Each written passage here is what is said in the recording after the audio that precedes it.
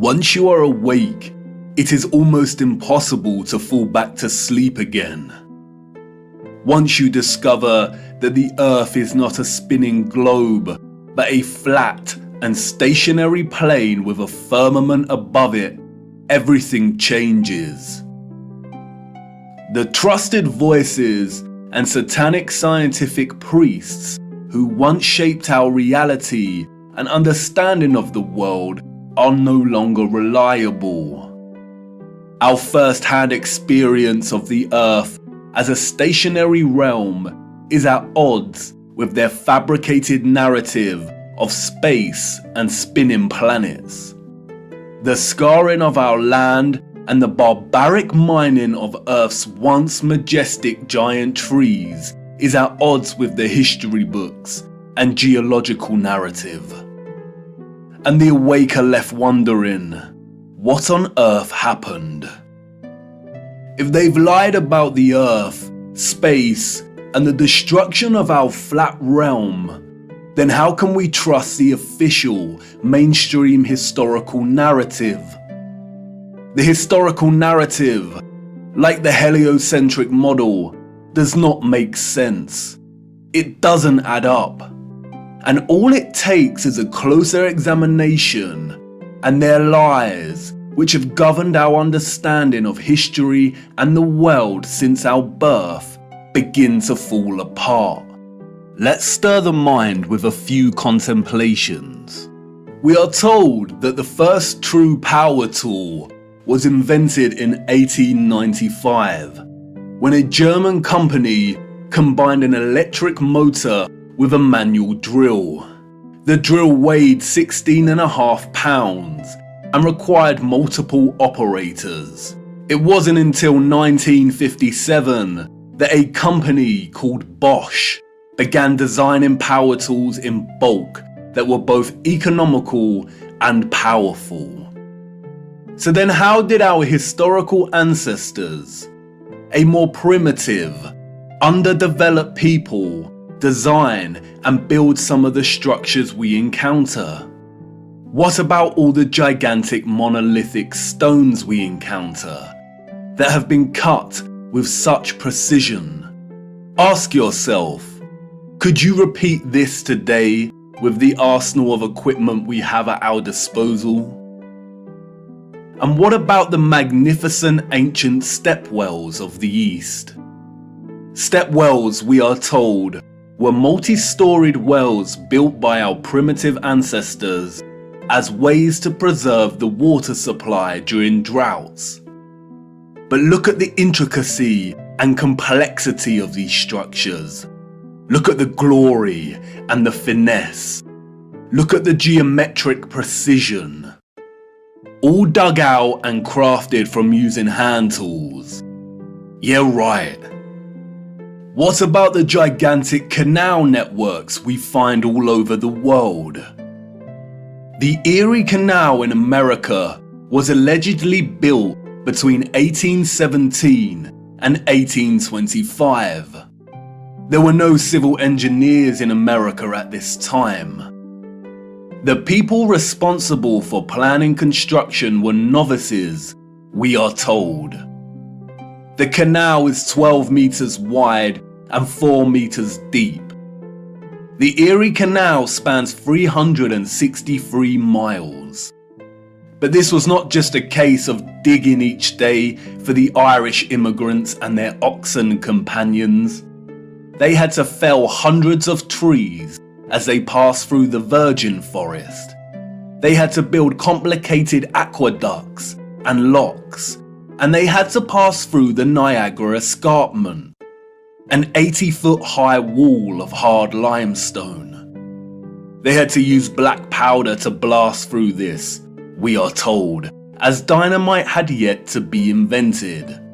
The canal spans 363 miles and was constructed over an 8-year period.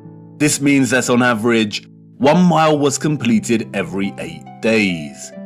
What a record, especially since those responsible were novices, and power tools and dynamite were yet to be invented. I can tell you now The so-called early settlers of the Americas did not build these canal systems. And what of the grand and magnificent castles scattered across our realm? Did you know that most were designed and constructed without plumbing systems and methods to heat rooms properly? The royal and the elite of the past were content without having the accessible necessities of survival, just as long as they could live within the grand and the glorious, while the peasants, in their modest abodes, enjoyed warmth throughout the long dark winters? I don't think so. And of course, there is the impossibility of the Great Giza Pyramid Complex. The pyramids, we are told, were constructed somewhere around 2500 BC. The Great Pyramid itself consists of 2.3 million blocks of limestone and granite, and its overall structure weighs 6 million tons.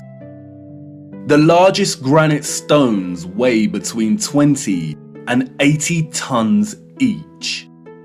20 tons is 20,000 kilograms. These blocks were carved from quarries with copper chisels and allegedly transported from 800 kilometers away.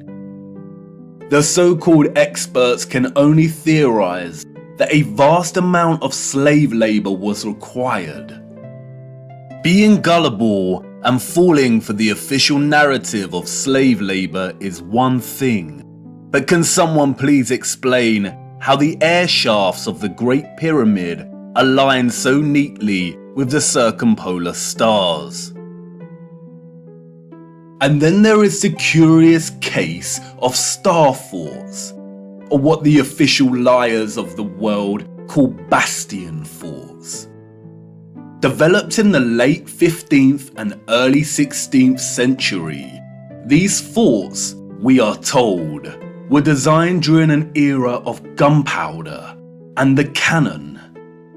The geometric design offered a nation's military protection against blind spots during conflict. Of course they did. We all know that the best protection during war is to design a fort with such precise geometric patterning. Has any real historian ever stopped to think just how perfect the geometry is here? Our primitive ancestors did not have the technology to view structures from above, but they still managed to achieve this? Give me strength. There is no way. We could not produce such perfect geometry on this scale today. We've been fooled once again. We have been indoctrinated with a false historical narrative and timeline. And, like the silly heliocentric model, all it takes is a closer look at this narrative and things soon start to fall apart, and the lies become so blatantly evident. Because of their satanic lies, piecing together an accurate, honest historical timeline has become an impossible Rubik's Cube. The official narrative, a Pandora's box, only offering us tiny clues, half-truths, and deceptions. The stitchings of our true historical timeline have been loosened. The contents erased and muddled before we were even born into this world. And herein lies the problem. How to know where you are going if you don't know where you are in the first place? But you see, awakening is truly a gift. Once awake, we learn that we've always had the answers right in front of us. We've always had more than we know. But we had to regain our sight first before things started falling into place. Before things started to make a little more sense. And here we are again, viewer, at the precipice of another great journey. What if I told you that before us there existed a civilization that was responsible for the most advanced technology ever developed, and that it was their understanding of the workings of our flat realm that was key to their innovation? And what if I told you that it is highly likely that our true history as a people only begun just over 200 years ago? Would you think of me as mad once again? Do I sound as preposterous as when I first told you that the earth is flat? Perhaps, and that's why I need to show you. What I hope to show you is one of the greatest cover-ups of all time. It is on par with the heliocentric lie in its enormity and the impact it has upon humanity. And, as I will try to show you, it is inextricable from the true nature of our flat realm Earth, and you cannot understand one without understanding the other. We cannot waste time, for we must journey in search of lost time. At its heart, this is a story about deception. It is also a story of endings and beginnings, of death and rebirth. And please bear with me. Due to the deceptions and falsities underpinning our historical narrative, this story cannot be told in a linear fashion. We need to go back and forth in time to really draw out something that brings us a little closer to the truth. It is also imperative to understand that, like much contemporary science, history as a discipline was corrupted a long time ago. At its most innocent, a lot of established historical narrative is guesswork. But at its worst, it is a set of lies agreed upon, as the so-called Napoleon put it so succinctly. We are going to be digging in the dark. No historian will be there to help us. We are alone in this journey. Our journey is a hunt for things buried in plain sight. And things may become a little uncomfortable at times, but it is necessary. We have been living a comfortable lie for far too long now. Come on, jump in and put your seatbelt on. For to understand our place in the world, we need to do the unthinkable. It's time for us to take a journey back to the future.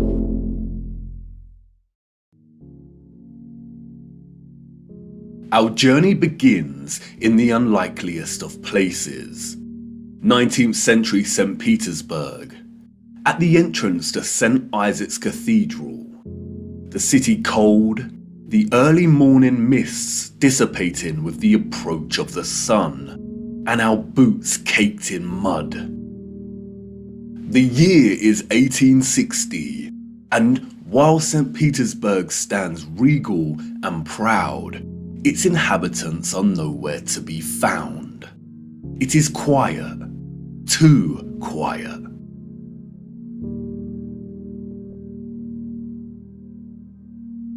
The population of St. Petersburg in the 1860s was, we are told, roughly 500,000 people, and yet there is not a soul in sight. Where is everybody?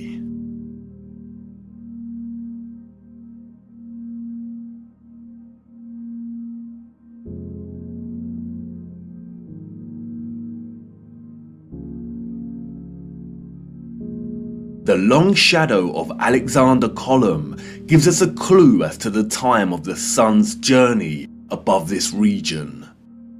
Long shadows only occur during morning or evening. It must be morning, but it appears that no one has surfaced yet. If we travel 400 miles across to Moscow, we see the same thing. Empty, quiet streets. In 1860, Moscow shared a similar population with St. Petersburg, roughly 500,000 citizens. But again, where is everybody?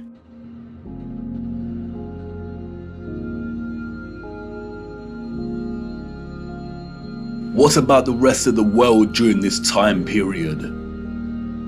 Edinburgh, Scotland, 1840s.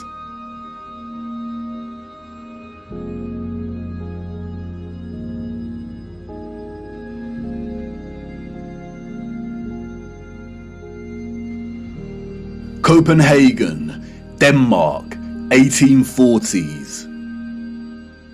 Dresden, Germany, 1860s.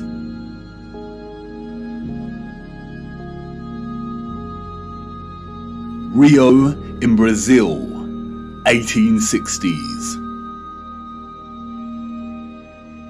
Toronto, Canada, 1860s.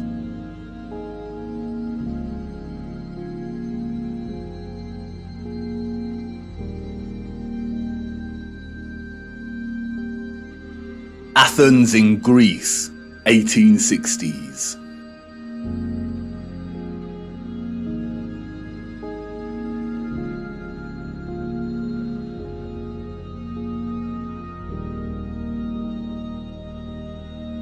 And then London, finally, people.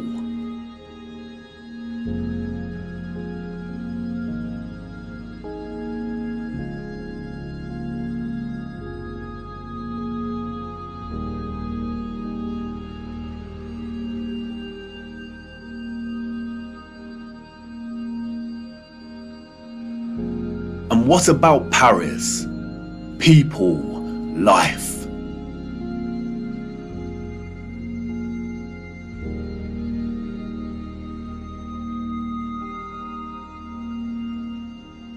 The first photograph, we are told, was created in 1822. The art of photography relies on methods of juxtaposition, of comparison and contrast to deliver its message and sentiment. In these old photographs, we do not find the same deliberate techniques of juxtaposition that contemporary photographers craft into their art, but rather we find natural contrasts that are so important and central to navigating through our deceptive history. Contrast is a phenomenon, natural or artificial, in which meaning is generated and conveyed through the comparison of two opposing elements.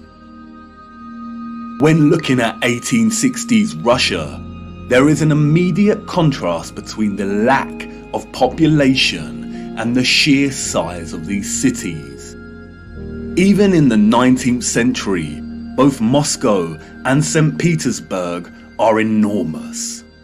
The infrastructure found in the photographs could hold a population well into the millions. Why are the cities so vast if the population was only 500,000 in each? Furthermore, the official narrative gives us a population that increases in a linear fashion from 1764. Many of the buildings we see here were built years before the photograph was taken. Did the Russians just plan well in advance? But it's when the population is introduced into these photographs that a new contrast emerges that is staggering. That is, between the people and the environment itself. It may be the reduced population numbers, or it may be the monochromatic starkness of the black and white images, but they present to us something that we've lived amongst our entire lives and never paid any mind to. That is, the enormity and impossibility of the architecture. As we engage with the industry and act of tourism, we journey from place to place and observe. taking it all in, learning, hearing, and being told what we are looking at and how it came to be. And standing in front of a structure like the Arc de Triomphe in Paris, we might even exclaim, "Wow, how did they do this?" But the moment, inextricably wrapped up in the busyness of the scene, perhaps prevents us from really asking that question with sincerity. Standing in front of a structure like the Arc de Triomphe while the crowd frantically takes pictures on their smartphones makes it all a reality. And we conclude, before being shoved away by new tourists, well, they had to have done it somehow because I'm here and looking at it. During our indoctrination at school, we are seldom shown old photographs of the grand cities scattered around our flat realm. And perhaps for good reason. Because when we marinate on images like this and are presented with the visual evidence of a very primitive Victorian people dotted around like grasshoppers within the shadows of the most magnificent, grandiose, brilliant architecture a human could ever imagine, we begin to have doubts.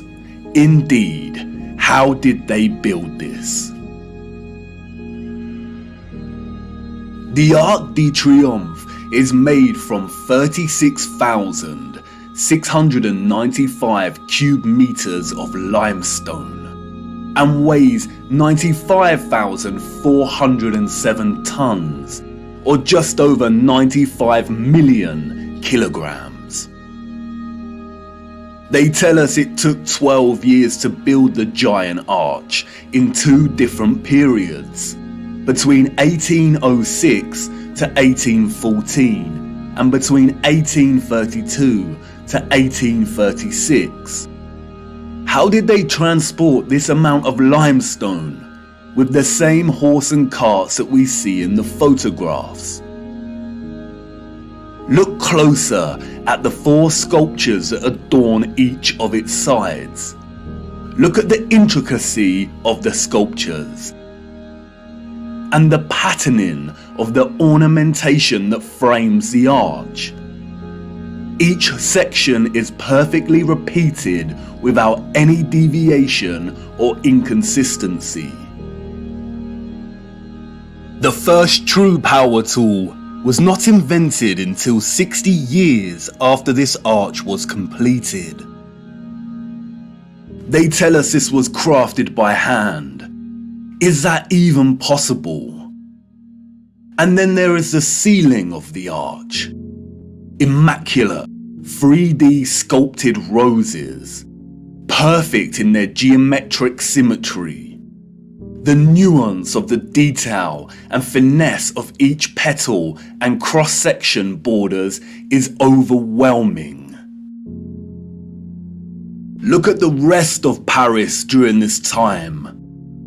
Again, a plethora of unbelievable, gigantic and magnificent structures.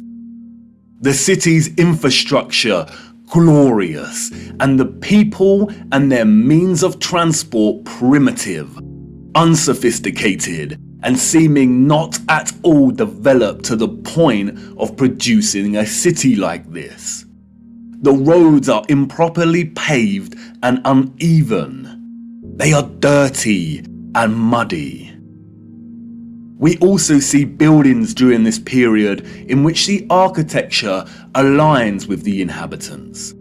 Buildings of misshapen proportions, less developed and refined, charming in their own way, but coarse in their use of wood and plaster.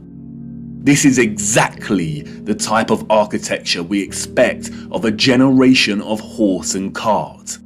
A generation ignorant to the discoveries in technology that would follow in the years to come.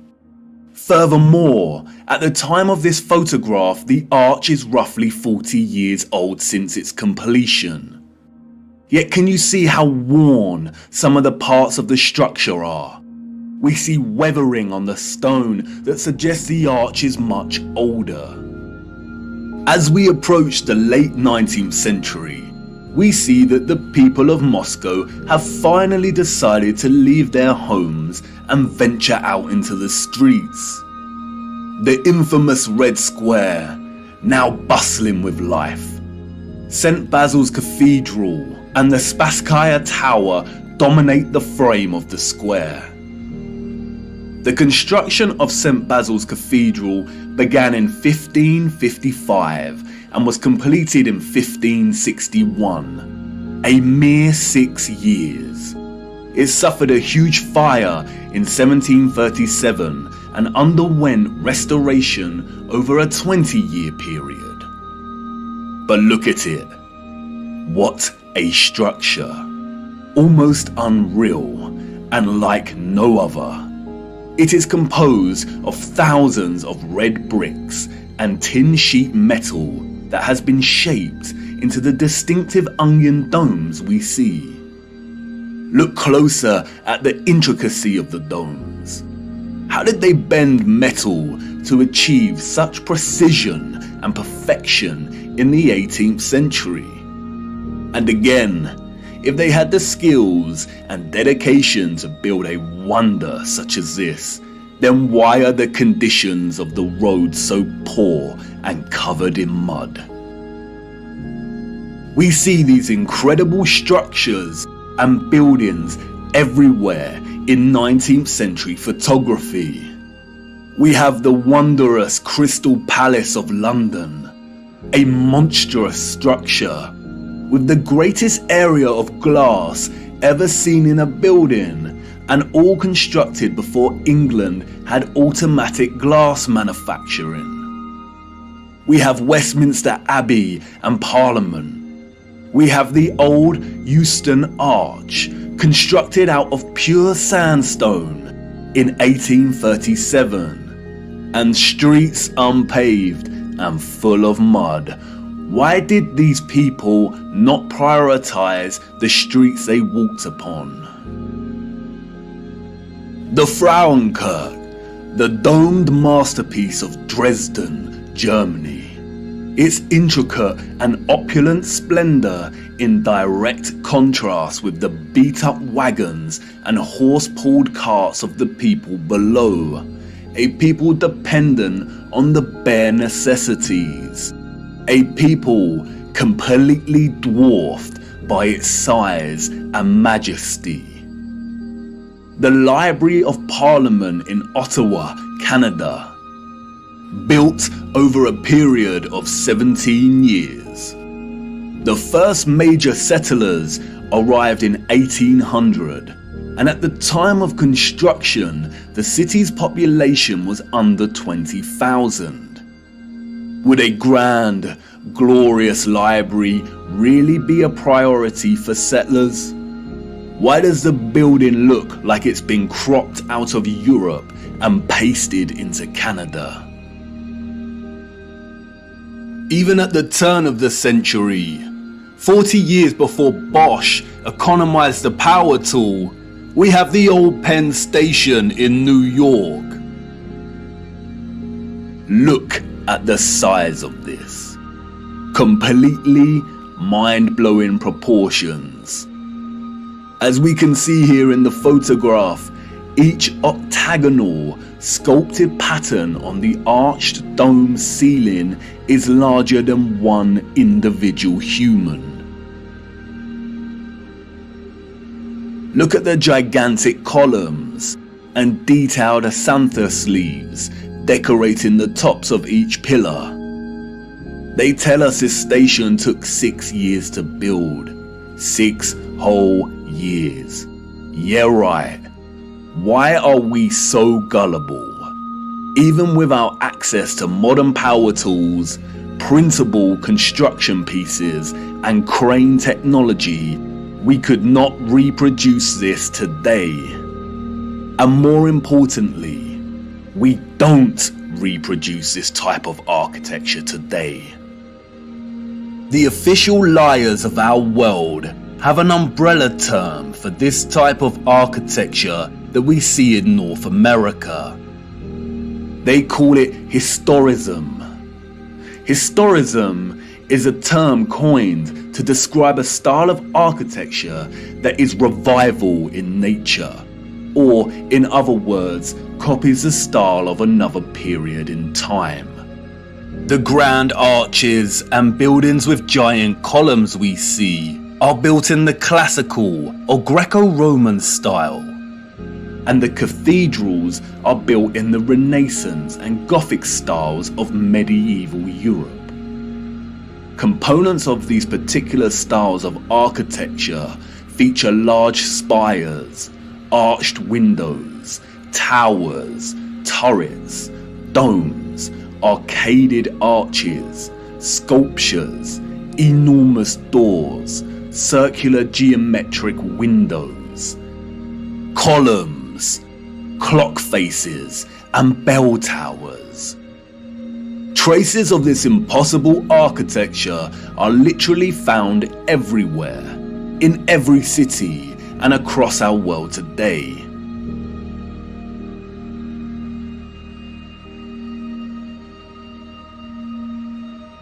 Some preserved and maintained, like the Parisian Arc de Triomphe and Notre Dame, and others lost and long forgotten to time, like the Euston Arch and the Old Penn Station in New York. We as a people travel miles to take our own photographs of these wonders.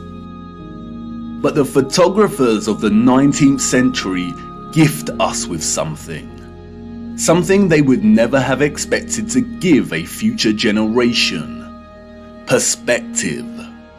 We see a primitive people against a backdrop of clearly advanced architectural infrastructure. The official historians of the world tell us tales of Darwinian evolution and progression between time periods. The people that came after were always more advanced in their ways, refining and redefining the methods of the generation that came before. If the height of innovation and industry during the 19th century was still the horse and cart as a means of travel, then, as these photographs tell us, this style of architecture was just as impossible for those living in the centuries before it. Anyone with a predisposition for thinking and questioning can immediately sense when looking at these photographs that something is rotten in Denmark, that something is off with the mainstream historical narrative, that something is not adding up. In a panoramic image of San Francisco in 1877, we see a collage of historicist architecture. We see columns adorning the entrances to very regal buildings that stand out like sore thumbs from some of the timber shacks surrounding it. We see Gothic spires and towers in the distance. We see domed cathedrals and buildings. We also see just how sprawling and huge the city has become. In 1846, there were under 500 Mormon settlers living on the area of land in which we now call San Francisco. It was frontier land and ready for the taking. Between 1848 and 1849, with the start of the California Gold Rush, the population increased from 1,000 people to 25,000 people. 28 years later, this panorama was taken. The population at this time, we are told, was getting close to 200,000. Who in their right mind would believe this story? Does this look like a city of 200,000 people? Without any modern technology, power tools, automatic manufacturing, electric motors. A people in a strange, unfounded land, just making their mark. Do we really believe that a burgeoning people built this entire city in just 30 years? And again, such quietness, such stillness. This is a photograph of an empty city. Where are all the people? The shadow of the post here tells us that it is not the early hours of the morning. Short shadows only appear toward midday.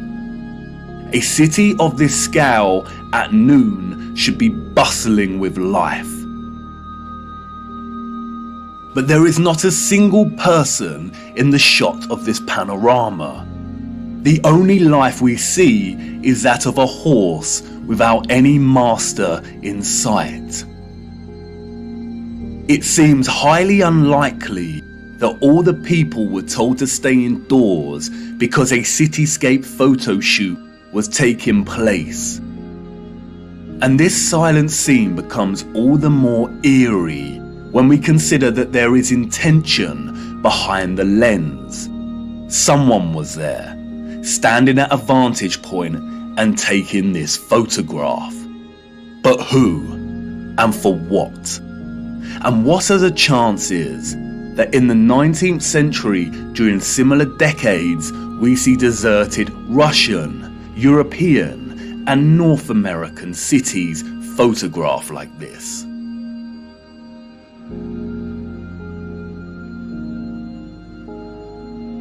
And then only a few years later, we find the same locations bustling with people. A people clearly incapable of building the architecture found in these cities. And what to do with these photographs? If we accept the narrative and these strange anomalies, then we stop here and get back to our busy lives. But the narrative we've received is not the truth.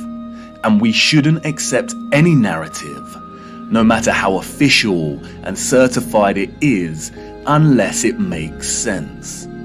The people we see in these photographs and their early ancestors could not have built the magnificent architecture we see.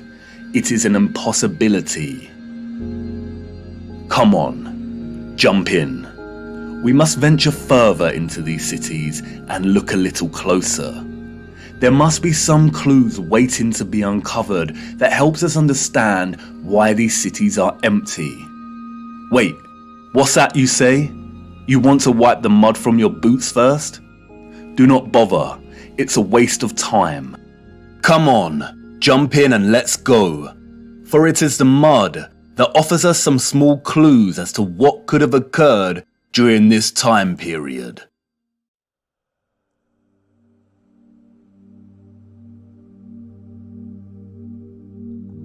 In June 2011, Christchurch, New Zealand, suffered an earthquake that left a lot of the city in chaos, destroying buildings and infrastructure and leaving over 50,000 homes without power.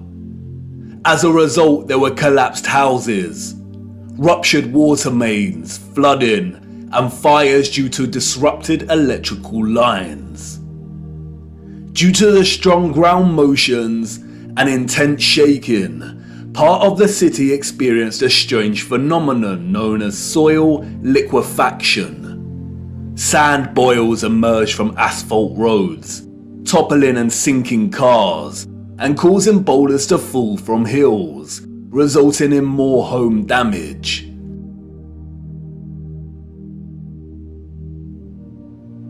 Soil liquefaction occurs when saturated soil loses its strength and stiffness in response to an applied stress, such as shaking, or other sudden changes, such as a strong explosion. Loose, saturated soil or sand has a tendency to compress when a load is applied, but in the event of a stress, such as shaking or an explosion, we see the opposite. The soil tends to dilute.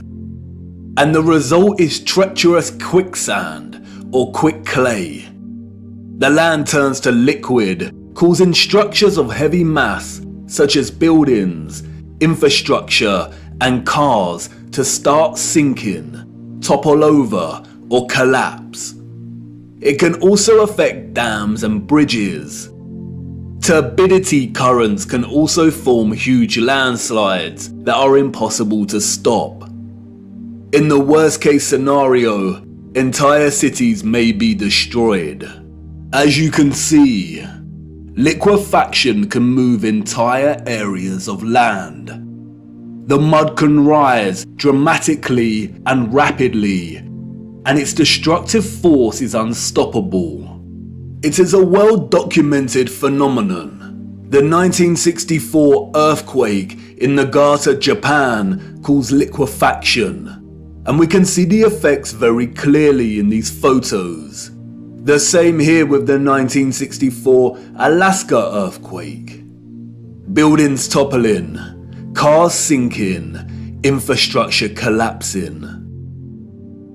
Once the stress has subsided, the soil begins to solidify once again, and we can see the aftermath. Uneven, muddy streets remain where there was once road paving. Returning to photographs of 19th century cities, we see a similar situation here. The roads are unrefined and full of mud.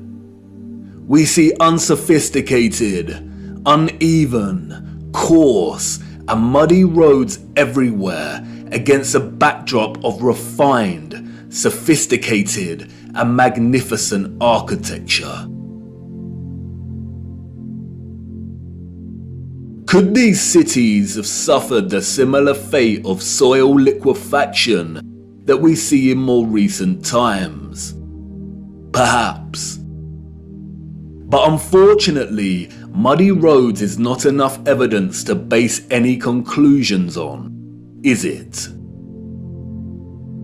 Children ask the most vital of questions, and adults, in their foggy stupor, usually provide the most unsatisfactory answers, often regurgitating learned nonsensical information that leave the child's imagination unfulfilled.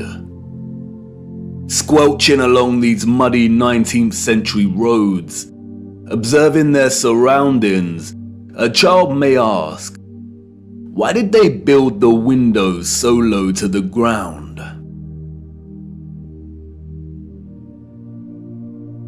And what an excellent question.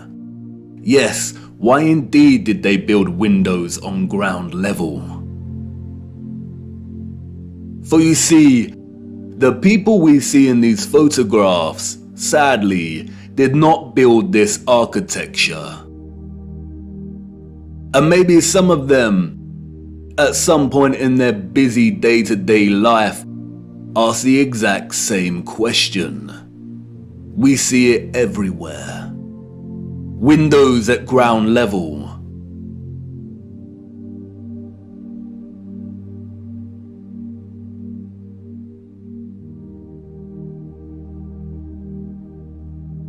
Windows partially below ground level.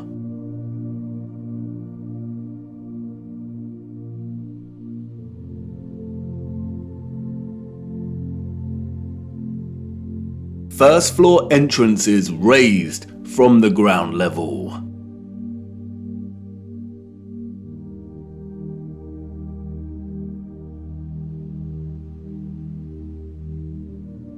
Steps leading down to entrances below ground level.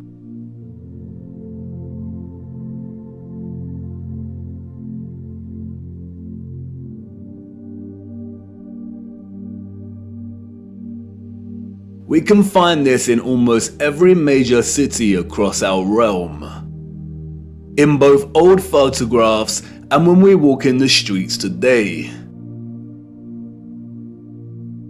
And what does it tell us?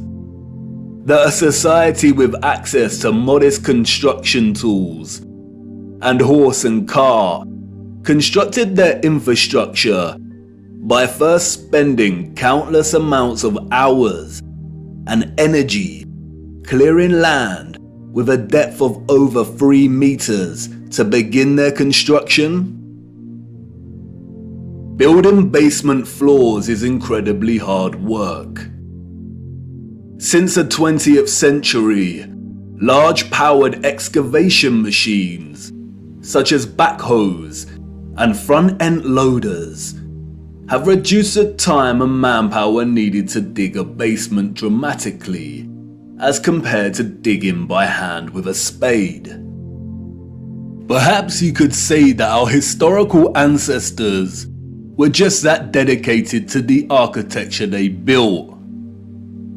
And you could say that many of the sunken buildings we see are actually due to elevations and depressions in the natural landscape. The official narrative, which is always full of inconsistencies, perhaps would suffice if it was not for contemporary excavation. When we look at photographs such as this, it immediately dawns upon us that what we are seeing are windows and doors 2 to 3 meters below the ground surface.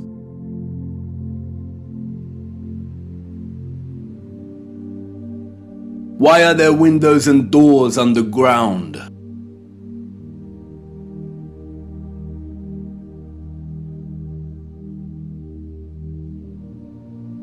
What is this that we see in our cities? Natural soil accumulation over time? Geologists have never been able to ascribe a consistent value to worldwide natural topsoil accumulation, because it is impossible. Some regions of our realm experience consistent topsoil accumulation, whereas other regions actually experience consistent erosion. Many historians and archaeologists have noted that many cities over the centuries have been destroyed through war, and natural phenomena such as earthquakes, volcanic ash, and flooding.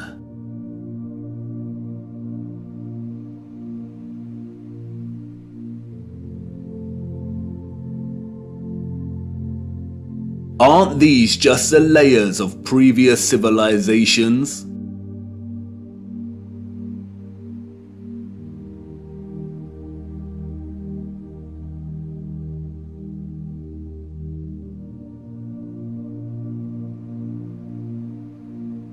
No, they are not.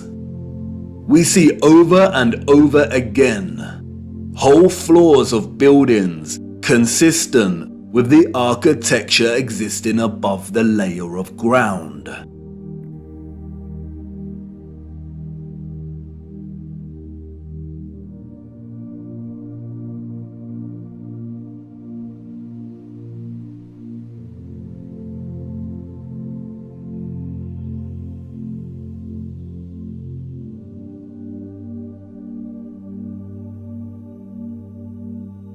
You see, what lies beneath is not the unfamiliar traces of previous generations, but of the same generation that built these structures.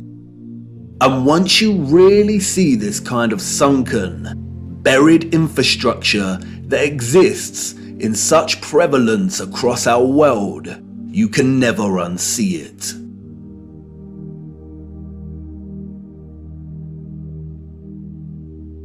We see that the foundations of old churches are actually the original first floors with consistent entrances and windows.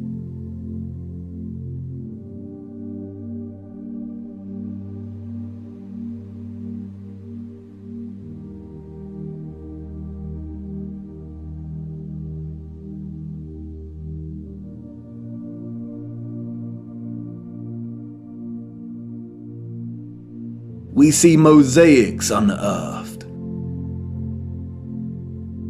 we see pillars, columns and arches that were originally much larger, and it was the layer of soil that reduced their size, as if they weren't big enough to begin with.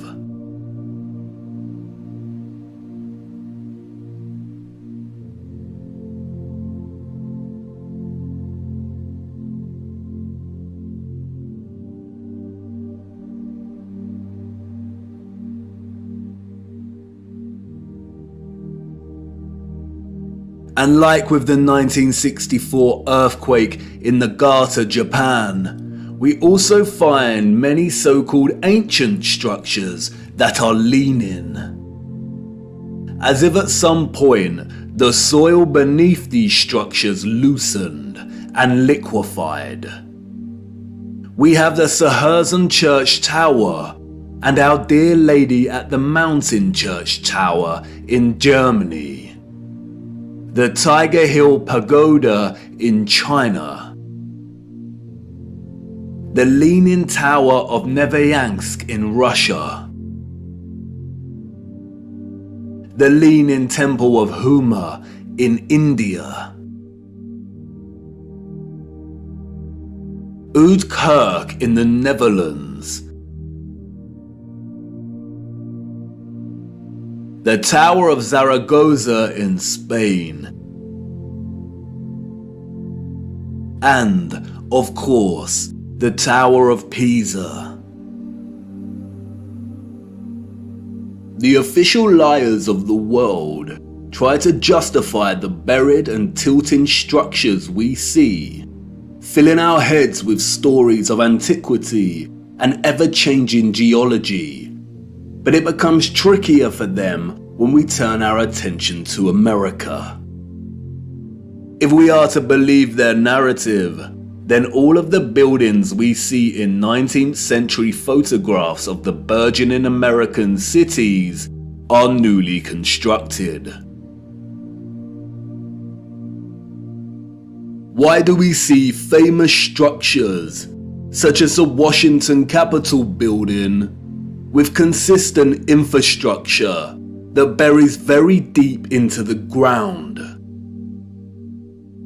And again, the inconsistencies do not add up. Why would an underdeveloped people waste resources, energy, and time constructing the foundations of the Capitol building to be consistent with the column style we find above the surface? The foundations did not have to feature columns. Columns, we are told, are a stylistic choice, not a functional one. So why would they do this? In a nutshell, they wouldn't.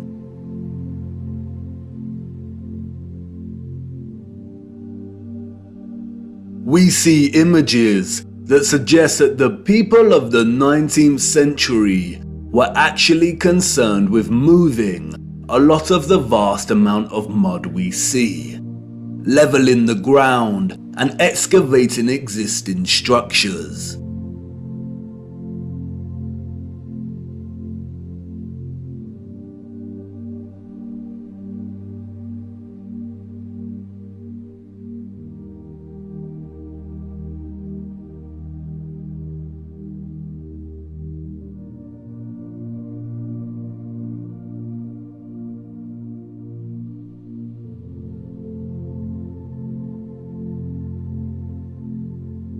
The consistency and prevalence of buried architecture across our realm indicate that whatever happened was a worldwide event, despite regional differences in natural topsoil accumulation and erosion. And there is no official narrative explanation that justifies the buried architecture we see. No explanation provided to justify the amount of mud we see in 19th century photographs of our cities. On the roads, mud piles from clearing, the roads uneven, the land ravaged, but the architecture grand, perfect and intact. applauded by literary scholars for his use of fog as an opening simile and metaphor to paint a portrait of London as a corrupted hub amidst burgeoning industrialization. Many often overlook that Charles Dickens's 1852 novel Bleak House actually opens with a different image. London, Michaelmas term lately over, and the Lord Chancellor sitting in Lincoln's Inn Hall. Implacable November weather. As much mud in the streets as if the waters had but newly retired from the face of the earth. Liquefaction caused havoc across Christchurch and the Garter. But these were isolated earthquake events, and only portions of each city were affected. It is not possible for there to have been huge, simultaneous earthquakes around the world during a similar period. Or is it? Even Wikipedia tells us that liquefaction can occur naturally or artificially, from an earthquake or other sudden change in stress condition. Even if this was the case, we do not see the same structural damage to the buildings in the 19th century like we do in cases such as Christchurch and the Garter. Most of the buried architecture we see is intact.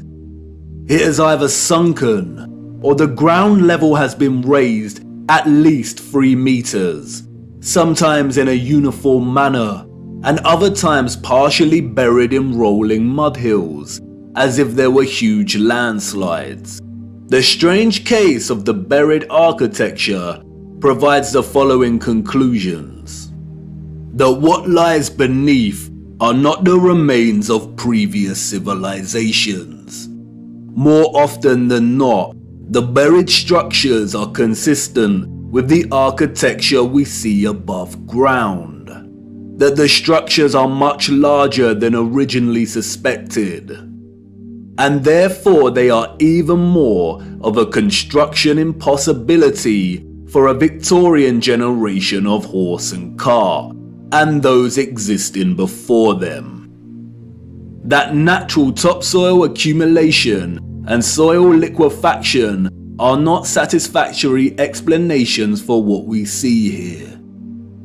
Whatever took place had to be something much larger and widespread, such as a natural or artificial earthly cataclysm of sorts.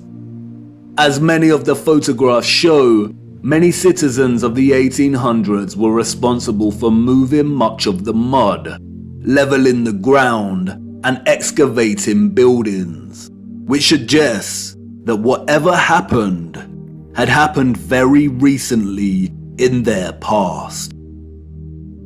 The complete absence of a reasonable mainstream justification for the buried architecture we see suggests that the controllers of our realm are deliberately trying to hide whatever happened.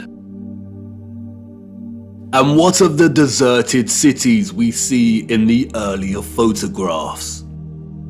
If these cities were truly empty, then we must ask why. We must also ask how all the people got there in the end. In the space of 30 or so years, we see a city go from barren to bustling.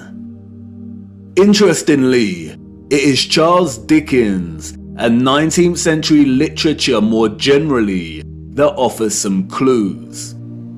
2 central themes run throughout 19th century Victorian literature: that of marriage and female chastity, and that of orphans and adoption.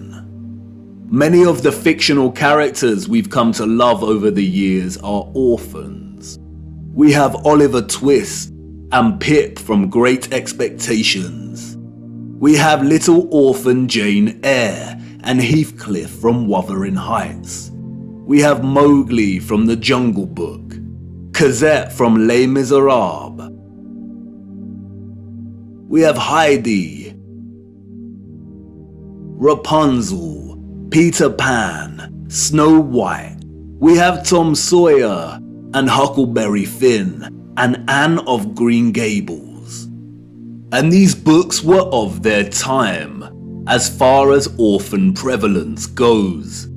The only issue is that these novels romanticize the orphan as a figure dislocated from society by default and therefore pave their life's path as one of unforeseen opportunity. This was not reality. The theme of marriage and chastity that we find in so many 19th century literary works, such as those by Jane Austen, the Brontes, George Eliot, Dickens, Thomas Hardy, Leo Tolstoy, Victor Hugo and more, was nothing more than carefully disguised, well-written propaganda, with the sole purpose to solidify and justify a social value framework that would separate children from their mothers. Children born outside of marriage or wedlock were regarded as illegitimate, meaning they did not have a legal status. Illegitimate children was a serious stigma throughout the 19th century. The majority of employers would not hire women with an illegitimate child.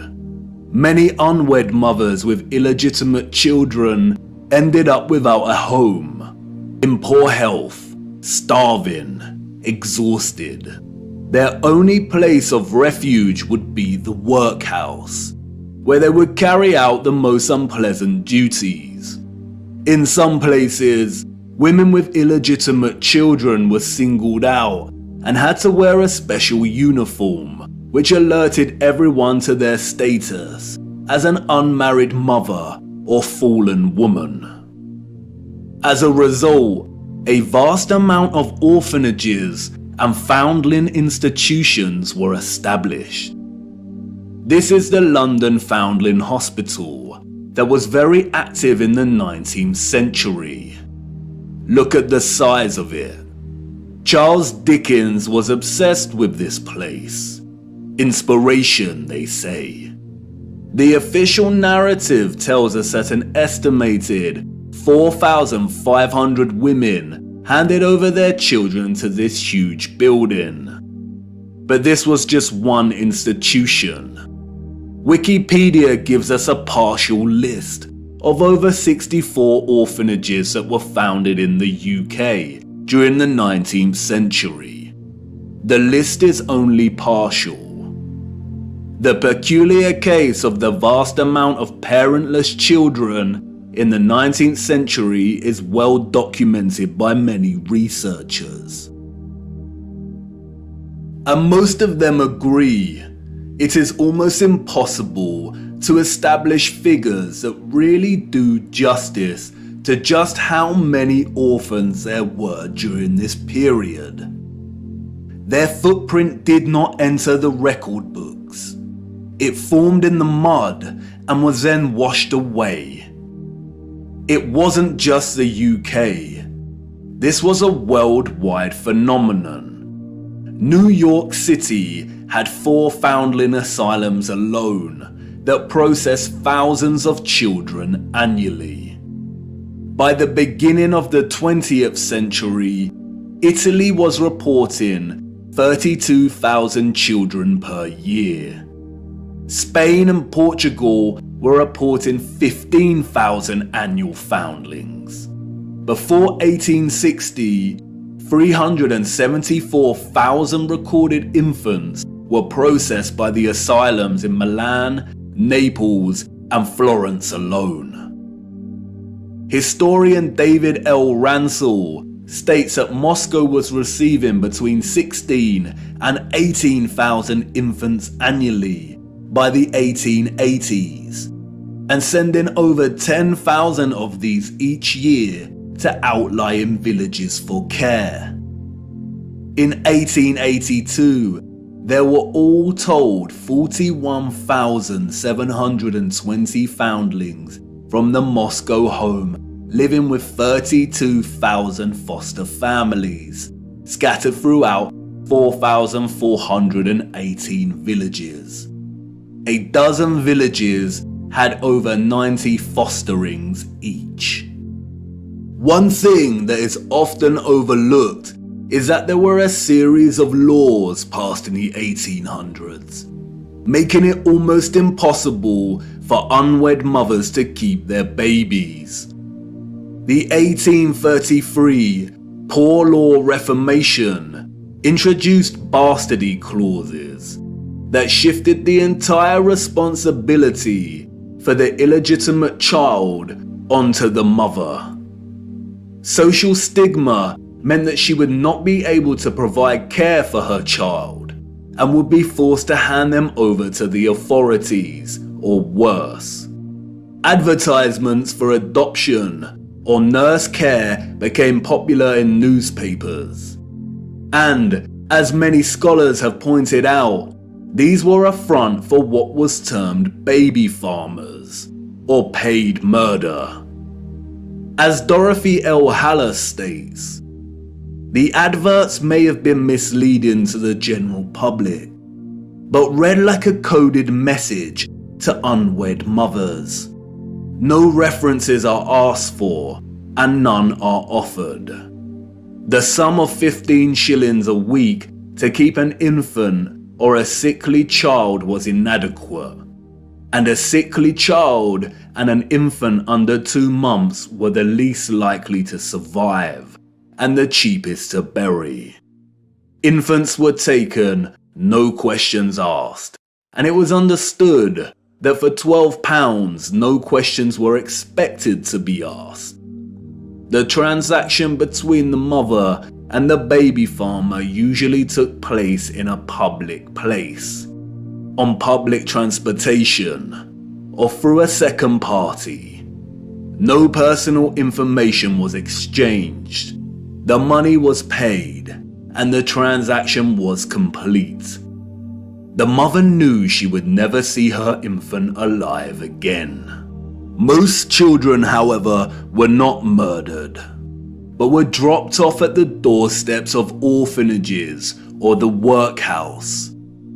All children taken into these institutions were given entirely new identities. They were provided for with shelter, food, and clothing temporarily, and then sent off to workhouses or another location. Photographs in the 19th century were scarce, but towards the end of the century we see more photographs, and the last continent to experience such mass exodus of orphans was the United States. And it is here that we see evidence of the orphan trains. The first group of these orphans arrived in Michigan in 1854, and from that moment on, the movement shipped hundreds of thousands of children across the states until it ended in 1929. Officially, there were over 97 institutions involved in orphans and orphan trains in the 19th century. And again, this was not just the United States. Annie McPherson will go down in history as a woman who scammed more than 100,000 foundlings and shipped them from the United Kingdom to Canada, New Zealand, and South Africa, and even to the outer edges of the earth in Australia, so that they could be sold into child labour. Why do we see so many photographs of orphans in workhouses? Why are they working with machinery created for adult use? Were there not enough adults during this time to carry out this work? And then there is the strange case of the burgeoning American amusement parks at the turn of the 20th century. In addition to rides and exhibits, many of these parks featured an unusual attraction. infantoriums. Visitors of these parks could stroll around with ice cream and swing by these stations, a visit equivalent to that of a fully functional neonatal intensive care unit, complete with incubators filled with sleeping, premature babies. History has been kind to Martin Cooney. Touted as a hero, Cooney was the German mind behind the incubators. His first encounter with premature babies, we are told, was at the 1896 World's Fair. He knew immediately that the exhibition would save babies' lives. The technology to keep premature babies alive was expensive, and he knew the public would pay to see the babies in incubators. He would charge an entrance fee at the amusement parks to generate funds to help these babies live. Nurses tended to the babies as an enraptured public looked on. Like any other amusement, the premature baby exhibits included carnival barkers who tried to lure the public to come and see the babies. I don't know about you, but I find something very off about these incubators. Advertised as featuring living babies, a lot of the fairs where Cooney showed his babies also featured eugenics exhibitions. Eugenics is a field of corrupted pseudoscience that endorses selective breeding to improve the genetic quality of the human population. Eugenics was inspired by Darwinism and was a driving ideology that fueled the Nazis. Why are people paying to see living babies as if they had never seen a living infant before? Did people of the time not have their own babies? And where are these infants' parents? How did they have the technology in the 19th century to keep premature babies alive in such a way? Or is something off, once again, with the official narrative? There were 80,000 premature babies who were treated in these amusement park incubators. 80,000. The hundreds of thousands of orphans in the 19th century are just barely believable. Were women really that carefree? Did America even have the population numbers to justify 80,000 premature babies? We are not talking orphans here, but infants born prematurely. The narrative is not convincing or realistically fathomable. Where did these babies come from? More troubling is Cooney's background. As many historians have pointed out, he had no medical degree or training. His story is a very similar one of unconvincing philanthropy that we find surrounding some of our contemporary figures today that also do not have medical degrees.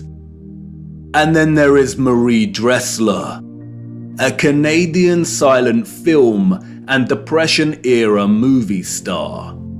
She adopted one of these incubator babies. Celebrities and adoption. The official narrative conveniently leaves this out of her story and tells us that she may have had a daughter who died as a small child. But the photographs suggest otherwise. Did she adopt her incubator baby at one of these fairs? Were the fairs a front for illicit adoption of premature babies? Even if they were premature, did that mean they had no parents? Who owned and was responsible for these parks? And what happened to the babies once they grew and left the incubators? If something feels eerily wrong, about the entire narrative surrounding these parks and orphans. It's because we are not being told the truth. Why were there hundreds of thousands of parentless children in the 19th century? Where did they come from? They were relocated all over the world. Europe, America, Russia, Australia, Canada. Why? Especially when most still had a living parent. If pregnancy out of wedlock was such a social stigma that resulted in such trauma, why would so many people put themselves in that position in the first place? Did the government really care about social morality enough to pass laws? And all the effort to build and maintain orphanages and orphan relocation networks, would this not burden governmental finances and administration systems? It certainly would have. But you see, there was a greater purpose behind the government's worldwide agenda: repopulation. The social narrative of chastity was nothing more than propaganda and justification for stealing children. The reason we see empty cities in the early 19th century is because they were in fact empty, void of population. And the reason they are bustling 30 years later is because orphans were shipped into these cities to repopulate them. You see, in the early 19th century, there was a worldwide reset of sorts through depopulation and then repopulation. The people we see in these photographs did not build this architecture. They inherited it, along with a lot of mud. Not only did they inherit it without a clue as to what it actually was and who it belonged to, but they were unknowingly complicit in repurposing pretty much all of these structures. I know, none of this is making much sense at the minute. You are probably wondering why on earth these cities were empty and full of mud. What happened that meant governments needed to repopulate the earth? And I know what you're thinking. This is all very intriguing, but what does this have to do with flat earth? You want to know more about the firmament, the sun and moon, and our stationary plane. Do not worry. Everything will become clearer as we continue our journey. The prevalent evidence of buried infrastructure, coupled with deserted cities and a burgeoning industry of orphans, is just a start. These are all necessary clues, hinting at some kind of cataclysm, but the real story hasn't truly begun yet. The stage had to be set first, and now it is ready. And even if you cannot see it yet, I know you feel it, viewer. The deserted cities, the buried architecture, and orphans all signal a looming darkness. There is a great black cloud in front of us, and I won't lie, we are heading right into the heart of it. And like I said before, we do not have much time. Come on, it's time for me to honor my promise and take you back to the future.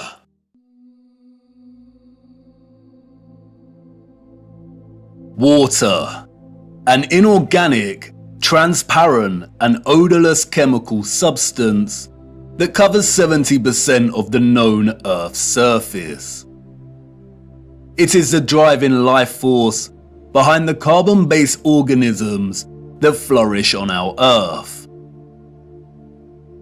It borders and separates our lands and collects and solidifies at the inner and outer regions of our flat, stationary realm. God should have sent a message to the inhabitants of Earth and been precise and told them to watch the water, to meditate on its function and natural laws, because in their time a great deception would be cast over them, like a cold shadow of an unknown, nefarious king. And maybe God did send this message in the form of a flood, but its truth was mythologized and buried, and the lie propagated in spite of it. Resting water does not curve and convex. The natural laws of a resting body of water insist that it takes the exact shape of the container it fills, and always finds and maintains a flat level. Resting water always rests flat. And watching the water when we sit at vantage points, when journeying above in planes, and before we take a sip from our drink, we must remember to never forget this law. Most of us instinctively understand the laws of water, and yet many continue their day-to-day willfully participating in the nonsensical, heliocentric hoax. But for us that know that our Earth is not a spinning planet in an infinite vacuum of space, the ones that have studied the sun diligently and realize that it is the sun that is moving and not the Earth, the ones that have plotted the illogical routes of flight paths on a globe model and concluded that the model is incorrect, the ones that know that the laws of density govern the rise and fall of objects and have studied vanishing points, the ones that have forsaken conventional telescopic lenses, pondered rainbows, sundogs, and the stars above us know that we reside within a dome firmament and there exists water above us, and the ones that understand that our entire enclosed Earth system is governed by electromagnetism, frequency, and vibration that emanates from a central magnetic North Pole. We are the ones that scratch our heads and wonder how on earth we got in this heliocentric mess in the first place. And if meditating on the stars in the water beyond our firmament long enough, and on the electromagnetism, frequencies and vibrations that make them twinkle through so many shades of vibrant colours and geometric patterns, one might perhaps, just perhaps, ask, is there something more to electromagnetism? Something that has been missed or overlooked? Something untold or hidden?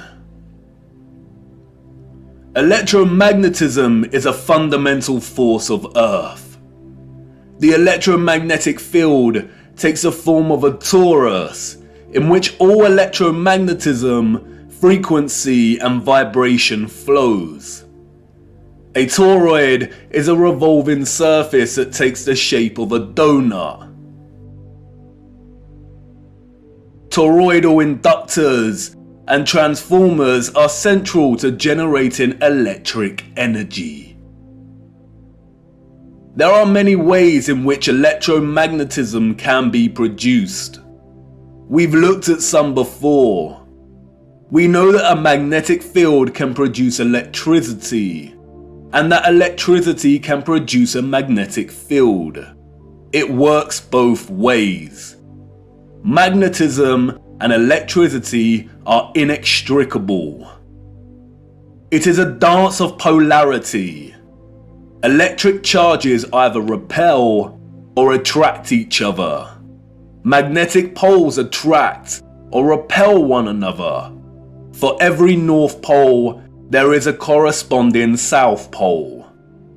An electric current passing inside a wire creates a corresponding magnetic field outside of the wire, and an electric current is created in a loop of wire when it is moved toward or away from a magnetic field. Horseshoe magnets are powerful permanent magnets. Due to their shape, in which both magnetic poles are close together, a powerful, strong magnetic field is produced. The horseshoe magnet can also function as an electromagnet.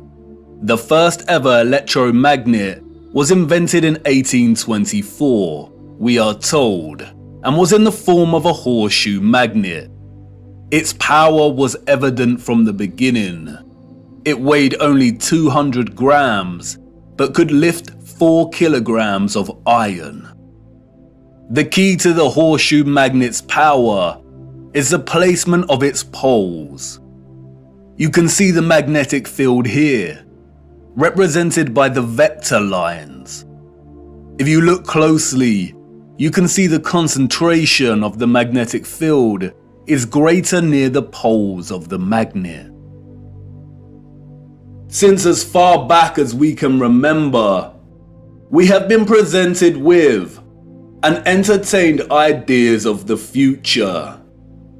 Not necessarily our future as individuals, but the future of humanity, technology, and society at large. Whether it is in the form of Hollywood movies, you know the ones, the action films, the science fiction sagas, and the animated kind, or literature, music, and art exhibitions. In these we see our technology taken to its limits. Crafts fly, computers live, robots help out, holographic screens decorate every room. Cities continue to grow upward into dominating skylines.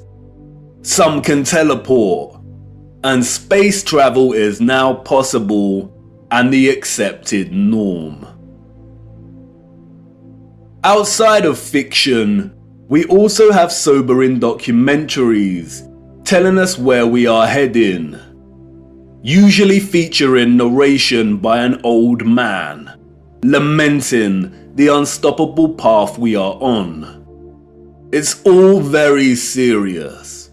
We are destroying our planet, the only one we have.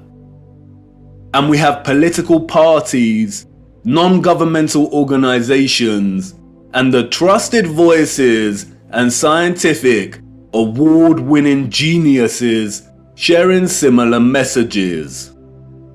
And really, when you look closer at both the fiction and the alleged facts, they all share the same underlying premise and principles.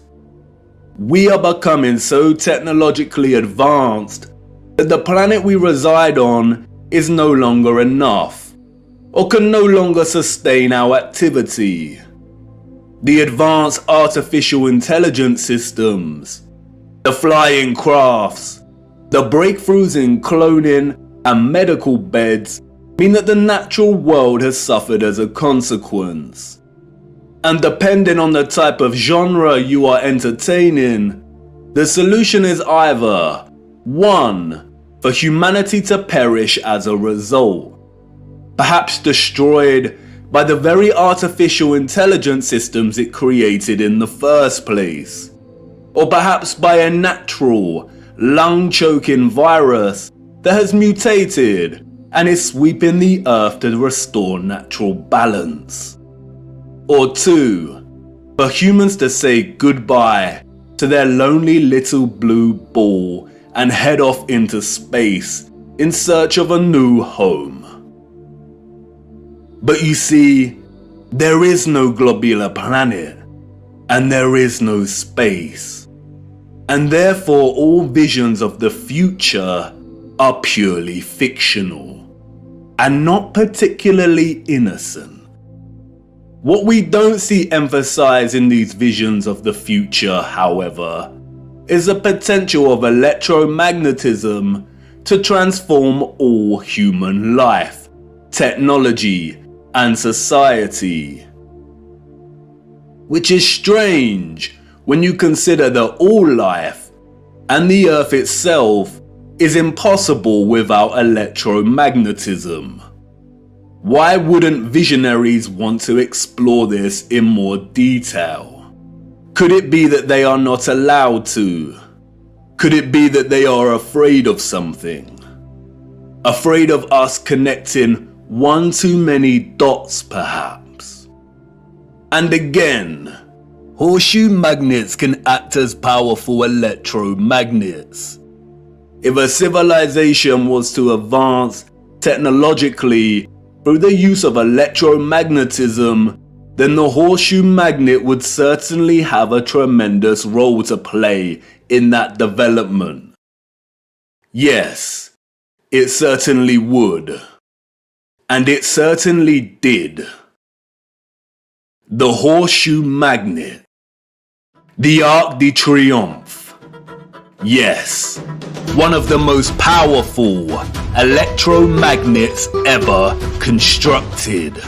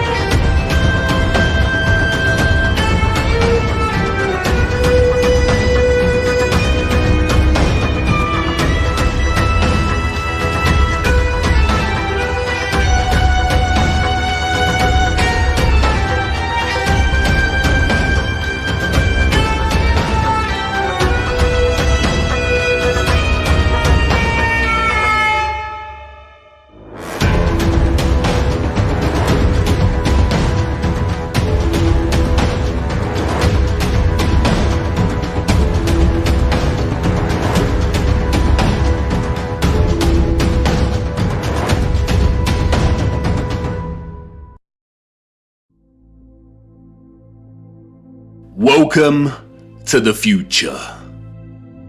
Except it's the past. The future came and went and we missed it. The magnificent architecture we see throughout our realm, in which the official liars and controllers of our world have termed historicist, neoclassical, Renaissance, Gothic, and so on, all belong to one whole unified civilization.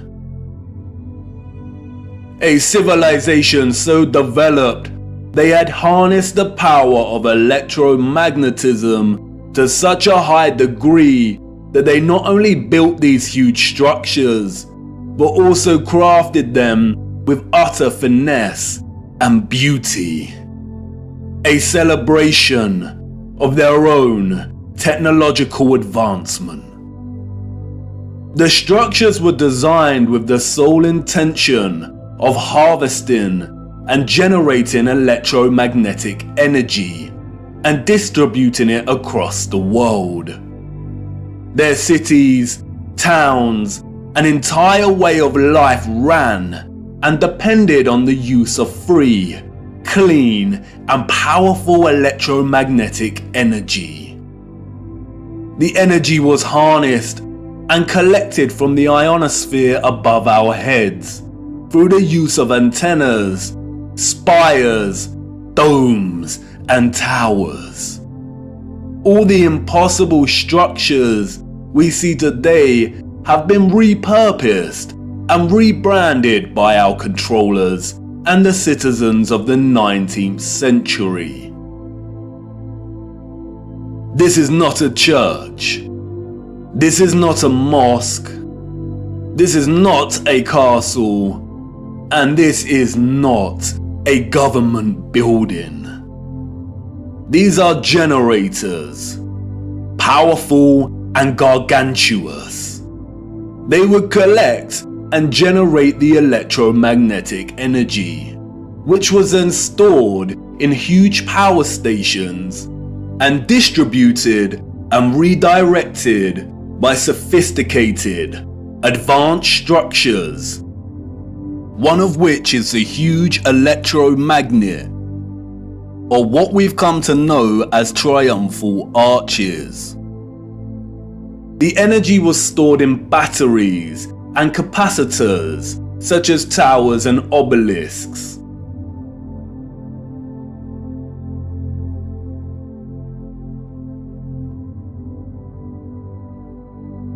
All cities were constructed across our realm in the form of one big, interconnected power grid, much like a huge computer motherboard. I already know what you're thinking. What? He's finally lost it. He had us with Flat Earth, but this is just too much. I know. The backup programming is kicking in. But before you turn away to leave and cast aside your muddy boots, let me show you how it worked. As you know, we live on a flat stationary plane. At the center is a source of magnetism at the North Pole, and directly above this is Polaris, fixed at the central and highest point of a wondrous crystalline dome firmament. Beneath the firmament, different layers of atmosphere exist at different heights. The ionosphere starts at about 30 miles above Earth. It includes the thermosphere and the mesosphere. The ionosphere is an electrical atmosphere that is ionized by the sun's electromagnetism. It also forms the inner edge of the magnetosphere. I know, a lot of big words and abstract concepts, but you are familiar with this process and have been witness to it every day for the entirety of your lives. As you can see, the vials here contain molecular gases that are present in the atmosphere above us. When an electromagnetic source, such as a Tesla coil, is applied within close proximity of these gases, the coil's magnetic field ionizes or charges these gases and the result is phosphorescent plasma. The gases become colorized. This is why our sky is primarily blue, because the sun's electromagnetic presence ionizes the atmosphere, and the result is colored plasma. When the sun is entering or exiting our region, or what the liars of the world call sunrise and sunset, we see a variety of color gradients due to its distance from the ionosphere above us. When the sun is no longer journeying above our region, the sky loses its color and we can see the stars in the firmament beyond.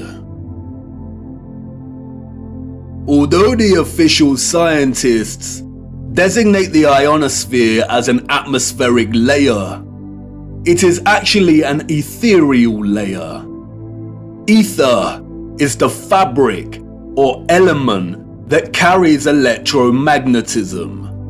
It connects everything in our realm. It is the fabric that makes the sun and moon and their concentric journey above our disk possible in the first place. Ether is the mysterious fifth element. It connects everything electromagnetically through vibrational energy. It is the glue, the web, the driving force behind absolutely everything. The four other elements, air, fire, water, and earth, only exist because of the ether. They are expressions of ether's vibrations. Cymatics is a good example of ether's presence. The frequencies fed through the Chladni plate make the sand or salt form precise and complex geometric shapes. The higher the frequency, the more complex the geometric pattern. But what is the conduit that takes the frequency's vibrations and allows the sand to take such shape? That is the ether at work. That's why we see fruits and vegetables that closely resemble cymatic patterns. It is the ether at work. All matter is ethereal, and the shape and form of that matter are different expressions of the ether, determined by frequency and vibration. Ether is the bridge between electromagnetic frequency and vibrational energy and the form of matter itself. You could call it the Holy Spirit of God. The historical and scientific discourse of ether is a deliberately manipulated one. The enemy introduced the truth only to discredit and subsequently bury it. Some of the alleged figures of the past have written on ether. The so-called Aristotle called it the fifth element. James Clerk Maxwell, the so-called father of electromagnetism, spoke of the ether, stating, "In several parts of this treatise, an attempt has been made to explain electromagnetic phenomena by means of mechanical action, transmitted from one body to another by means of a medium occupying the space between them." The undulatory theory of light also assumes the existence of a medium.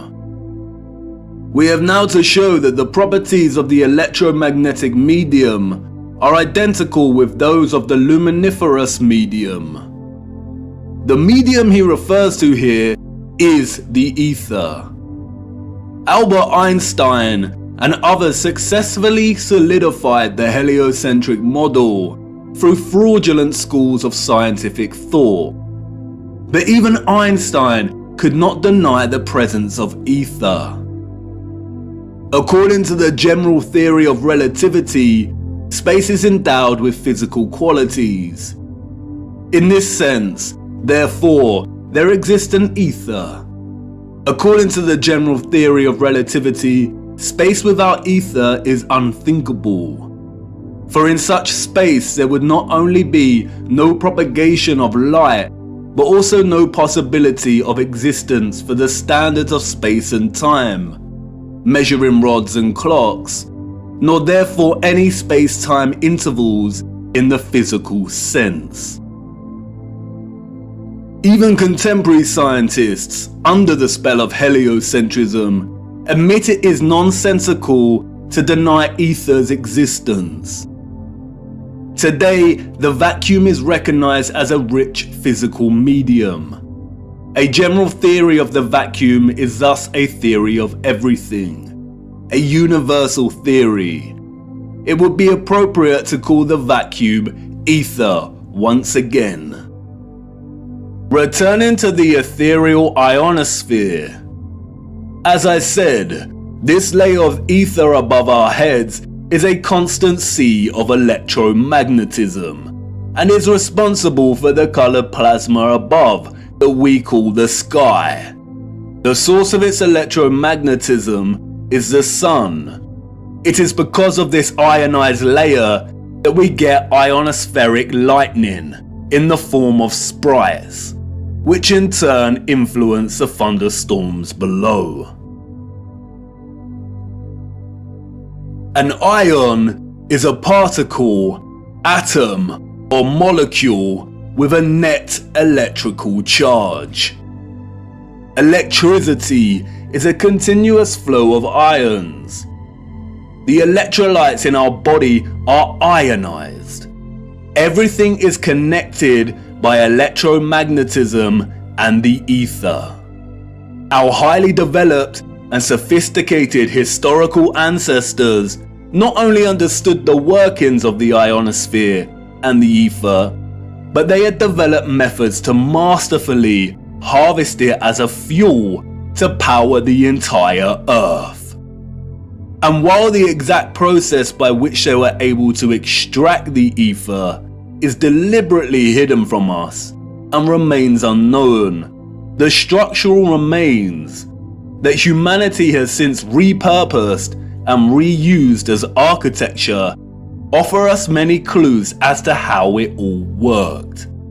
The evidence is everywhere for those with eyes to see, and once you see it, it becomes so glaringly obvious that you'll kick yourself for never noticing in the first place.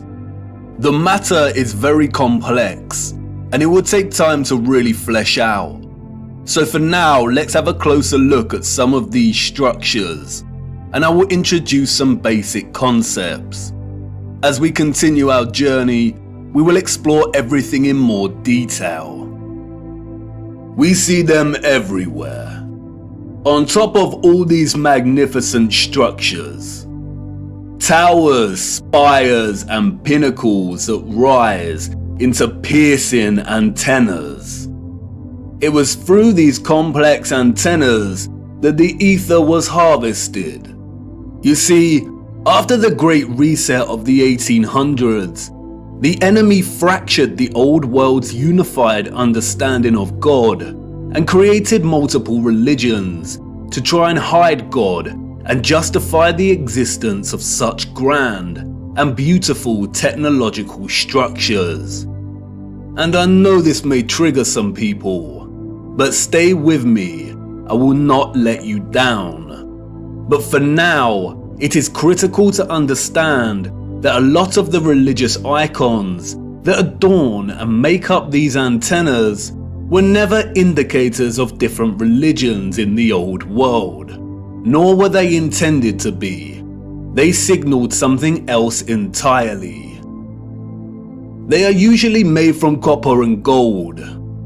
Both are excellent conductors of electricity. In many of the structures we call cathedrals, the symmetrical spikes on the pinnacles worked in a similar fashion, extracting ether from the ionosphere.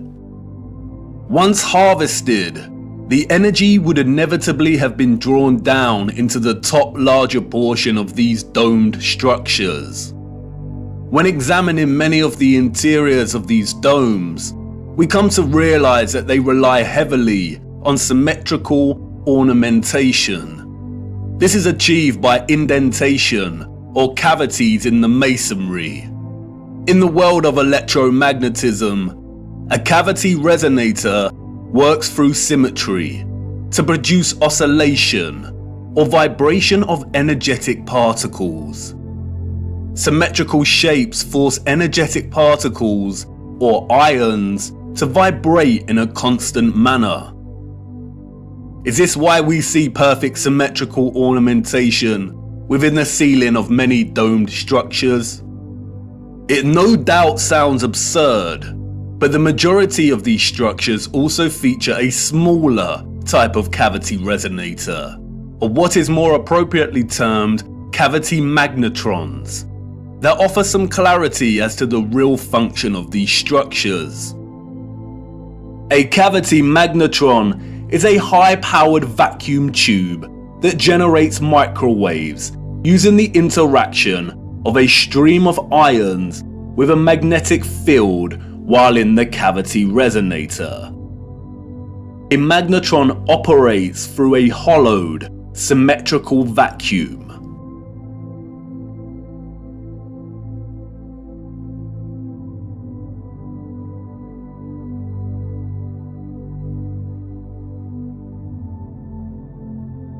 It emits powerful microwaves that can act as a source of free energy. If you break the symmetry or close the vacuum, it no longer functions. But can you see the resemblance?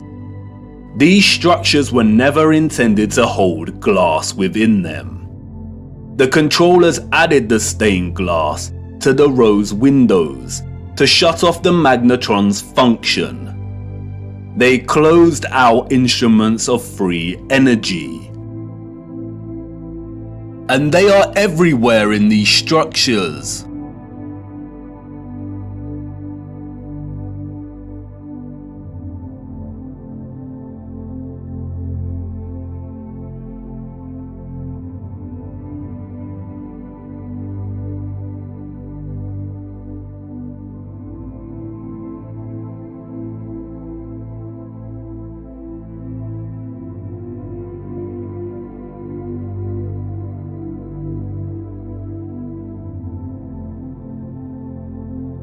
Interestingly, if you look at the geometry of entire sections of the structures themselves, then it becomes very evident that they functioned in their entirety like a cavity magnetron to generate energy.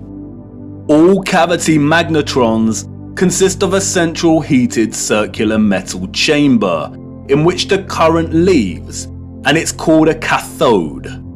Look at that word. Cathode. Does it remind you of another word?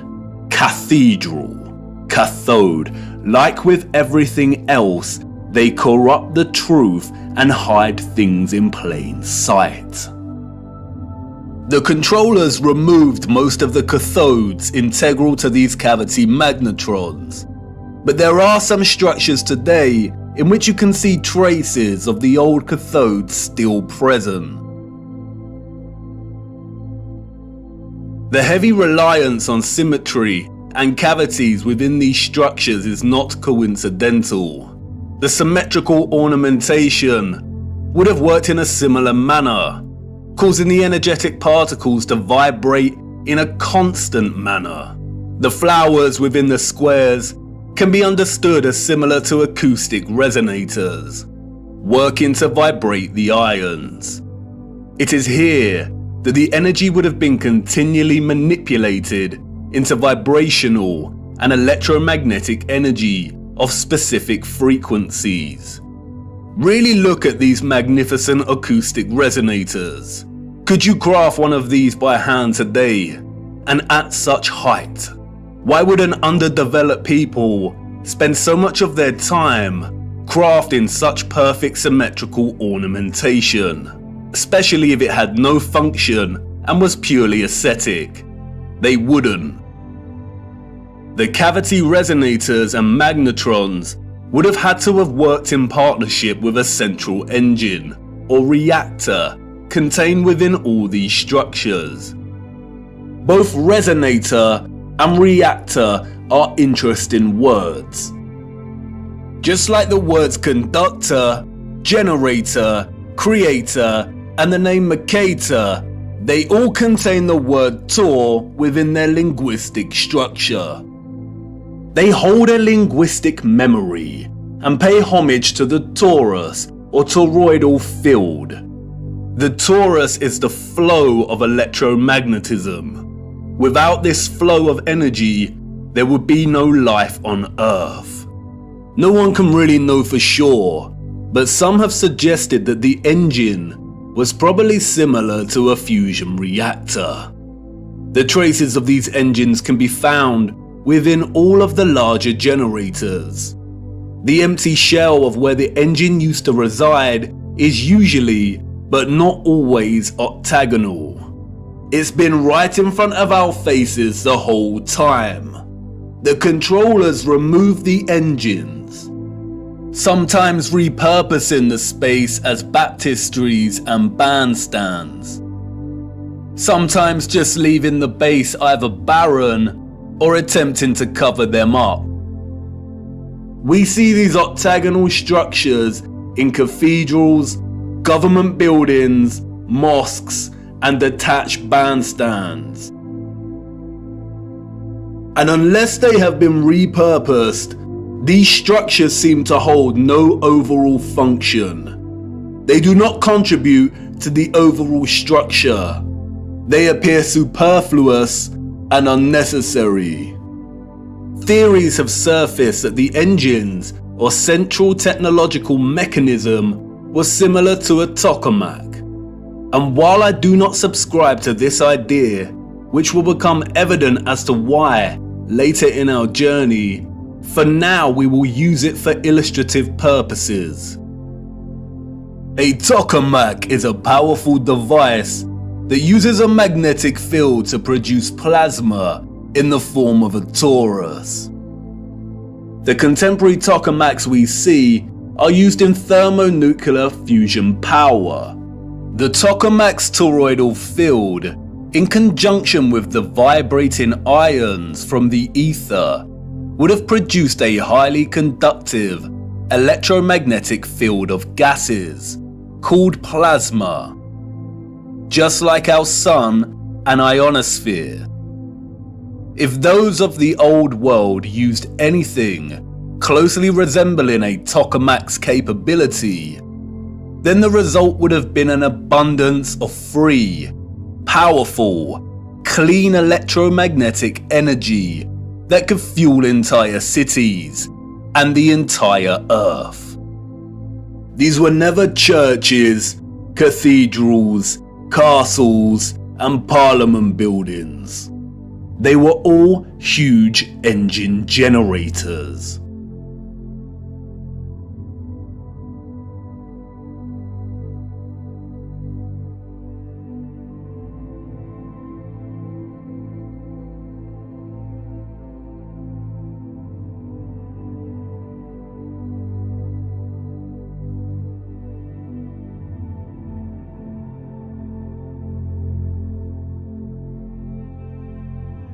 The controllers invented labels and terms such as Renaissance, Greco-Roman, and so on to describe the style of these structures. But as you can see, all these magnificent, impossible structures all share the same fundamental structural principles and design, despite location, time period, and cultures.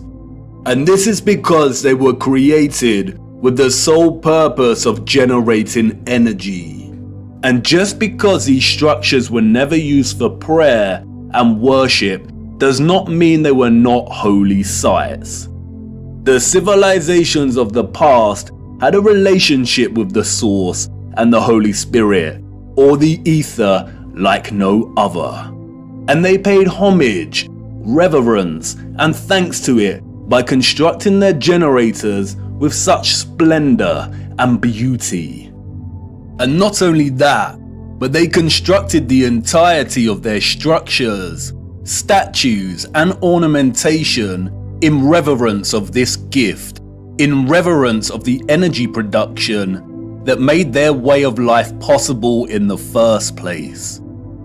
The laurel wreath, which the satanic controllers have corrupted in their appropriation of the symbol and redesignation of it to represent Apollo and Lucifer, is in fact a toroidal coil.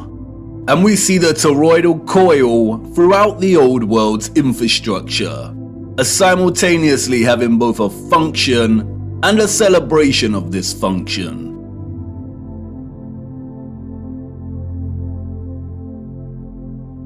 Electromagnetic coils are electrical conductors. They are used in applications where electric current interacts with a magnetic field. In devices such as generators, motors, inductors, and transformers. Most coils take the form of a toroidal coil or spiral. Wire coils are used in conjunction with a magnet to produce powerful electromagnetism. The more turns of the wire, the stronger the magnetic field. Coils generate vortexes, which in turn create an electromagnetic field. It's all one interconnected system.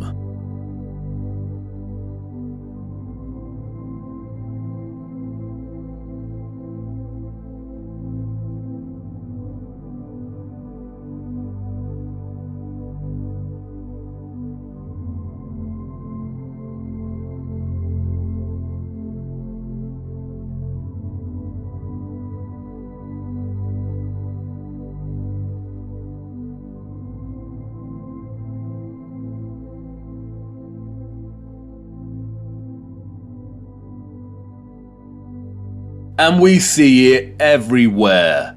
This is what columns and rotundas were used for. Powerful coils to generate electromagnetism and carry the current in loops.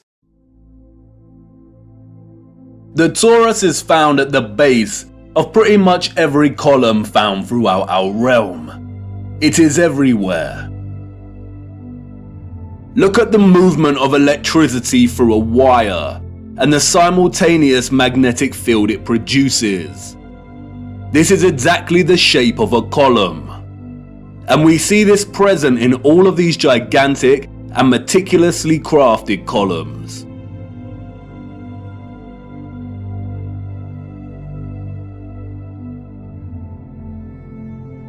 This is why we see the magnetic field represented at the top of a lot of columns. It's the movement of the ions in the magnetic field. It's the movement of the toroid and the toroidal vortex.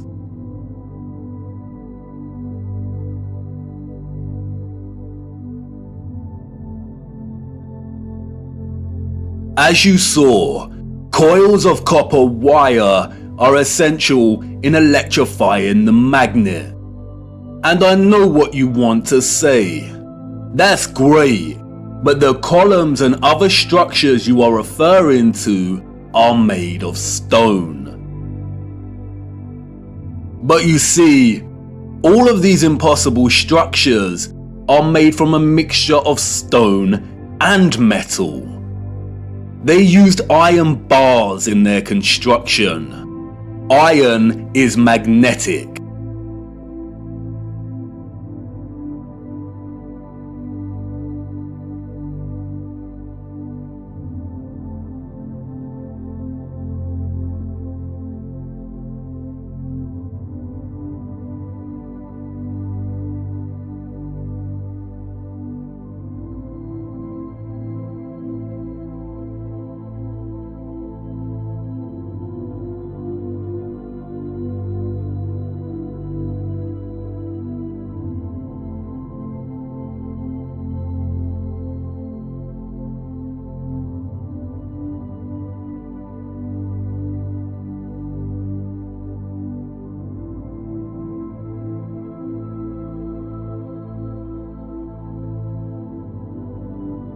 These iron rods run throughout the stone infrastructure and are complemented with copper and gold roofing. Copper and gold are strong conductors of electricity.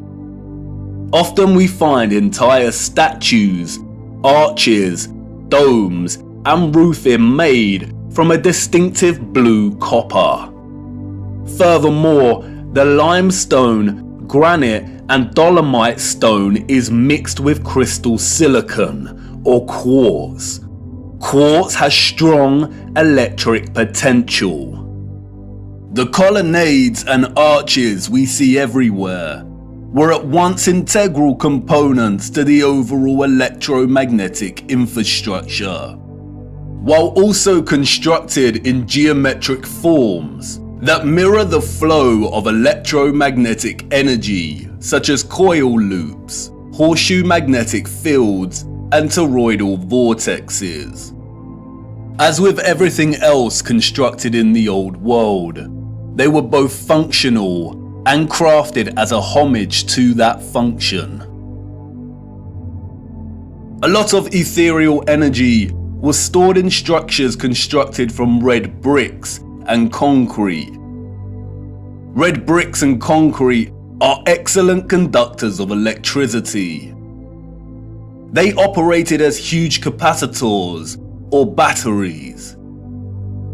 According to new research, red bricks can be converted into energy storage units that can be charged to hold electricity, like a battery, and can store energy until required for powering devices. The key to this battery-like function inherent within red brick is the iron oxide. The development and use of red brick is so important, and we will be returning to this subject much later in our journey. The really big red brick power stations and batteries were designated and recognizable by their white stripes, such as St Pancras Railway Station in London, and many other famous structures. We still carry this red and white stripe designation of power stations today, and it is also an indicator for the magnet.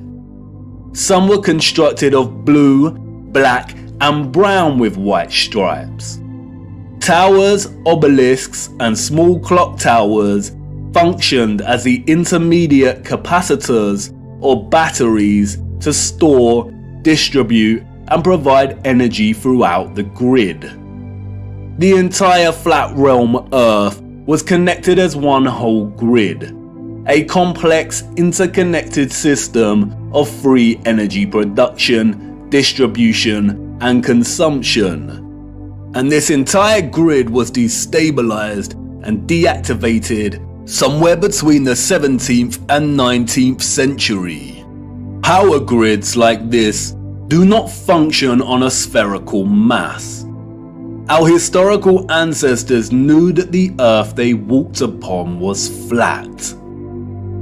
This type of futuristic technological advancement is the result of a civilization knowing exactly what type of earth they lived upon.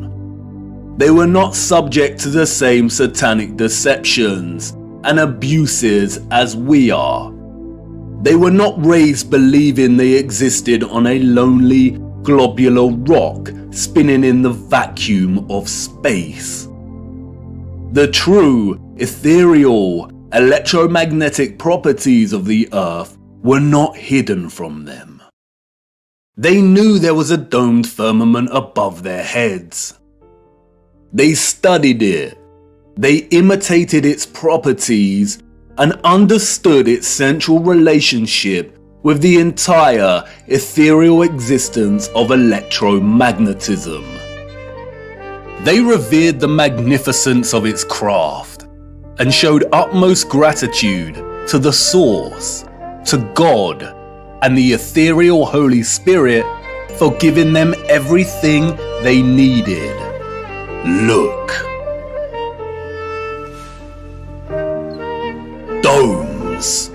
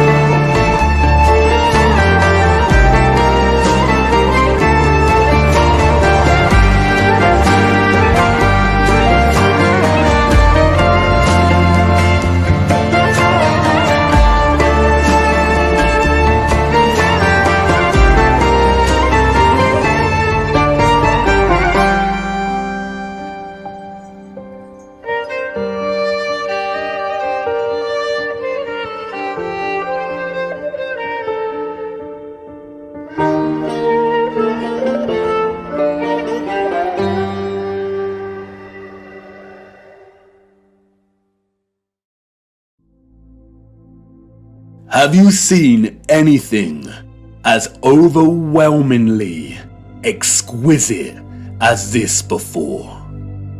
How have we lived our entire lives and not seriously considered the impossibility of these structures? How have we lived our entire lives walking amongst the skeletons of the future long forgotten?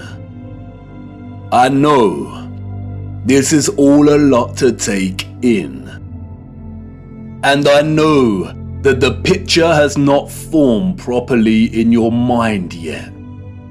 It is hard to imagine an interconnected electromagnetic power grid of this size across the Earth, and the technical nature of electromagnetism doesn't help.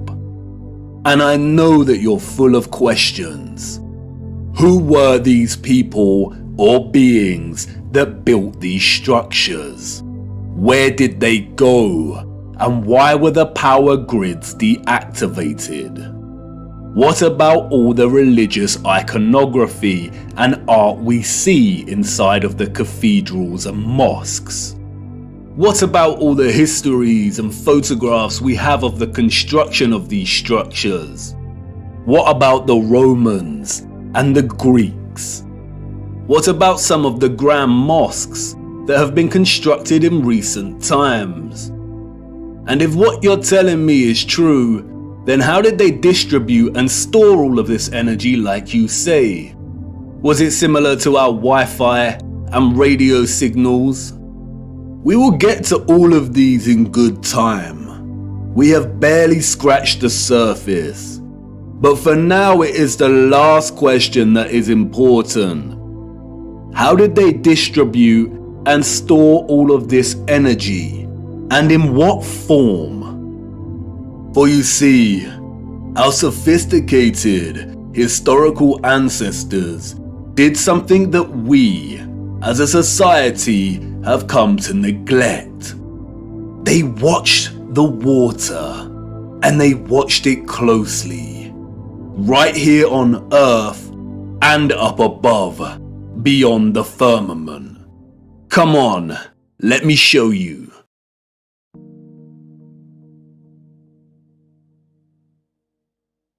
Tip-tap goes the rain, spitting on my window pane. Drip drip from the trees, sodden earthy and soggy leaves. Splosh, splash, puddle pools, jumping on their way to schools. Onomatopoeia, the formation or use of words that imitate the sounds associated with the object or actions they refer to. The property of a word of sounding like what it represents. Water has many. The interdependent relationship between water and sound is so fundamental to our connection and understanding of water. The rain patters and drums, the waves roar, the brook murmurs and whispers, the puddles of mud squelch, that it is intrinsically woven into the very linguistic code of our language. Many have explored the powerful connection between sound and water. We have Masaru Emoto and his study exploring the impact of sound on the molecular structure of water. We have those that like to play around with cymatics. There is Peter Davey, a saxophone player who invented a device that boils water with sonic waves. The innovative use of sound coupled with water seems to have no end.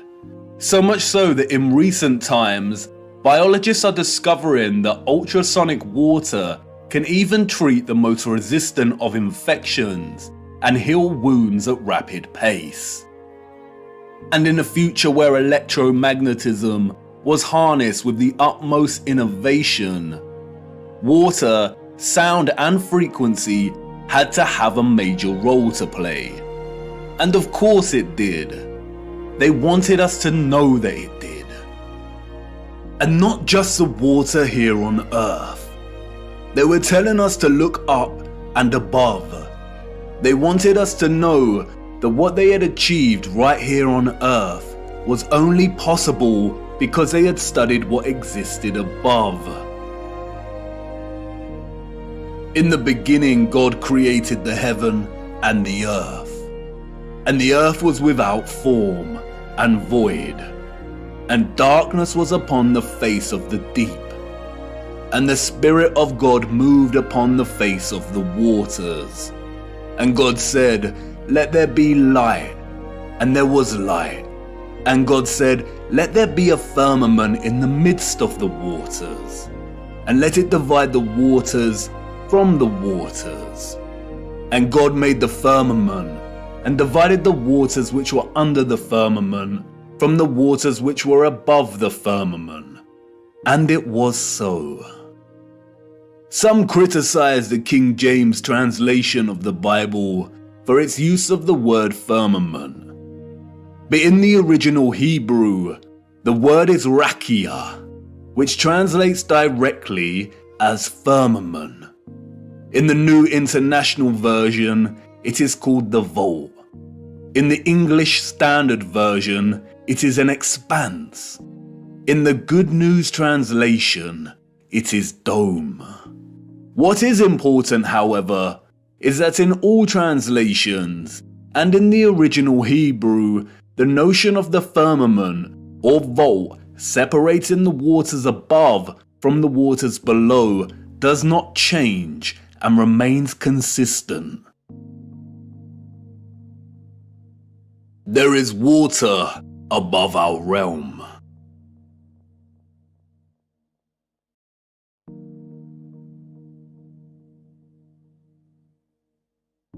The telescope is an interesting instrument, both at once an apparatus for discovery and simultaneously a weapon of deceit.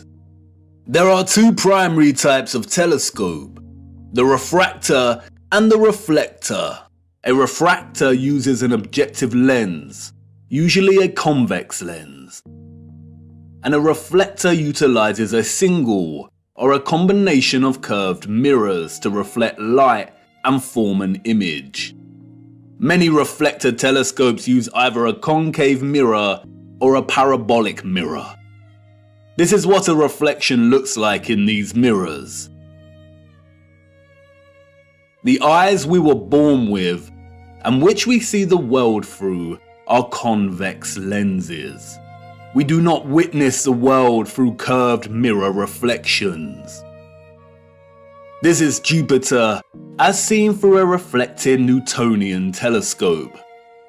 And despite the slight spherical distortion caused by the reflected mirrors, this is still not what NASA has shown us. Your mind immediately sees a planet because you have been programmed since birth to associate an image like this with the notion of a planet. Just in the same way you associate the moon with a ball of rock by default.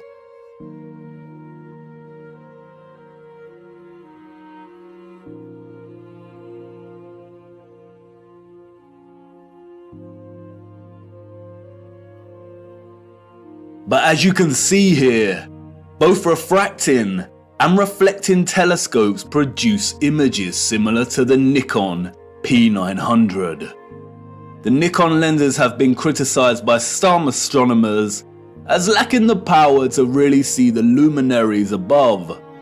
But as you can see here, there is not much difference between the Nikon and both types of telescope. And in each we see that Jupiter is radiating some kind of light of its own. Both amateur and professional astronomers present footage such as this.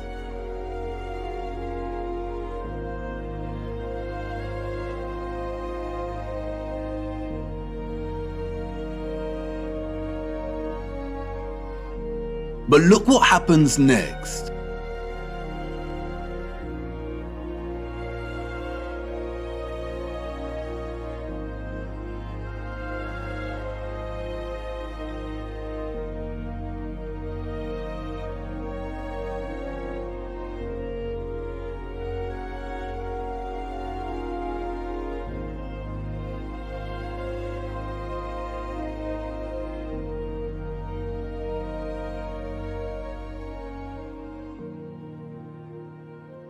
The astronomers here are using imaging processing software to turn their raw images and footage, which display a circular object in the sky above us radiating its own light, into a NASA-style planet.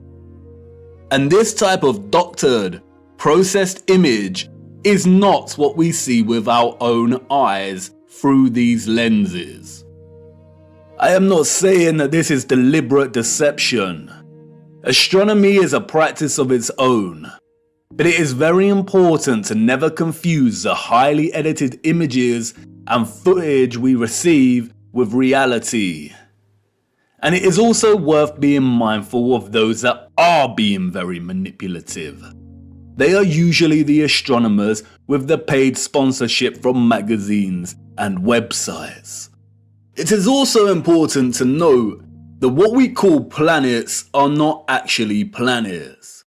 They are wandering stars, and all of the wandering stars are of a similar nature to the moon. Unlike the rest of the stars above our firmament, their course and journey above us is not fixed and consistent. Their paths deviate from the concentric paths that the rest of the stars consistently make around Polaris.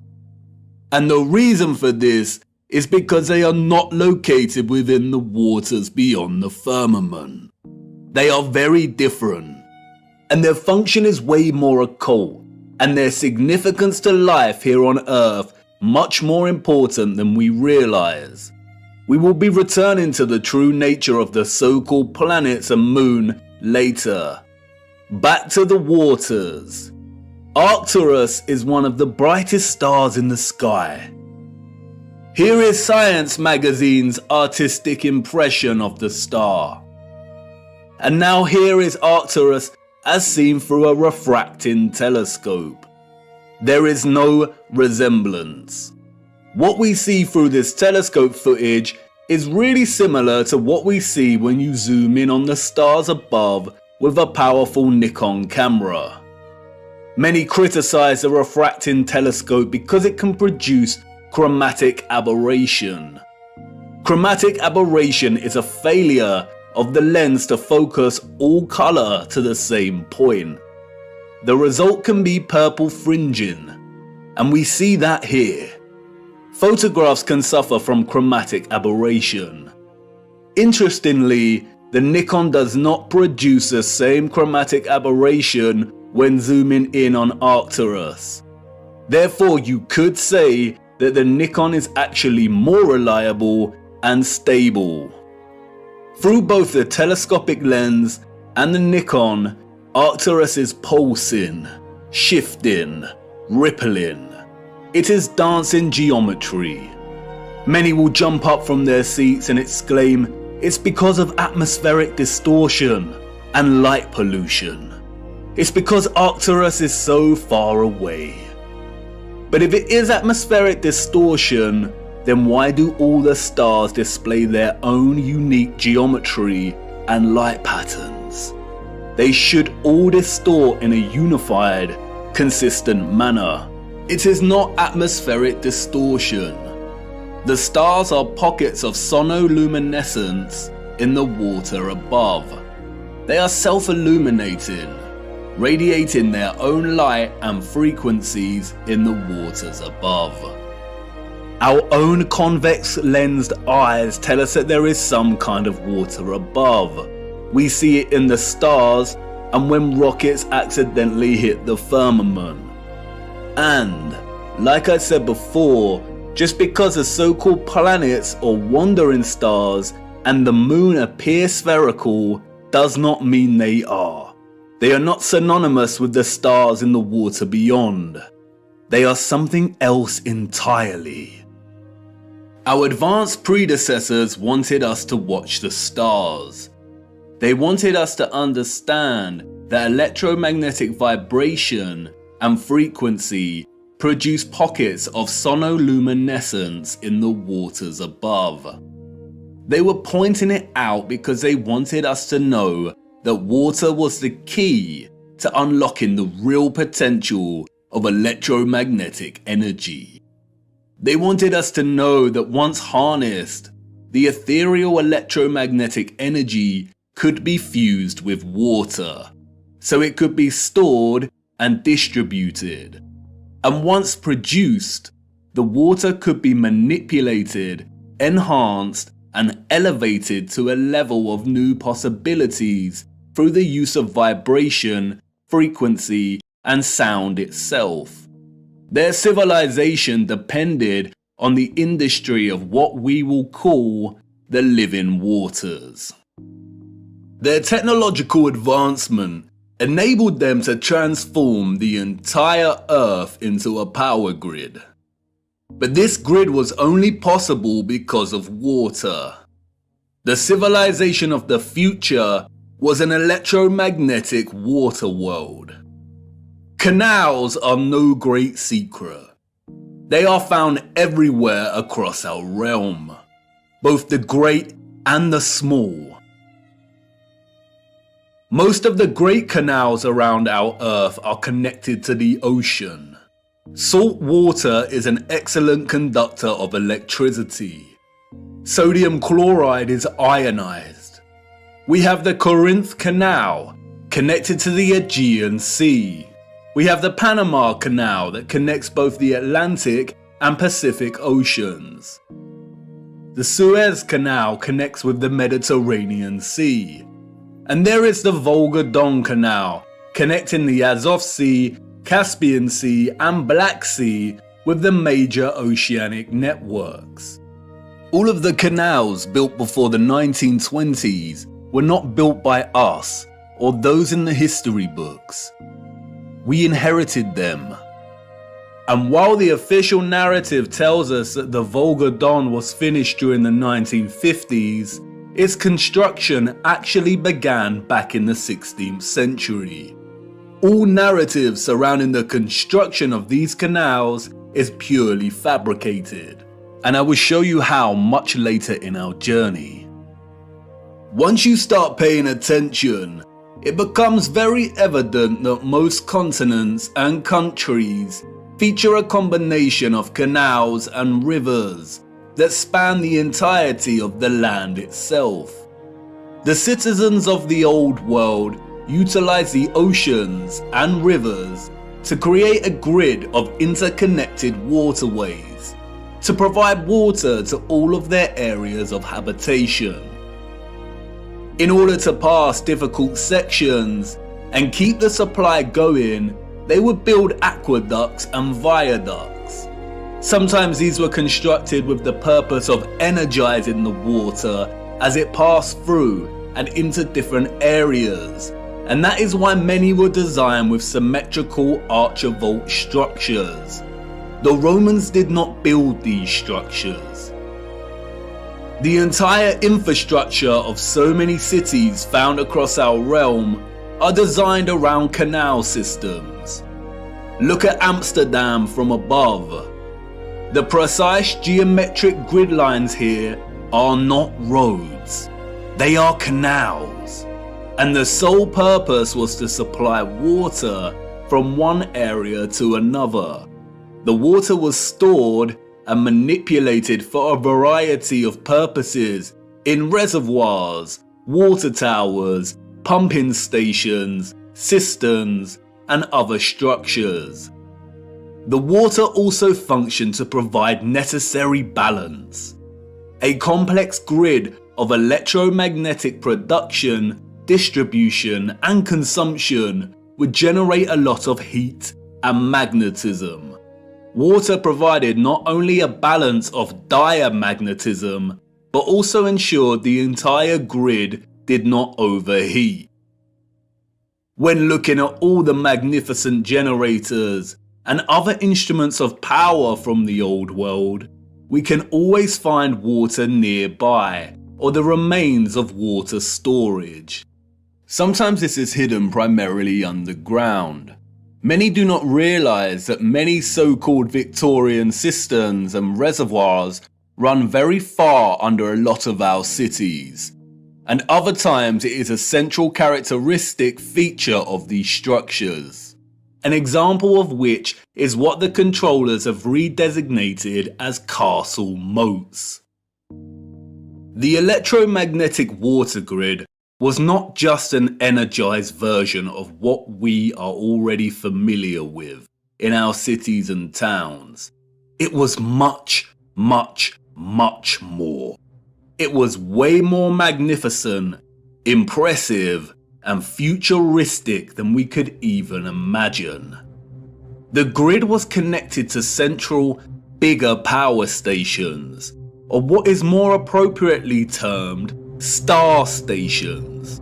Sometimes these were isolated stations, and other times they comprised entire cities. We are going to have to fly to a higher altitude for this. I need to show you. Hold on tight now and keep your eyes open. Look.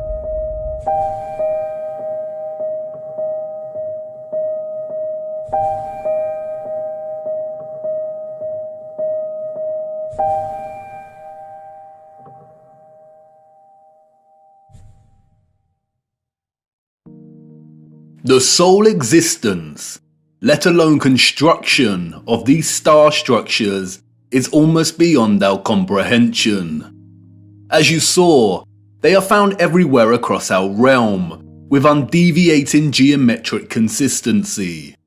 A wondrous impossibility. Perhaps they had some kind of technology that allowed them to view huge areas of land from above while planning and building. They were never forts. That is a fairy tale invented by our controllers.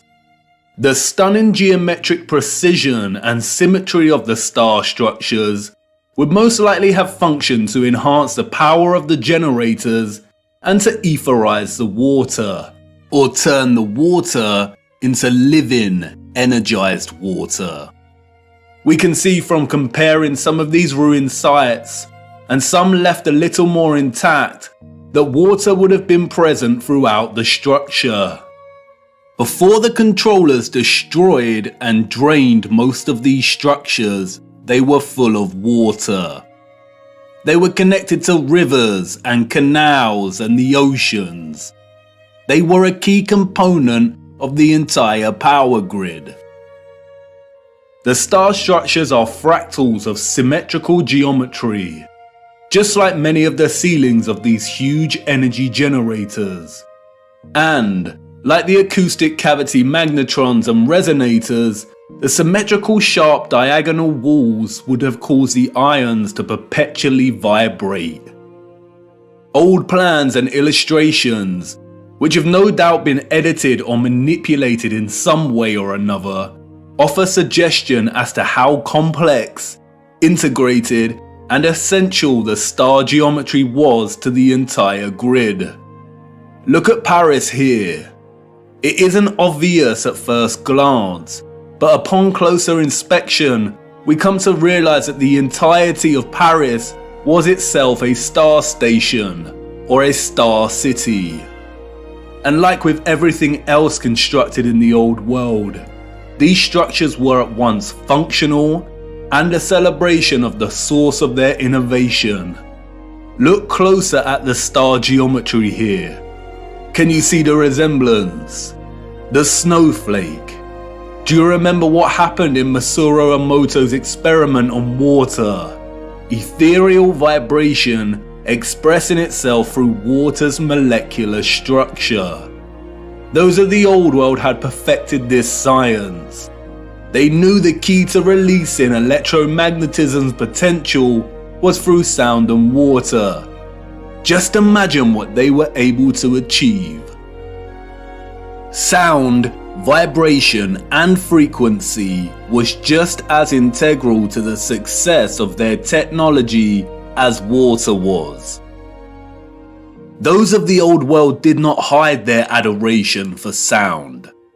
Traces of this love for sound are everywhere. These structures were literally instruments of power. Or as the so-called Goethe put it so succinctly elsewhere, music is liquid architecture. Architecture is frozen music. This is why so many generators, capacitors, power stations, and intermediates feature holes, pediments, dentils, indentations, and complex 3D ornamentation. They were structural openings to manipulate sound waves, the vibrations and acoustics, so they could tune the electromagnetic energy in conjunction with the water in a variety of ways to achieve different results. They were similar to the aerophone instruments such as the flute, the pipe, the recorder, the bassoon, and the trumpet. The old world revered the geometry of the star because it was through the study of the stars in the waters above that they learned the power of fusing electromagnetism, vibration, and frequency with water itself. They all work harmoniously and in concert with one another.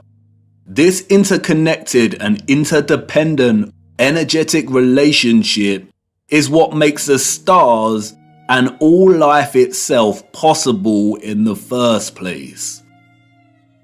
Look a little closer at the dancing geometry of the sonoluminescent stars beyond the firmament. Do they remind you of something else? That's right, all of the magnetrons, or what we've come to call rose windows, were designed to mirror the cymatic patterns of ether's vibrations in water itself. Artist Tanya Harris was onto something in 2013 when she turned her attention to studying and recording the silent resonant frequency of churches. By placing water inside of a loudspeaker, she was able to discover the hidden geometry of these resonant frequencies. The results showed that even the silence within these structures produced strong cymatic patterns. And again, can you see the resemblance? Others have applied the same technique and studied the cymatic patterns displayed when bells chimed within the structures.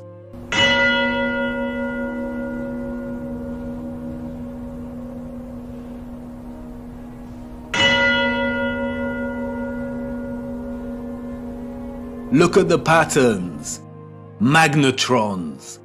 This is why so many magnificent rose windows resemble cymatic patterns so closely.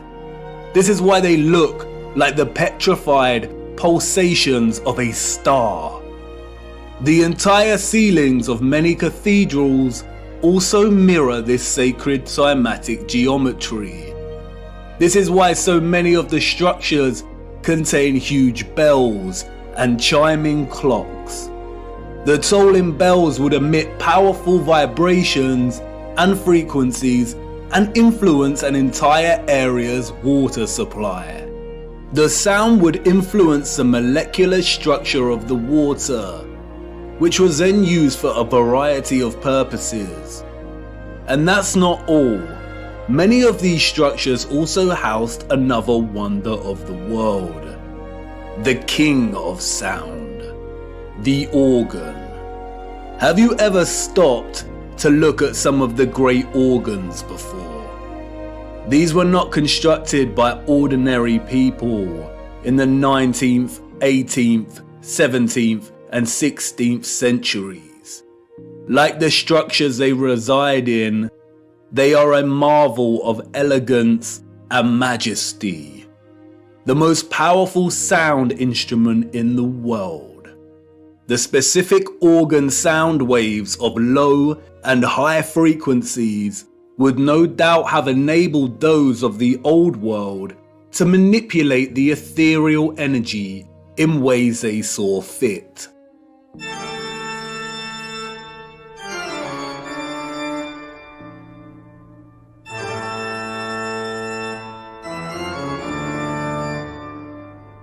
The magnetron rose windows that would not have contained glass would amplify these sound waves, which in turn would influence the molecular structure and properties of the etherized living water. Organs would have had multiple uses, perhaps providing entire towns with specific resonant frequencies for good health and prosperity. The specific functions of the organ have been deliberately hidden and withheld from our knowledge. Interestingly, the official history states that the first organs of the world were water organs, in which the power source pushing the air is derived by water from a natural source or by a manual pump. No doubt a deceptive half-truth disguising the instrument's true interaction with water. And like I said before, most of these structures had areas nearby to store and hold large quantities of water. Many of the structures feature underground cavities or huge cisterns, some of which have been drained and some kept intact. Sometimes the cistern was located apart from and outside of the structure. The controllers have redesignated many of these areas as Roman baths. That's why Bath Cathedral in England is located right next to the Roman baths.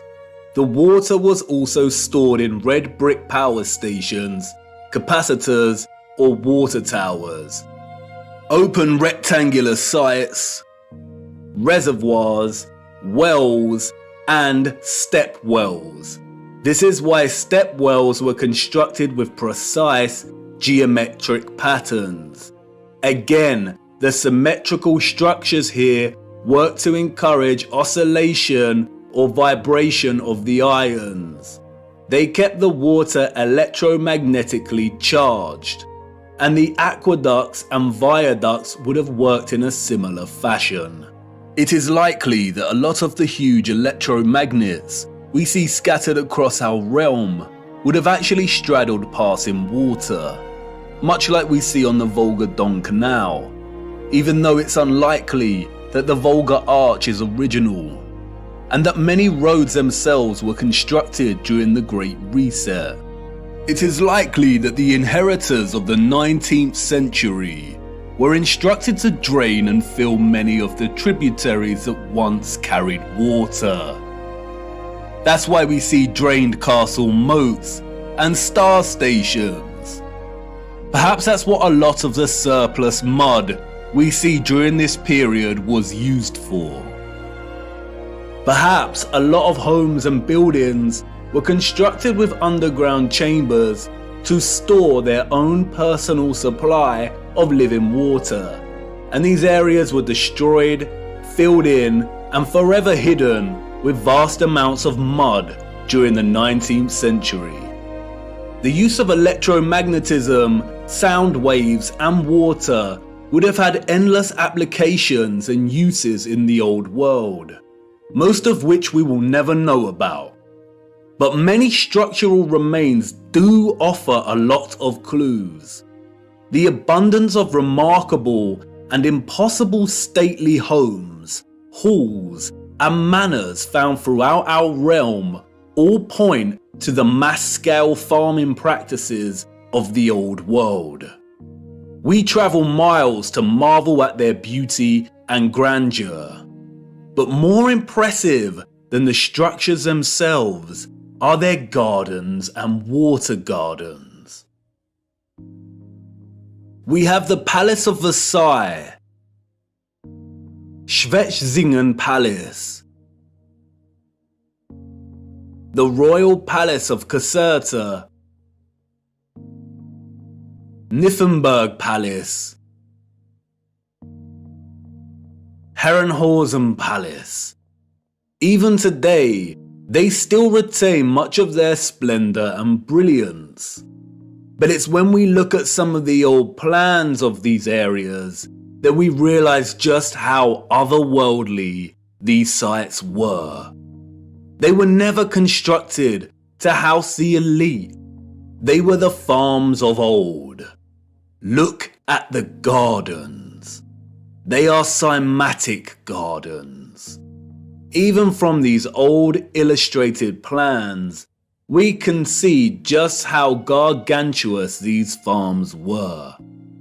Microcosmic grid systems, suggestive of the entire larger power grid itself.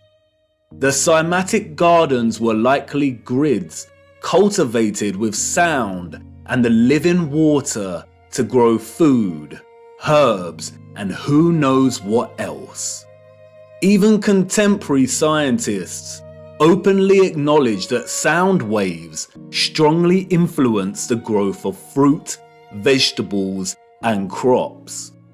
And to this day, some of these structures retain a lot of their glory when viewed from above. The Palace of Versailles, a wondrous geometric marvel.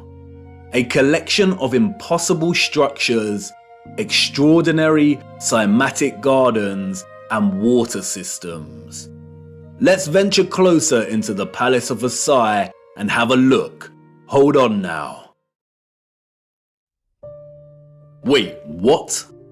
This is not the Palace of Versailles. I really need to fix this thing. It's been acting up a lot lately. Where are we? Wait a minute. I recognize this place. Memories from a long time ago. This is Chatsworth House in the Peak District, England. Oh well, this should do. Come on, let's see what we can find. Chatsworth House was completed in 1708, we are told. Its story, much like the story of the entire Peak District, is a fabrication, a complete lie. The place has changed much over the years. It is situated beneath two large bodies of water, the Emperor and Swiss Lake. The water from the lakes is channeled across a broken aqueduct before falling 79 feet and meandering gently down the hills in complex waterways and running right into Chatsworth Estate. The waters feed the estate's own lakes, rivers and streams through a series of runways and a multitude of complex tunnels beneath the estate and the structure itself. Due to the estate's repurposing, much of this remains hidden, but you can see the tunnels quite clearly here, snaking their way down. It is one interconnected water system. Waterways deliver themselves into waterfalls at the impressive rockery before continuing on their journey. All of the water gathers into a central, rectangular front piece which feeds the Emperor Fountain. The water then continues underground until it pours into the River Derwent, a 66-mile-long tributary of the River Trent, which runs throughout the Peak District. While much of the estate has undergone some serious restoration, which is actually a fancy, deceptive word for criminal gutting and destruction of technology, there are a lot of haunting remains of its former glory. It is important to note that unlike many of the huge energy generators, Chatsworth House was probably partially occupied. By farmers, that is. The central engine was located off-site and has been subsequently removed and repurposed as a larder to store hunted game. This magnificent, gorgeous structure would have functioned as a small generator, which also contained a small engine in its centre. It was repurposed as the stables. The horses of the 19th century clearly lived better lives than most of the population. Above, atop of the hill next to the Emperor and Swiss Lake, we can see the quadruple capacitor or water tower. This was repurposed as a hunting tower. But stalking the 105-acre grounds, a visitor with eyes to see might spot some unusual sights. One of which is the half-ruined obelisk hidden away in the tangled overgrowth at the bottom of the hill below the lake. The official, controlled history that visitors receive when touring Chatsworth conveniently leaves out any mention of the obelisk. For you see, the hunting tower was not Chatsworth's only capacitor. The entire estate needed constant water storage to fulfill its energetic requirements and purposes. There are many odd structures dotted around that remain unexplained. And then there is this, the Cascade, a true little wonder. The dome, a series of toroidal circles that rise to meet the smaller copper dome. They tread carefully here, making sure they force a distorted history on you. But, as always, they cannot help themselves. They just have to tell you, in their own roundabout controlled manner. As the placard states, water can be made to flow over the roof and out of 13 spouts. Some of these spouts are crafted in the form of immaculate stone dolphins and giant fish. There are even hidden jets in the floor, they tell us. The water is received from the lakes above and is used twice more in its journey to meet the River Derwent below. Once in the South Lawn Fountain and again the private West Garden. But look closer at what they acknowledge. Each step of the cascade is different from the one below and above it to vary the sound of the falling water.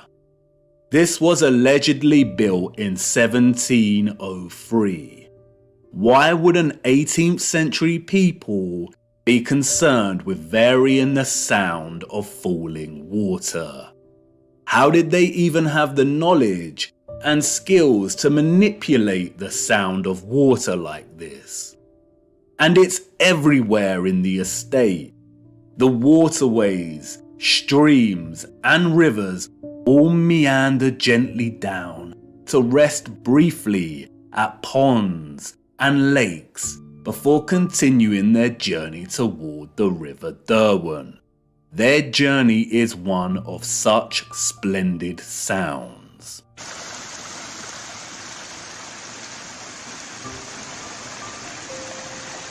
As you begin to traverse the labyrinthine passages of our corrupted history, you will inevitably meet the lithographs, renderings, engravings, illustrations and paintings.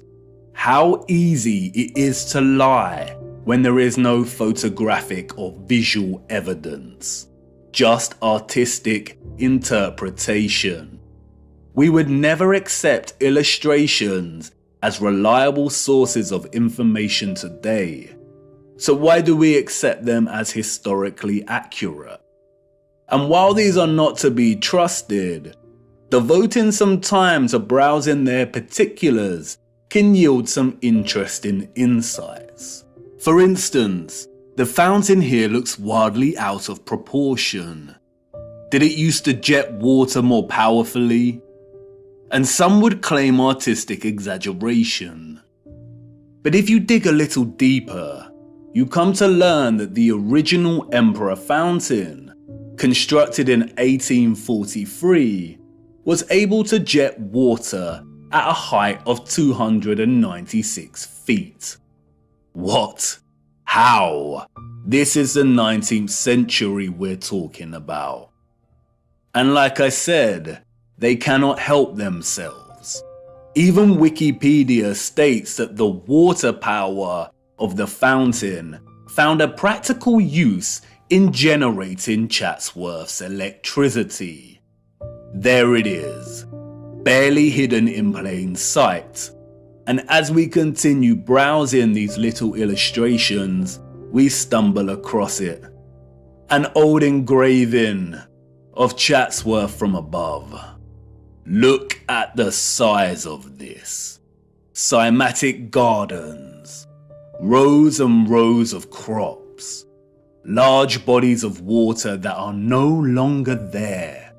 And again, many would claim artistic exaggeration, the unreliability and inaccuracy of illustrations, and rightly so.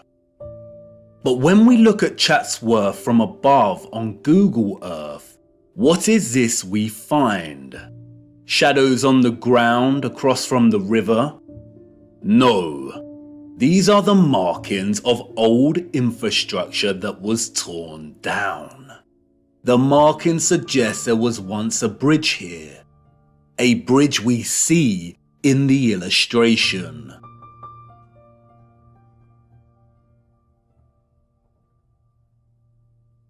Look a little closer.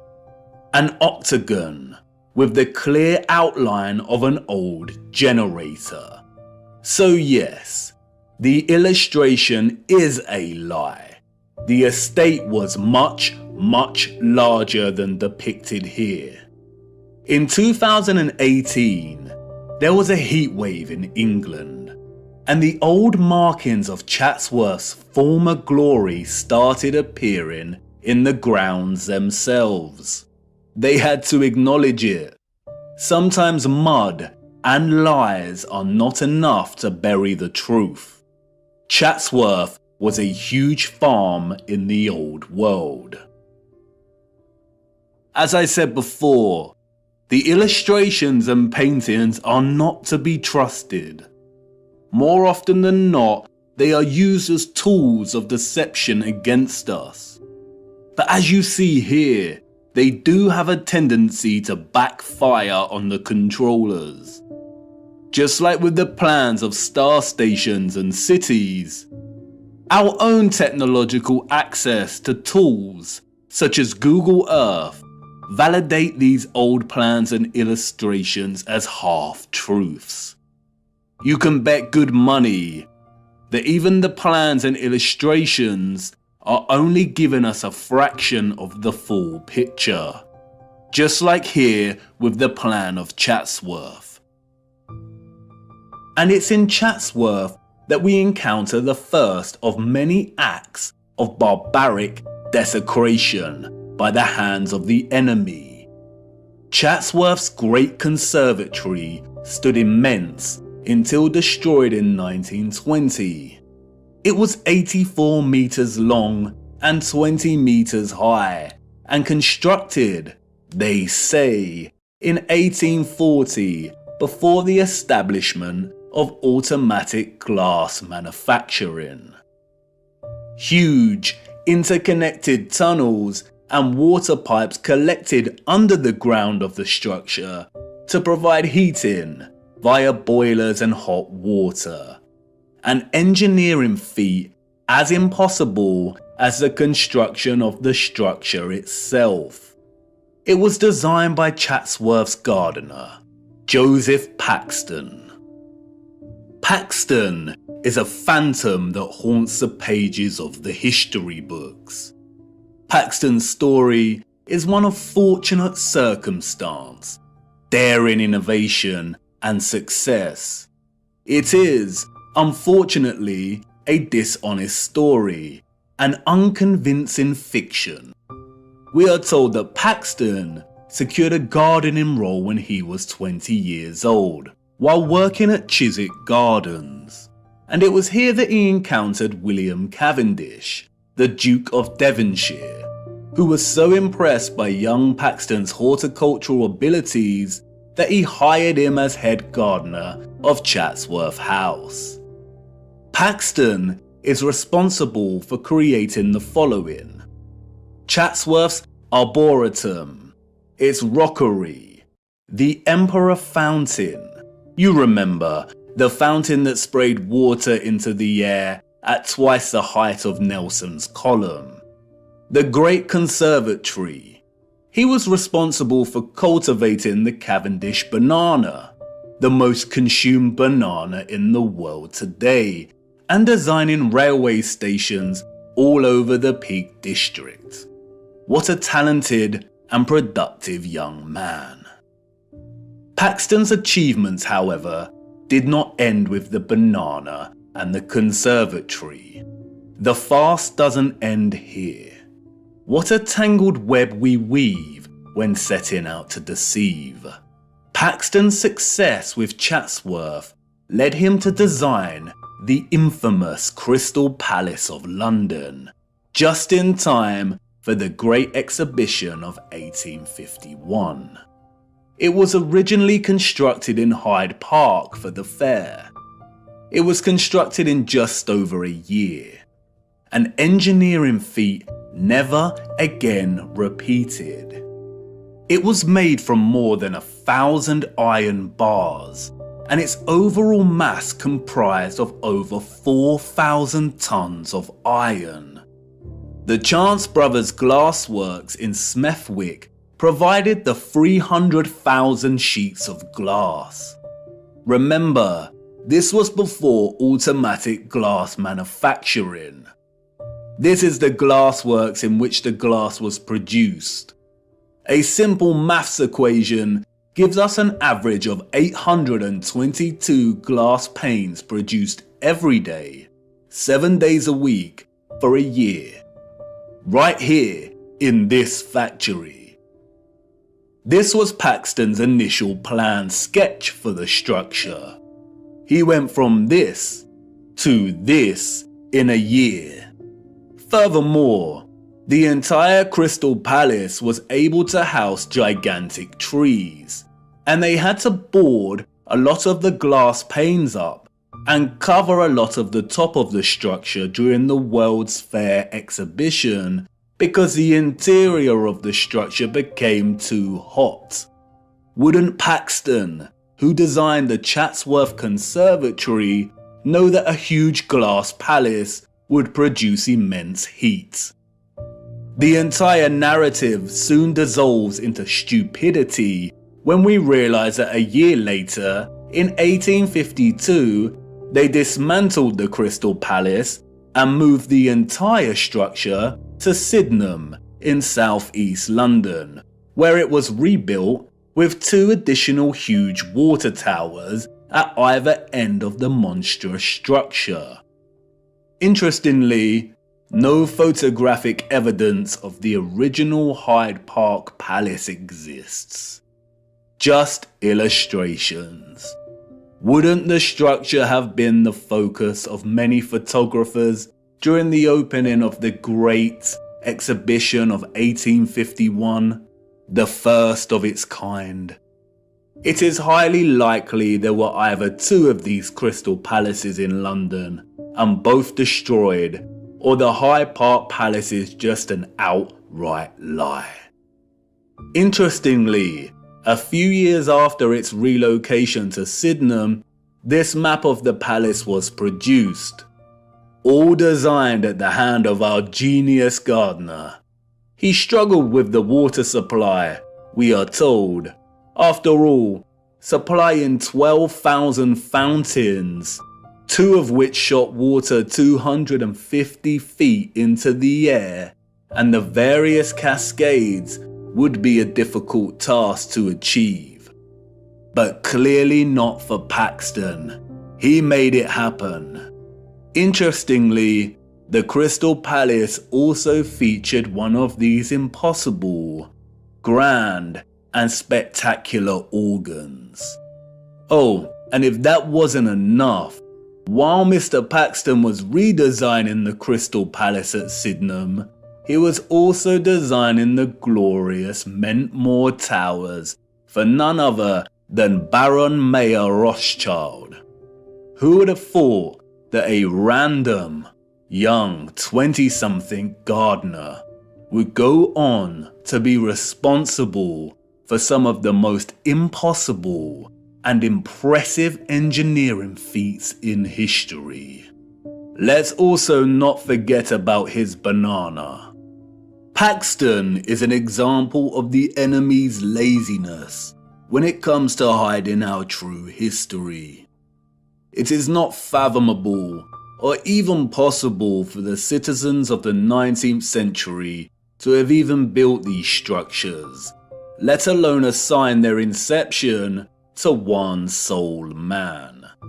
The Crystal Palace and its gardens, just like Chatsworth, were huge farming grids that used the living water in conjunction with sound and electromagnetic energy to cultivate a whole range of wondrous produce. Kew Gardens in London is another example. The abundant electromagnetic energy was able to produce conditions of heat with ease, and the vibrational frequencies encouraged growth. Perhaps that's why Crystal Palace housed a grand organ, utilizing frequencies and vibrations to enable the growth of produce. And that's why the controllers were able to assign the cultivation of the banana, an exotic fruit, to a fabricated Englishman. The technology already established in England was able to grow many things with ease. Among other impressive horticultural achievements attributed to Paxton's genius were the perfect pineapples, another tropical fruit he grew at Chatsworth. He grew enormous lily pads, which could hold the weight of a human.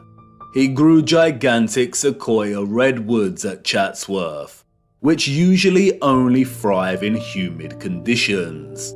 He grew them with ease, and many of these redwoods remain today, a spectacular sight to behold.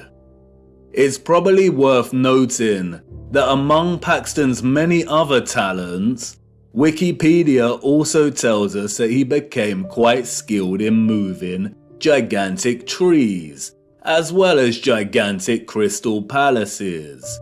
The largest of these trees weighing 7,000 kilograms. How? With horse and cart? Why are humans so gullible? They destroyed the beautiful and impossible Chatsworth Conservatory in 1920.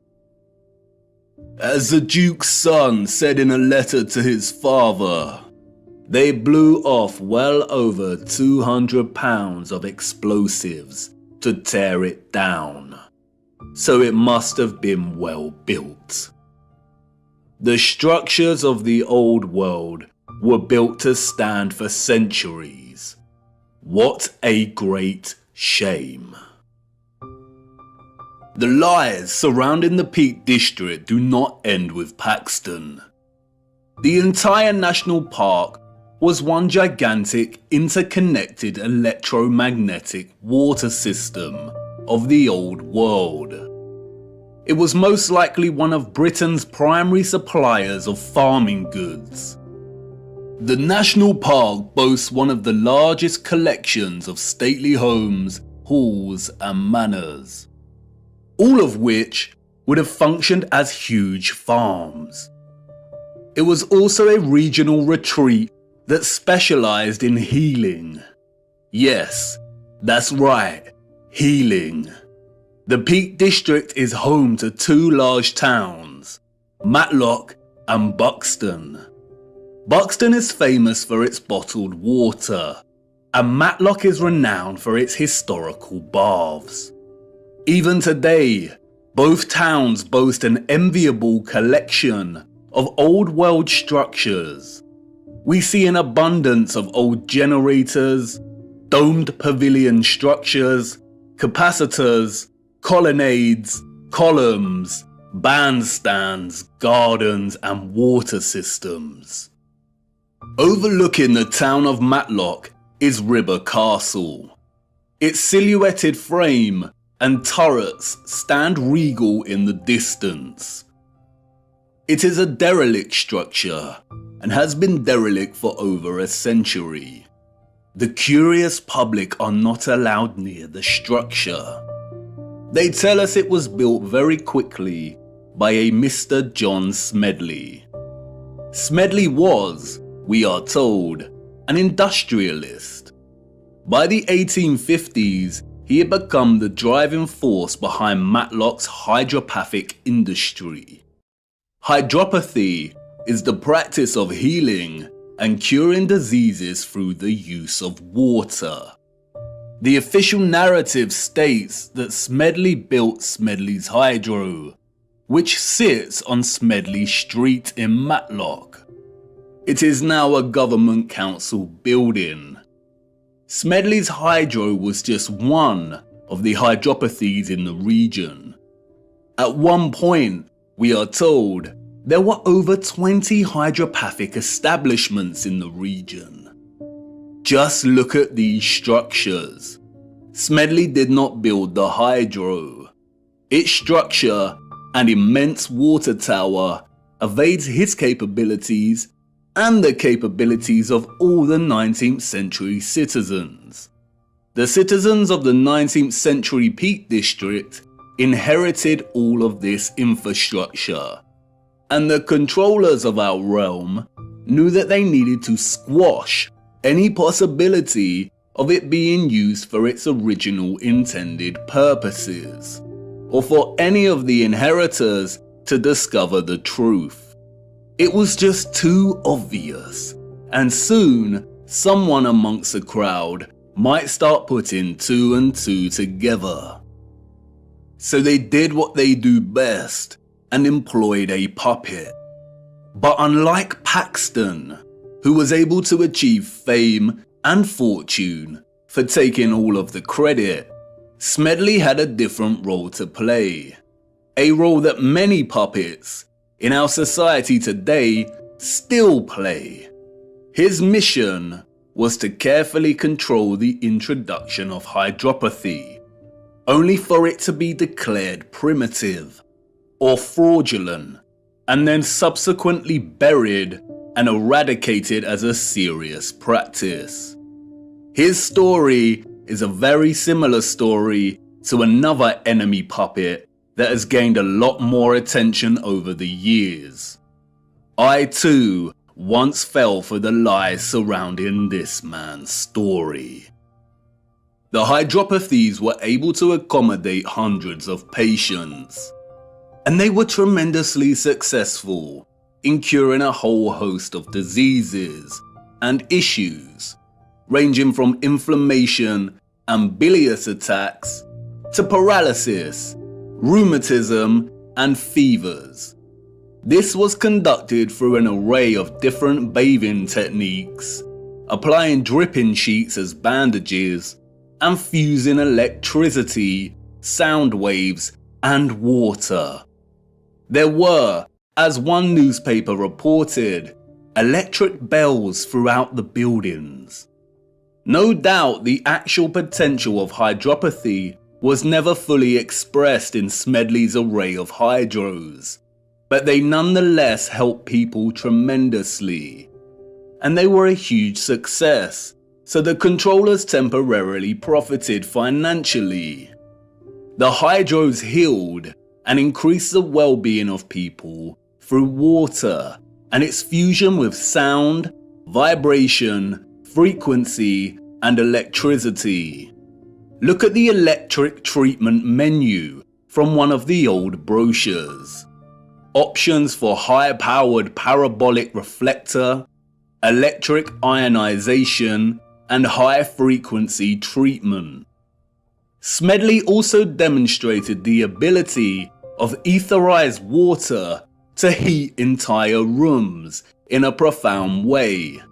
The fernery at the hydro had a water heating system built into its walls and always maintained a constant temperature of 65 degrees, even when the room was filled with a crowd of 350 or so visitors. The temperature never deviated.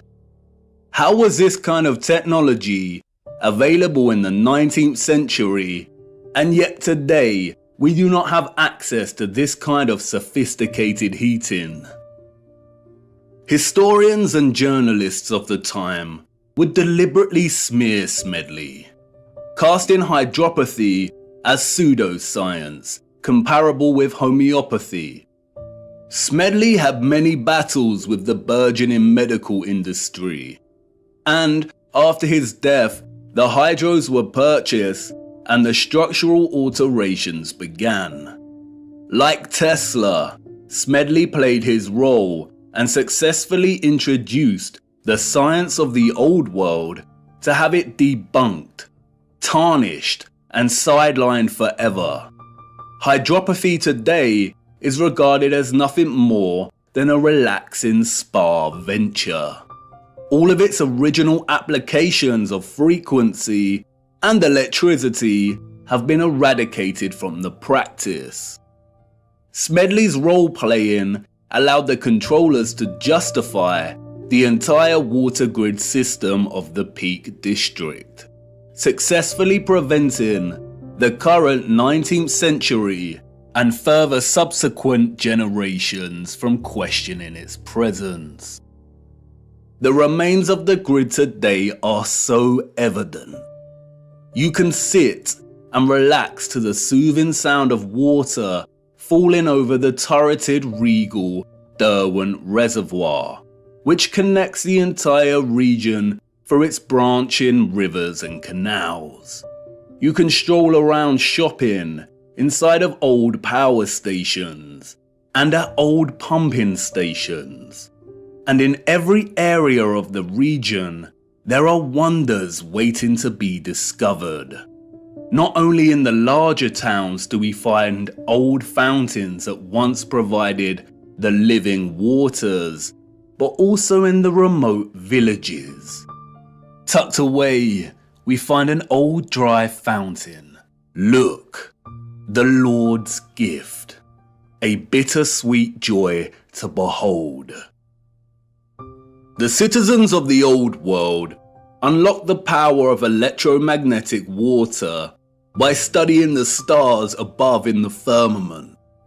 The stars above taught them that the key to manipulating the ethereal energy they harnessed from the ionosphere was through water, sound waves, vibration, and frequency. They honored this gift by constructing domes, by crafting star cities, cymatic magnetrons, and praising the Lord and Holy Spirit for the living waters they received in return. They understood the firmament as both scientists and disciples. Viewer, I am hoping the picture is starting to become clearer in your mind, and you will inevitably start to see things in a different light when pondering all of these impossible structures. It is not a coincidence that some structures like the Colosseum are also referred to as amphitheaters. Have you seen them from above? They look like speakers. Amphitheater is an interesting word. An amp is a unit of electric current, and an amplifier is a device that increases signal, especially microwaves and audio. And no doubt you will start to put two and two together in terms of some of the inventions that we were allowed to play around with before they were discarded as antique in their efficiency. But time is of the essence. We could ponder examples of the old world's electromagnetic water grid system for hours, but I encourage you to get out and hunt down these structures yourself and to document them in your own time. We have to move on. We need to start. Wait, what? You want to know if these came from the old world? Yes, they did. And they are extremely important. The inevitable ticking of the clock. A deeply unsettling instrument, but unavoidable. I need to show you one more missing piece of the electromagnetic puzzle first, and then we will take a closer look at these timekeeping instruments. Come on, let's keep moving.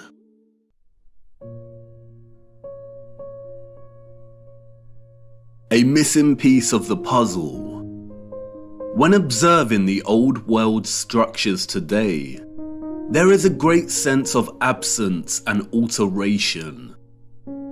Structures have evidently been altered and changed drastically over the last 200 or so years. And when journeying across our realm and studying these structures, a tremendous sense of absence persists. Something is missing. The concept of ethereal harvesting through these wondrous antennas is not enough.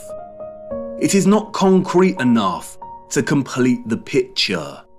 Something else was once present that made the entire technological grid possible. This, of course, is the key technological component of these structures, the engine. and the central mechanisms that made them function in the first place. The engines were, of course, not tokamaks. A tokamak is a crude and base instrument. It is a design of the New World. It does not belong in the Old World. It would have had no place in their structures. Their sophistication and finesse would not have relied on such ugliness, on such primitiveness. What is undeniable, however, are the parallels between the tokamak's fundamental octagonal form and the Old World's love for the octagon. It is very likely that the octagonal formation is an essential component when generating a toroidal vortex. We see the octagon everywhere in the Old World. Octagonal geometry underpins many of the structure's fundamental formations. And the peculiar octagonal structures everywhere are not by mistake. They are what they seem. Empty shells that once housed something else. This sense of emptiness is everywhere and remains unexplained. So many towers and domes rise to smaller, hollow domed cupolas. Why are they hollow? Why would an earlier civilization waste so much time and energy constructing such a seemingly superfluous and useless structure? But they didn't, did they? A lot of these empty areas are always directly below the antennas. And although not all of these crucial empty structures are octagonal, most are, and they are always situated in key areas, like under central antennas, beneath domed resonators,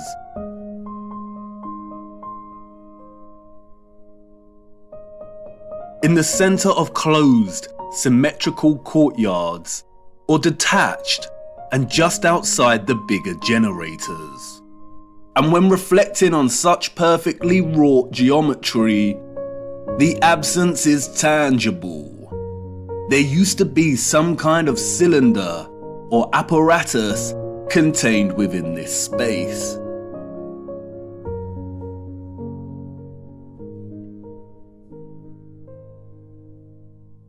Furthermore, we also find various historical relics that closely resemble the Old World structural style. In these relics, we see that empty cylinders or vessels are an integral part of the object. Could these be miniature functional objects that mirror the form of the larger empty spaces we see in the Old World structures? Perhaps a kind of micro household object that enabled access to the wider power grid's energy production? Did the larger structures themselves contain similar cylinders within? In many old photographs, the cupolas and octagonal spaces are already emptied.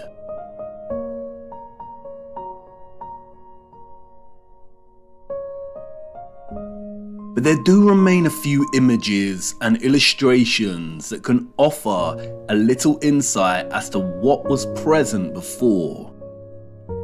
In some we see a type of cylinder, and in others we see some kind of orb or container.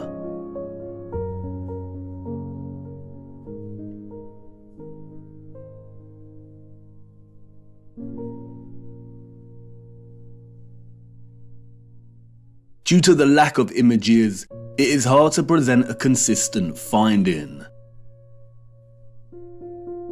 And so much has been altered, and in ways that are almost impossible to recognize.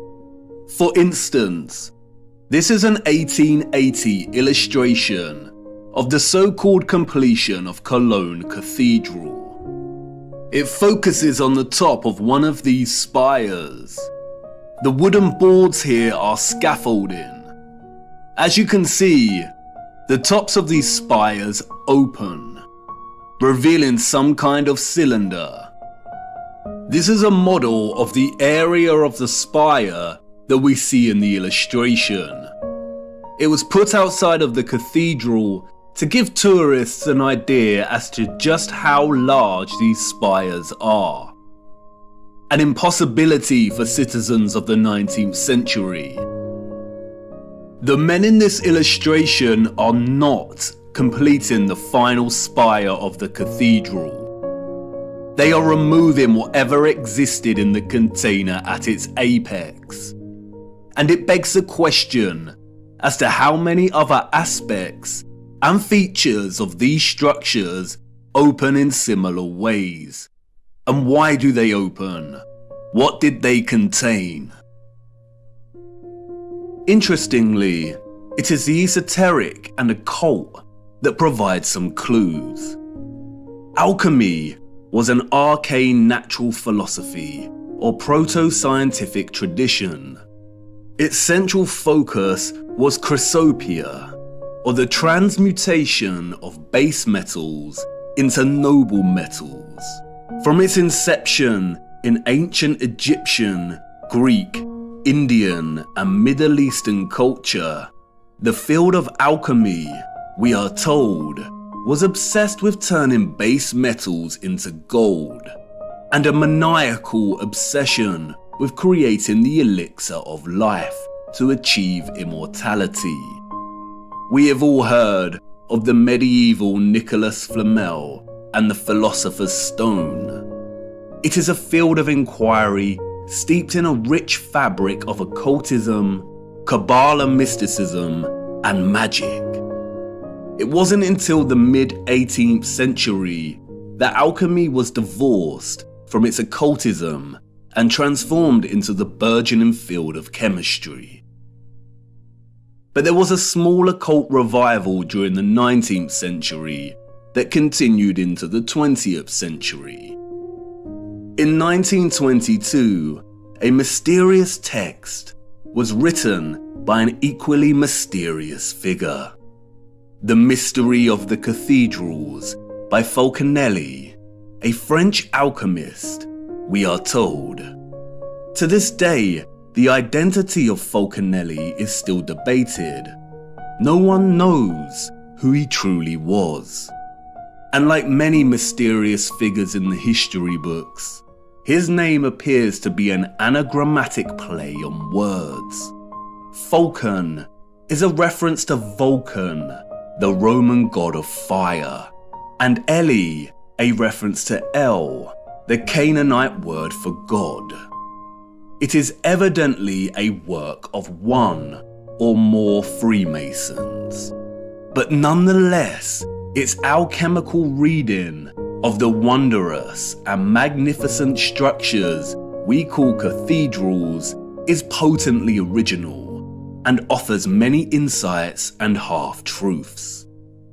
And it's in Fulcanelli's reading of the statue of Offerus that was taken from Notre Dame Cathedral and destroyed that he begins to offer the reader some truths.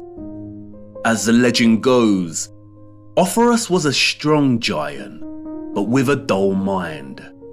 His intentions were always good. He wanted to serve the most powerful king on earth. He was sent to the court of a mighty king to serve him. One day, the king, hearing a singer say the devil's name, made a sign of the cross with terror. "Why do you make that sign?" Offerus asked. "Because I fear the devil," the king replied. "If you fear him, you are not as powerful as him," Offerus reasoned. "I want to serve the devil." And so he did, and enrolled among Satan's servants. One day, the servants met a cross by the side of the road, and the devil ordered them to turn around. "Why is that?" the curious Offerus asked. "Because I fear the image of Christ," the devil replied. "If you fear him, you are not as powerful as him," Offerus reasoned. "I want to enter the service of Christ," Offerus exclaimed, and passed by the cross and went on his way. On his way, Offerus met a hermit. He asked the hermit where he could find Christ. "Everywhere," the hermit replied. The hermit knew the type of dull giant he was dealing with, and he knew he would not take to prayer. So he led Offerus to a violent river and said, "The poor people who have crossed this water have drowned. Stay here and carry them on your strong shoulders. If you do this, Christ will recognize you as his servant." And so he did. Offerus spent his days and nights carrying people across the river. One night, overwhelmed with fatigue, Offerus received a knock on his door. It was a child who wanted to cross. Offerus took him on his shoulders and began crossing the river. But as he reached the middle, the river became a furious torrent. The waves swelled and Offerus began to buckle. In fear of letting the child fall, Offerus uprooted a tree to lean on, but the child was becoming heavier and heavier. Offerus began to fear the child would drown. He lifted his head up and asked, "Child, why do you make yourself so heavy? It seems to me that I carry the world." The child replied, "Not only do you carry the world, you carry the one that made the world. I am Christ. As a reward, I baptize you in the name of the Father, in my own name, and in the name of the Holy Spirit. From now on, you will be called Christopher." Christopher walked the earth for the rest of his days to teach the word of Christ. Christopher, the one who bears Christ for the masses. In his focus on Offerus, however, Falconelli reveals a certain key to unlock another layer of meaning in the legend's symbolic expression. In his enigmatic manner, Falconelli writes, "Christopher stands for Chrysope, who carries the gold. From then on, we better understand the great importance of the symbol, so eloquent, of St. Christopher.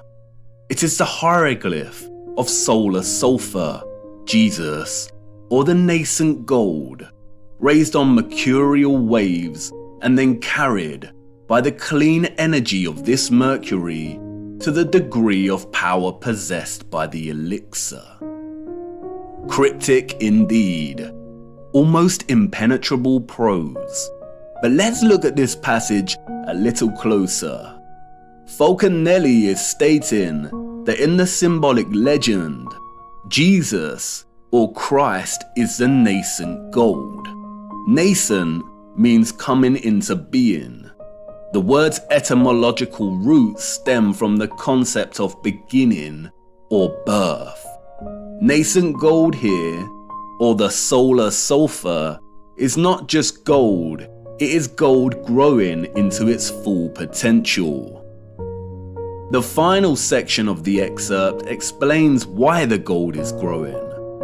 Because it is being carried on the mercurial waves. The mercurial waves here refer to the metal mercury. Gold is achieving its potential because of the clean energy of mercury. Falconelli explains that Mercury's color is an emblematic grey, and that explains why many of the representations of St. Christopher coat him in that color. We will return to the legend of Offerus soon, but first let's look closer at Mercury. Mercury is of the utmost importance when it comes to understanding not only the mechanics behind the old world's technology, but also in understanding our own contemporary time in which we find ourselves traversing the enigmatic landscape of symbols that have shaped our understanding of history and our place in it. The symbol here represents the element hydrogyros. Its literal translation from the Greek means silver water. Hydrogyros has many names. It was also called quicksilver. Today it is referred to as mercury. The alchemical symbol is precisely the same symbol used in classical astrology to represent the so-called planet Mercury. Pure or native mercury is an extremely rare element in the Earth's crust. It's primarily retrieved from cinnabar, a bright scarlet or red pigmented form of mercury sulfide. Cinnabar is the most common source ore for refining mercury. Both Wikipedia and World Atlas tell us that mercury is the 66th most abundant element in Earth's crust. In its pure state, mercury is a silver-like liquid. It is the only metal that is liquid at standard temperature and pressure. It has a freezing point of -38.83 degrees and a boiling point of 356.73 degrees. It is an excellent conductor of electricity. Its uses are primarily electrical based. It has a primary role in fluorescent lighting. Its other uses include thermometers and dental amalgams. Mercury dissolves all metals, including gold and silver, to form amalgams. The only exception is iron. It is also used in vaccines. Governmental, medical, and pharmaceutical industries declared mercury toxic in the early 21st century, gradually phasing out its use in medicine and leading some countries to completely ban the element. In some countries, it is illegal to trade mercury. Before this, mercury was a staple in certain traditional medical treatments, such as the traditional Chinese medicine. And while I do not dispute mercury's potential toxicity when injected into the body, the concerns surrounding its hazardous potential are largely overblown. All metals, especially when injected and taken in excess, are toxic. High iron, copper, zinc, and aluminium levels in the body contribute towards a whole host of disease, arguably more so than mercury. And yet the governments of our world have not banned aluminium foil. They have not stopped fortifying grains with iron oxide, and zinc and copper supplements are available to purchase with ease and without constraint on the value of dosage a person can expose themselves to with such supplements. Could there be other undisclosed reasons for demonizing and restricting mercury? Let's look a little closer at this extraordinary element's electromagnetic potential. Mercury is an electrically conductive liquid, and because of this, it has historically been applied to create light switches, electrodes in some batteries, as a gas to create fluorescent lighting, and, most interestingly, it was used, we are told, in lighthouses. According to the mainstream historical narrative, lighthouse keepers were responsible for keeping the massive lens at the top of the lighthouse spinning all day, every day. A spinning lens turning at a set speed made the light flash. They usually achieve this by setting the lens on wheels or bearings attached to clockworks that the keeper would periodically wind. In the late 19th century, some keepers, sick to death with having to keep winding the clockwork, began floating their lenses in liquid mercury. The lens's metal base spun more easily in the mercury, which helped the light rotate faster with less frequent winding. It is a practice still in use in some lighthouses today. It is evident from its structure that the lighthouse's sole function was not just to light the way for ships. It was either one of its functions among many others, or just an inherited act of repurposement. Many lighthouses are constructed in the familiar octagonal structure. Many have the red and white stripes, indicative of power stations. Many still have their antennas, and they were situated right next to the water. It is obvious that they had a similar role as many of the old world's power stations we find repurposed and rebranded all across our realm. Lindau Lighthouse in Germany is a fascinating example. We see all the familiar dentils and holes, suggestive of vibration and frequency manipulation. We see the octagonal cupola. They have replaced the original antenna with New World junk, and oddly the structure has a clock. And although those of the Old World made the most advanced clocks ever seen, the presence of a clock face here appears superfluous. Perhaps the abundance of clock faces we see on so many of the Old World structures and towers are actually repurposed steam gauges that used to be present to measure the pressure of the energetic water. The intricate and complex design of these lighthouses would have been a feat of engineering for those of the 19th century and their predecessors, unless those that came before the 19th century were technologically advanced, which of course they were. Mercury's role in lens rotation is a subtle example of repurposement. It is very likely that the complex apparatus at the top of these lighthouses were modified as illuminated lenses during the Great Reset, and what existed before operated to extract ethereal energy. For most of the 19th century, gas and oil burners were used as sources of light in these structures. And yet look at the size of some of these lenses. Look at the complexity of the designs. All to house light running on gas and oil? I don't think so. The history of the lighthouse is of utmost importance because it, 1, provides evidence of Mercury being present in some kind of apparatus directly located in a cupola, the very spot we see emptied on so many structures today. And 2, because Mercury's presence here was to enable the lenses to spin and rotate more easily.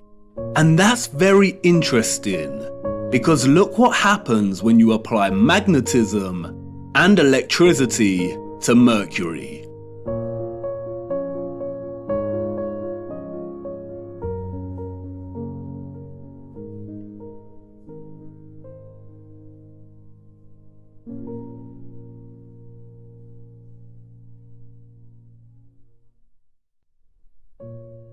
It rotates and creates a vortex, either clockwise or anti-clockwise, depending on the application of the current. A vortex, as you know, is an integral expression of a toroidal field. There are 3 main types of vortexes: electrical, magnetic, and electromagnetic. In addition to Mercury's electromagnetic potential and its susceptibility to form a vortex when under the influence of current, the silver water also has another unrecognized application. Look.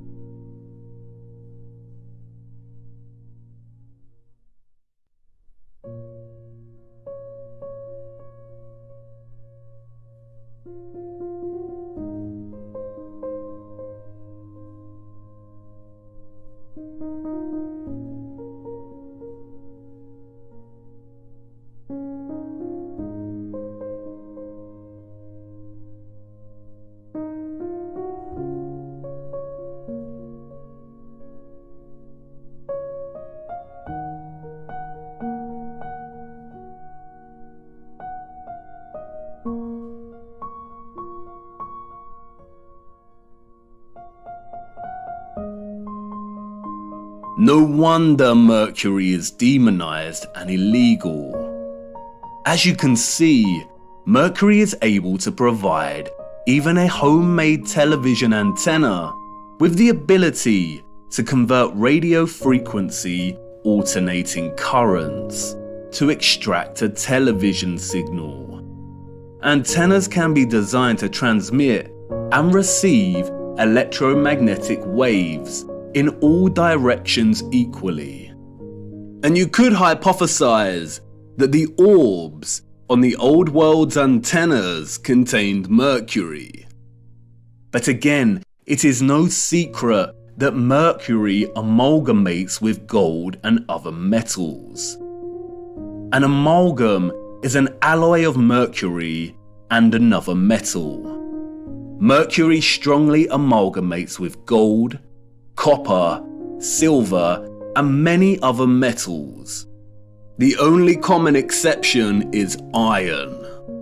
The orbs could not have contained mercury because, as you saw, mercury would have scavenged the gold, silver, and copper and amalgamated with the metals. We do not see any evidence of that here. They function strictly as aerial antennas. But if all of these structures contain some type of engine or apparatus, similar to the Fresnel lenses we see in lighthouses, with mercury continually forming a vortex, then we would have a setup that enabled the antennas to extract ethereal energy and transmit strong electromagnetic signals.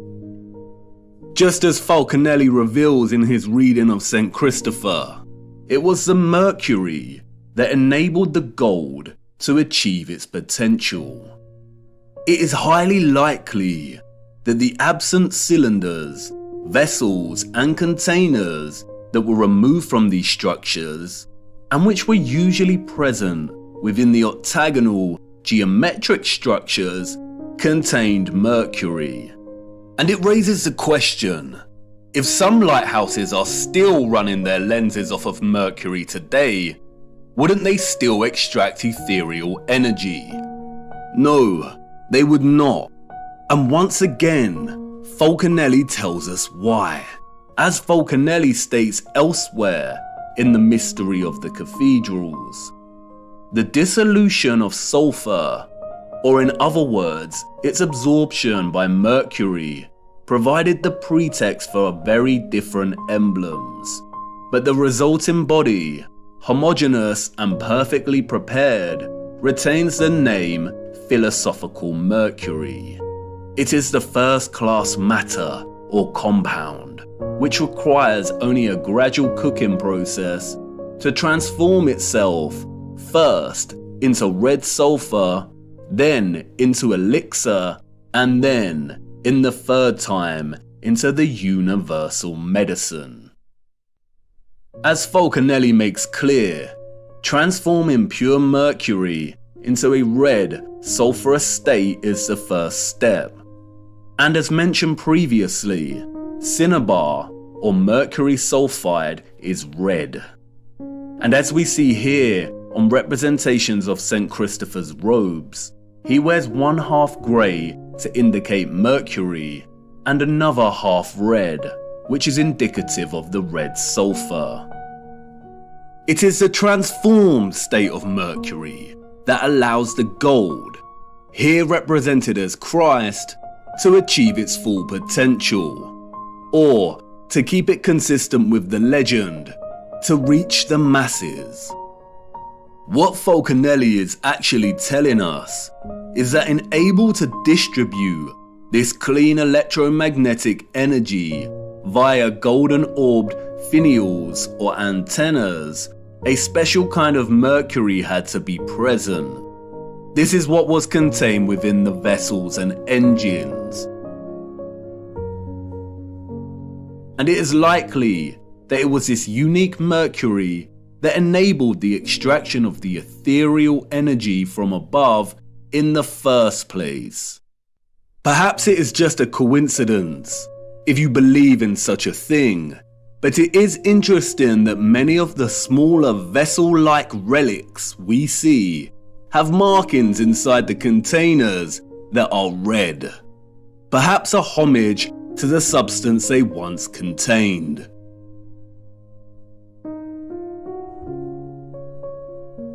Now I know what you want to say. Come on, you are turning a molehill into a mountain. You're basing this off a few passages from the ramblings of a Masonic deceiver. How do we really know that those of the old world were the alchemists of old, and that Mercury was central to their advanced technology? Bear with me. I will expose this so-called Falconelli for the Masonic deceiver he is further down the line. But, like I said before, there are many half-truths here that we can extract. And you must ask, why this cryptic text about the mystery of the cathedrals focuses primarily on explaining the structures and their symbolism in alchemical terms. For you see, St. Christopher is not the only symbolic expression of Mercury and gold's relationship. Like with their adoration of sound and water, the old world expressed this alchemical relationship in many symbols. In fact, the symbols were so prevalent that the enemy had to appropriate them and use them as weapons of control and deceit, otherwise the Great Reset of the 19th century would have failed. The enemy's genius stems from its appropriation, redesignation, and deliberate obscuring of symbols, to the point where tracing the history and true meaning of one symbol in particular becomes a monumental feat. The abundance of lions and eagles we see throughout the old world, primarily in the form of statues, relates to the elements of gold and mercury. As Falconelli states, the lion is the sign of gold. It represents a terrestrial and fixed force, while the eagle represents the airy and volatile force, or the mercury. When the two champions come together, they attack, repel, and tear each other apart with energy, until the antagonists become one body, the animated Mercury. The fusion of the fixed gold and the volatile Mercury create the Griffin, in which the lion, or the gold, represented the fixed, basic part of the compound, which in contact with the adverse volatility loses the best part of itself, the part that has characterized its shape, that is, in hieroglyphic language, the head. And like the lion and eagle, we see the griffin everywhere in the old world.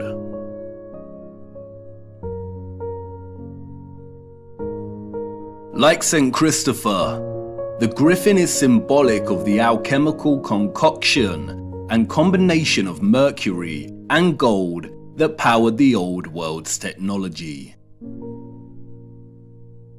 The symbolic association of animals and beasts with alchemy has been eradicated from history, primarily due to the appropriation of these animals as heraldic symbols of royalty and nobility.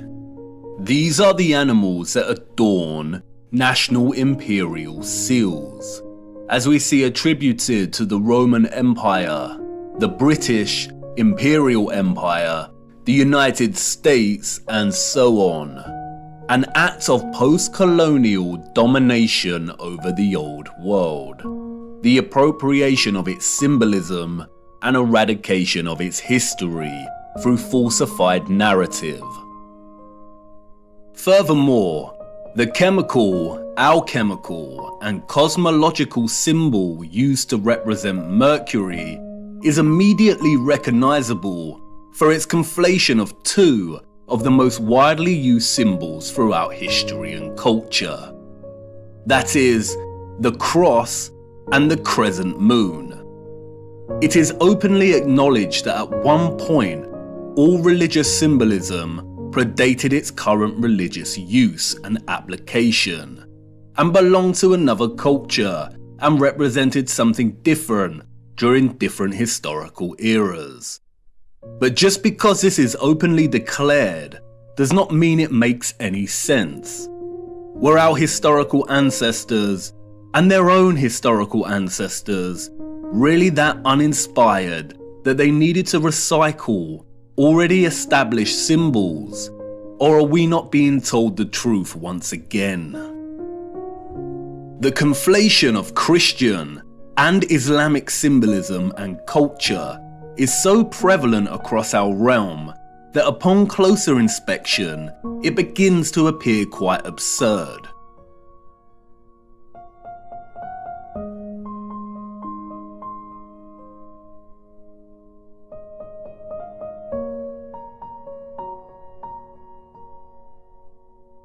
If we are to believe the official historical narrative, that is.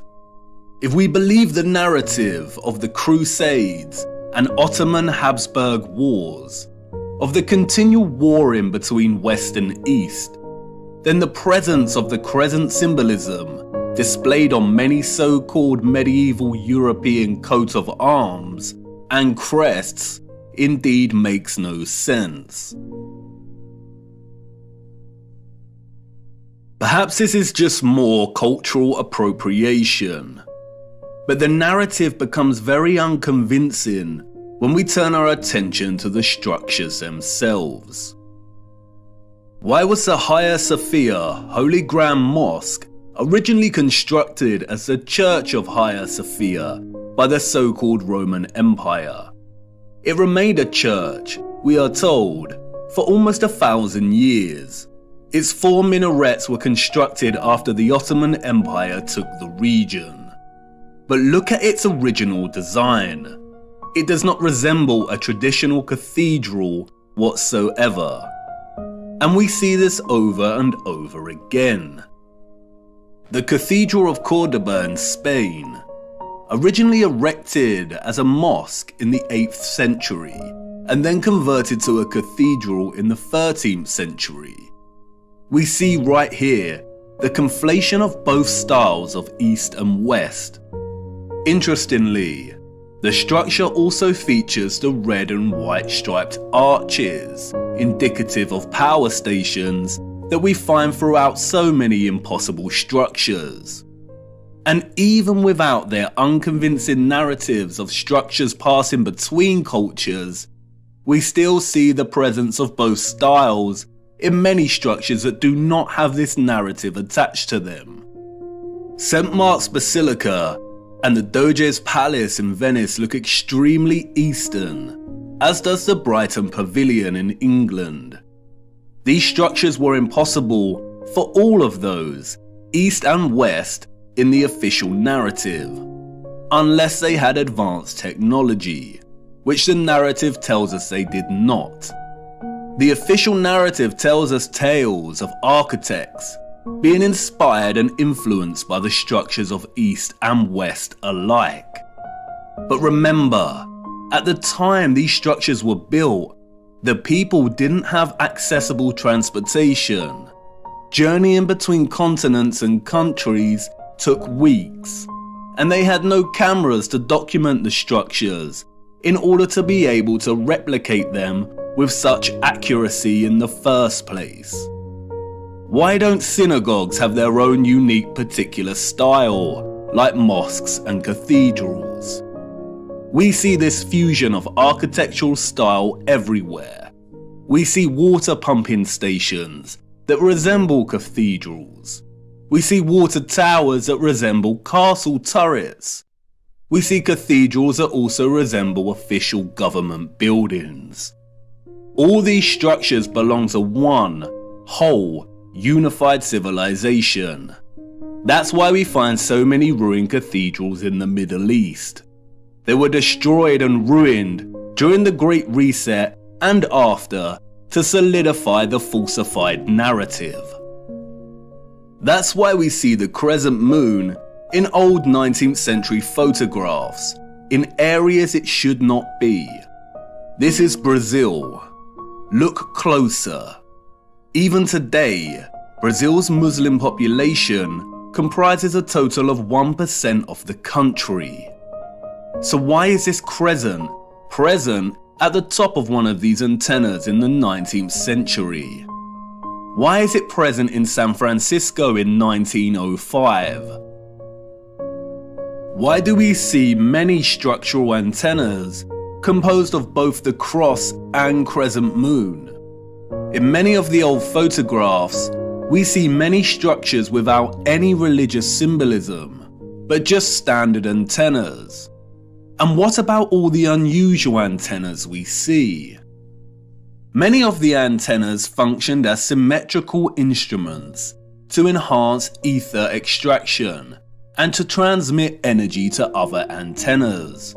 They were never signs of different religious factions in the old world. They were most likely later designated these meanings to fracture the unification of the old world and its understanding of God. Even the mainstream narrative admits that it was not until the 19th century that the crescent moon even became associated with the Ottoman Empire, and it wasn't until 1950 that the symbol became the emblem of Islam. The symbols of the crescent and cross are much more complex than most realize. In the context of the antennas, they are likely a symbolic homage to the alchemical mercury that made them function in the first place. But the crescent and cross also have broader implications that are related to the holy, energetic and ethereal workings of our realm. We will be returning to these symbols later. This is not meant to discredit the meaning of these symbols today. Symbols evolve over time, but this evolution was carefully orchestrated by our controllers. It is also not to discredit God, and this point is crucial. I understand that much of this may trigger some people, but it is imperative to understand that religion, in an institutional sense, was created by our controllers as a means of control.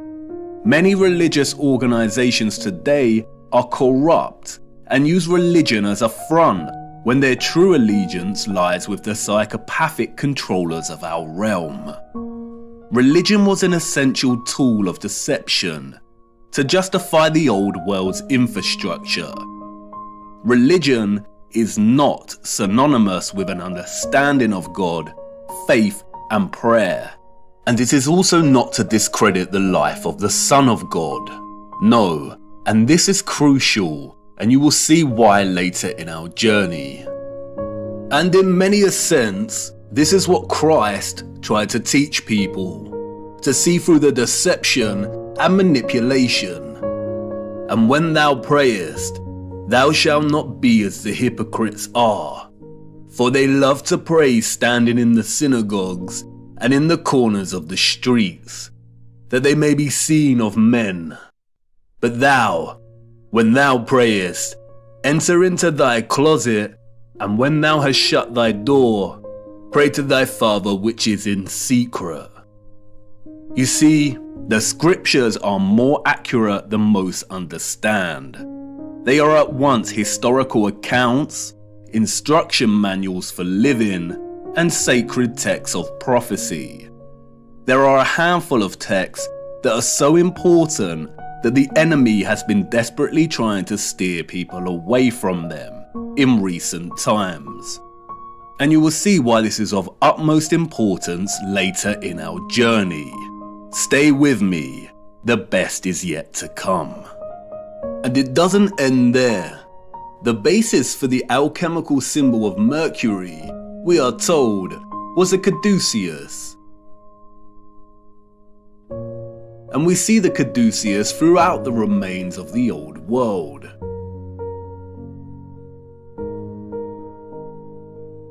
another symbol appropriated by the enemy, adorning many coat of arms and adopted by centralized, corrupted medical industries that have been responsible for mass crimes against humanity that continues today. It is not a coincidence that the same mercury that the symbol represented is injected into humans via vaccines to disrupt their entire methylation cycle, resulting in widespread autism and a whole host of neurological and metabolic disorders. The caduceus illustrates clearly how both Roman and ancient Greek mythology serve the enemy as a tool of deception. In Roman mythology, the caduceus staff was carried in the left hand of the god Mercury. The Roman Mercury was the god of financial gain, commerce, communication and messages. In Greek mythology, the staff is carried by Hermes.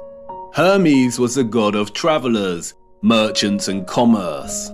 The fabricated mythologies allowed the enemy to obscure the caduceus's true association with the elemental Mercury, while also permitting them the usual sick, hiding in plain sight mocking ritual by linking their medical industries with the god of financial gain and commerce. As Falconelli writes, the snake indicates the incisive and dissolving nature of Mercury. This reptile is the aspect of Mercury in its first state, and the golden wand is a corporeal sulfur added to it. It is the philosophical Mercury and the caduceus as its symbol. Not only does the caduceus represent the Mercury elixir essential for the transmission of electromagnetic energy, but the dueling snakes form a spiral coil, representative of the energy pathway and the vortex. The rod represents the gold and sulfur, but it is also reminiscent of the antennas themselves. And just as the mythologies hide in plain sight, the wings here represent the connection, the communication, the messages, the signals between antennas in the electromagnetic grid, and also the connection between the antennas and the ether itself. After all, the Roman god Mercury was known as the messenger of the gods. And it's hiding in plain sight throughout alchemical art and illustration. We see the eagle and the lion, we see the caduceus, and we see similar geometries and objects that adorn the top of the old world structures. And yet it is still difficult to imagine the energy grid. And even more difficult to imagine is the level of labour required to remove all the engines and vessels, to destroy and hide enough of the old world, and to begin rewriting history in order for the Great Reset to have been a success. What we are seeing in the 19th and early 20th century is the final stages of the reset. There was a transitory period, and like any transition phase, the period still utilised some of the old world's technology that it was trying to phase out. And like I said, the enemy is lazy. They really should have done away with these photographs and footage. Look.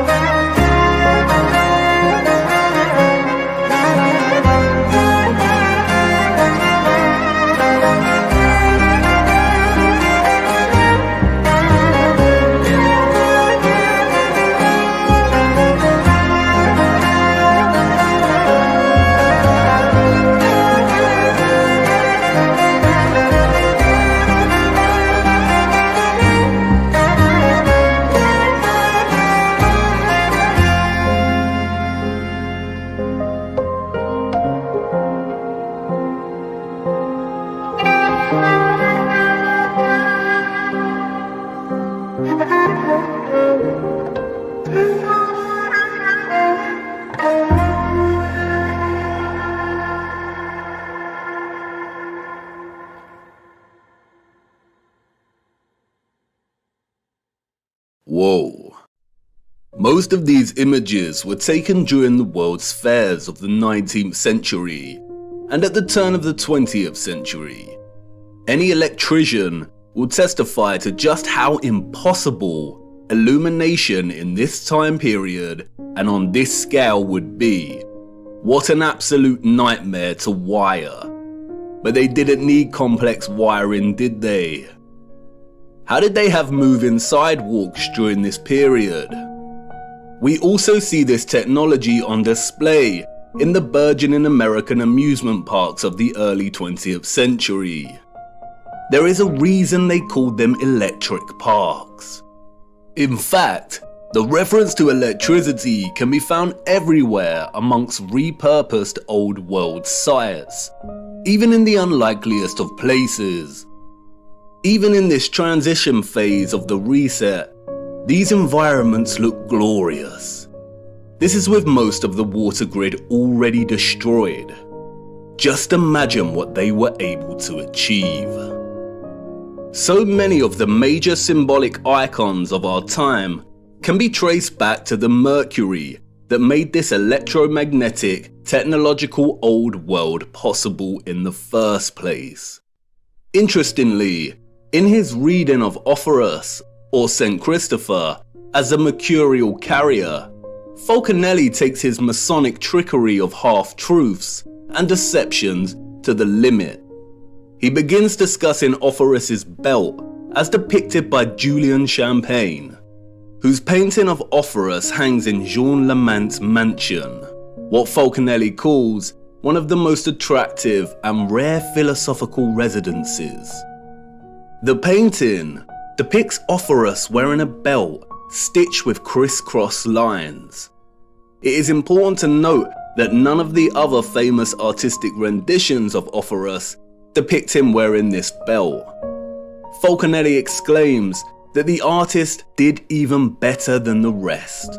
Under the inspiration of the Hermetic scientist who has commissioned the painting, the artist depicted Offerus tightened by a wide belt at the level of his abdomen.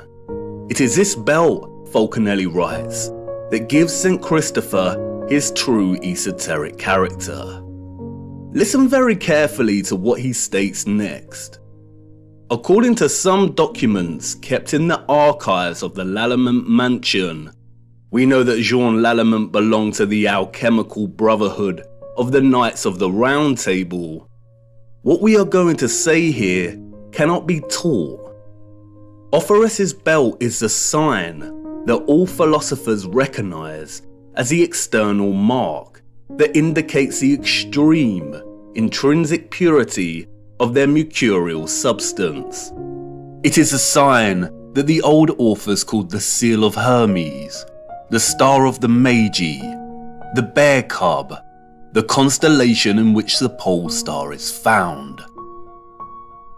Comparing Offerus's belt and the Bear constellation by the pole star, or what is known as Ursa Major, or the Big Dipper, at first provides no insight as to what Falconelli is referring to. Is this just a rambling of an insane cryptic mason, or are we missing something?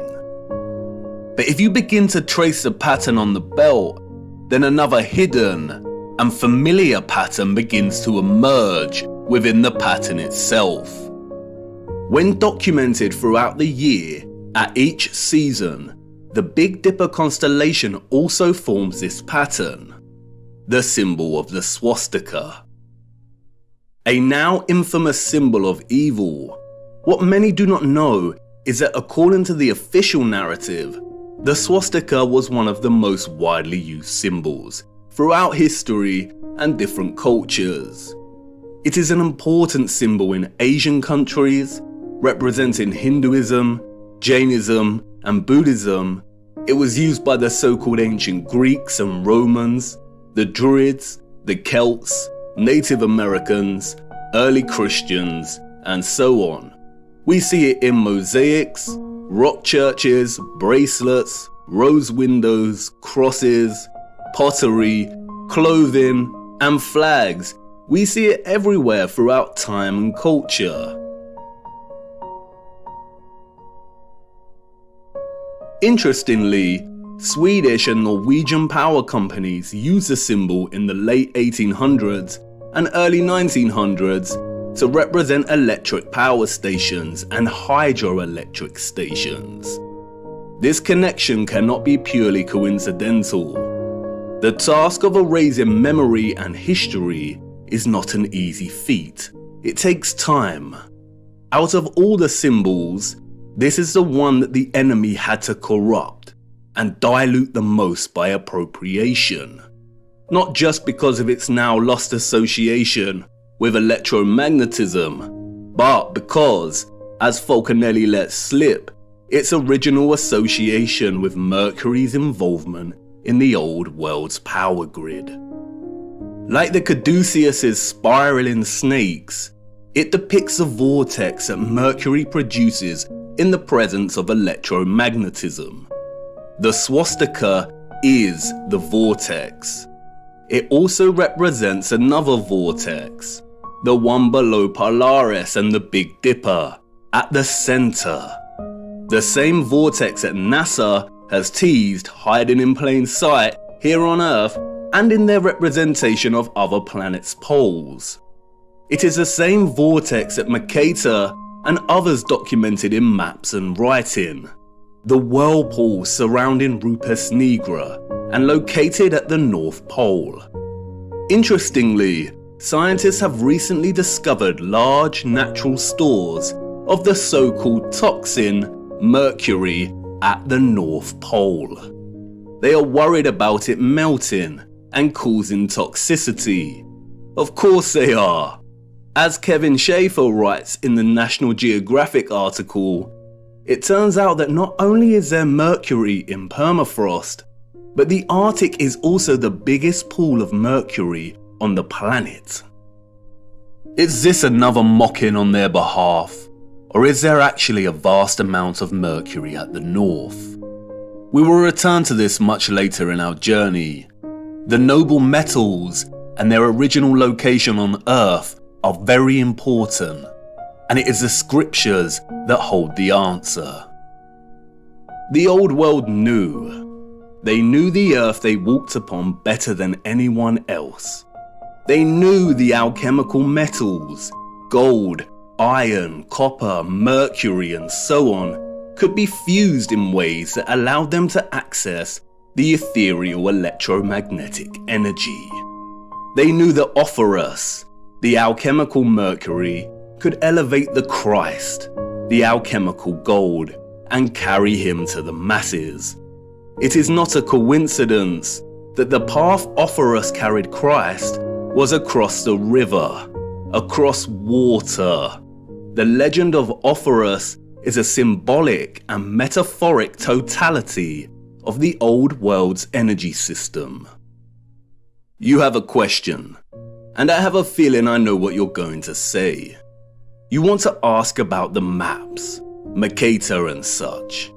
If they have fabricated history, distorted so much symbolic meaning, and lied about those that came before, how can we trust these old maps and accounts of the North? How do we know that Hyperborea is a real place and that there is a vortex in the center? That's the spirit. An important question. Unfortunately, we cannot trust the maps. And I need to show you why. And it's now time to talk about the clocks. For you see, there is another map, hidden and long forgotten. The oldest map of them all.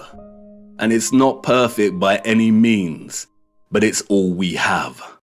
Come, it's time to lift another veil.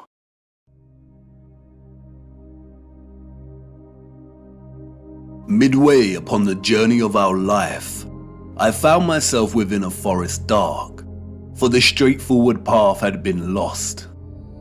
And during my journey, as I made my way through the tangled labyrinthine paths of deception, looking for the center of truth, I met a brilliant woman who taught me many a flat fact.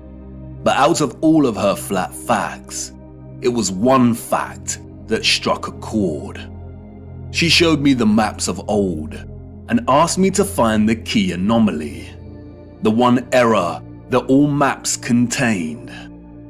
I pointed to the varying representations of unknown land masses, to Hyperborea. She shook her head. No, find the glitch. We live on a flat plane. Our world is an electromagnetic terrarium, surrounded by an ethereal sea of water. And like all terrariums, after initial creation, they begin to form their own self-sustaining atmosphere. The sun and the moon journey above our flat realm in concentric spirals. There are 5 prominent circles of latitude, we are told. We have the Arctic Circle, closest to the center, the Tropic of Cancer at 23.5 degrees latitude in the northern hemisphere, the equator at 0 degree latitude, the Tropic of Capricorn at 23.5 degrees latitude in the southern hemisphere, and the Antarctic Circle.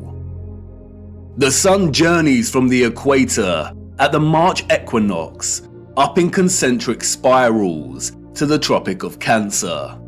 When the sun is in this position, the northern hemisphere experiences summer and the southern hemisphere experiences winter.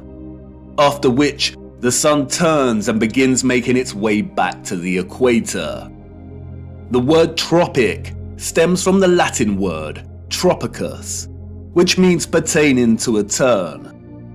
The sun journeys back, taking the same concentric spiral path, and reaches the equator again. It then keeps going and reaches the Tropic of Capricorn. When the sun is in this position, the southern hemisphere experiences summer and the northern hemisphere experiences winter. After a time, the sun turns and begins making its way back to the equator for the March equinox.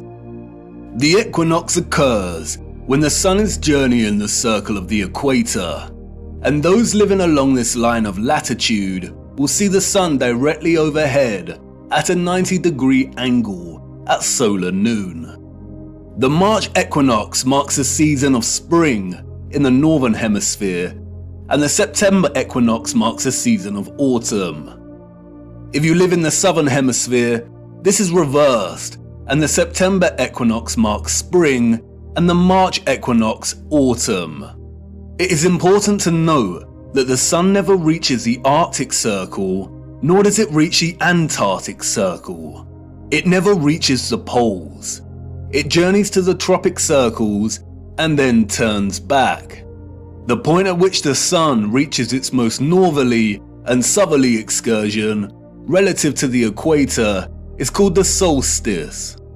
Solstice comes from the Latin word solstitium, which means point at which the sun seems to stand still. And indeed, many do note that the sun seems to stop on the solstices. And this is because, in a sense, it does. It reaches the most northerly and southerly excursion and turns back. But why the Tropic of Cancer and Capricorn. Who names these circles of latitude? Our historical ancestors did. They had clocks that not only told them the seconds of the hour, the hours in the day, but also the moment of dusk and dawn and the current phase of the moon. Their clocks understood the true time, the bigger picture. They understood the celestial clock. The stars above us, beyond our firmament, and in the waters above, revolve at a constant 1 degree every 4 minutes, from east to west, that is, anti-clockwise. This means they revolve at 15 degrees each hour. 15 degrees multiplied by 24 hours is 360, a full circle. The stars above are fixed. They do not stray from their anti-clockwise journey, but revolve and complete a full circle every day. Our ancient, historical ancestors knew this. They assigned the stars above into fixed constellations.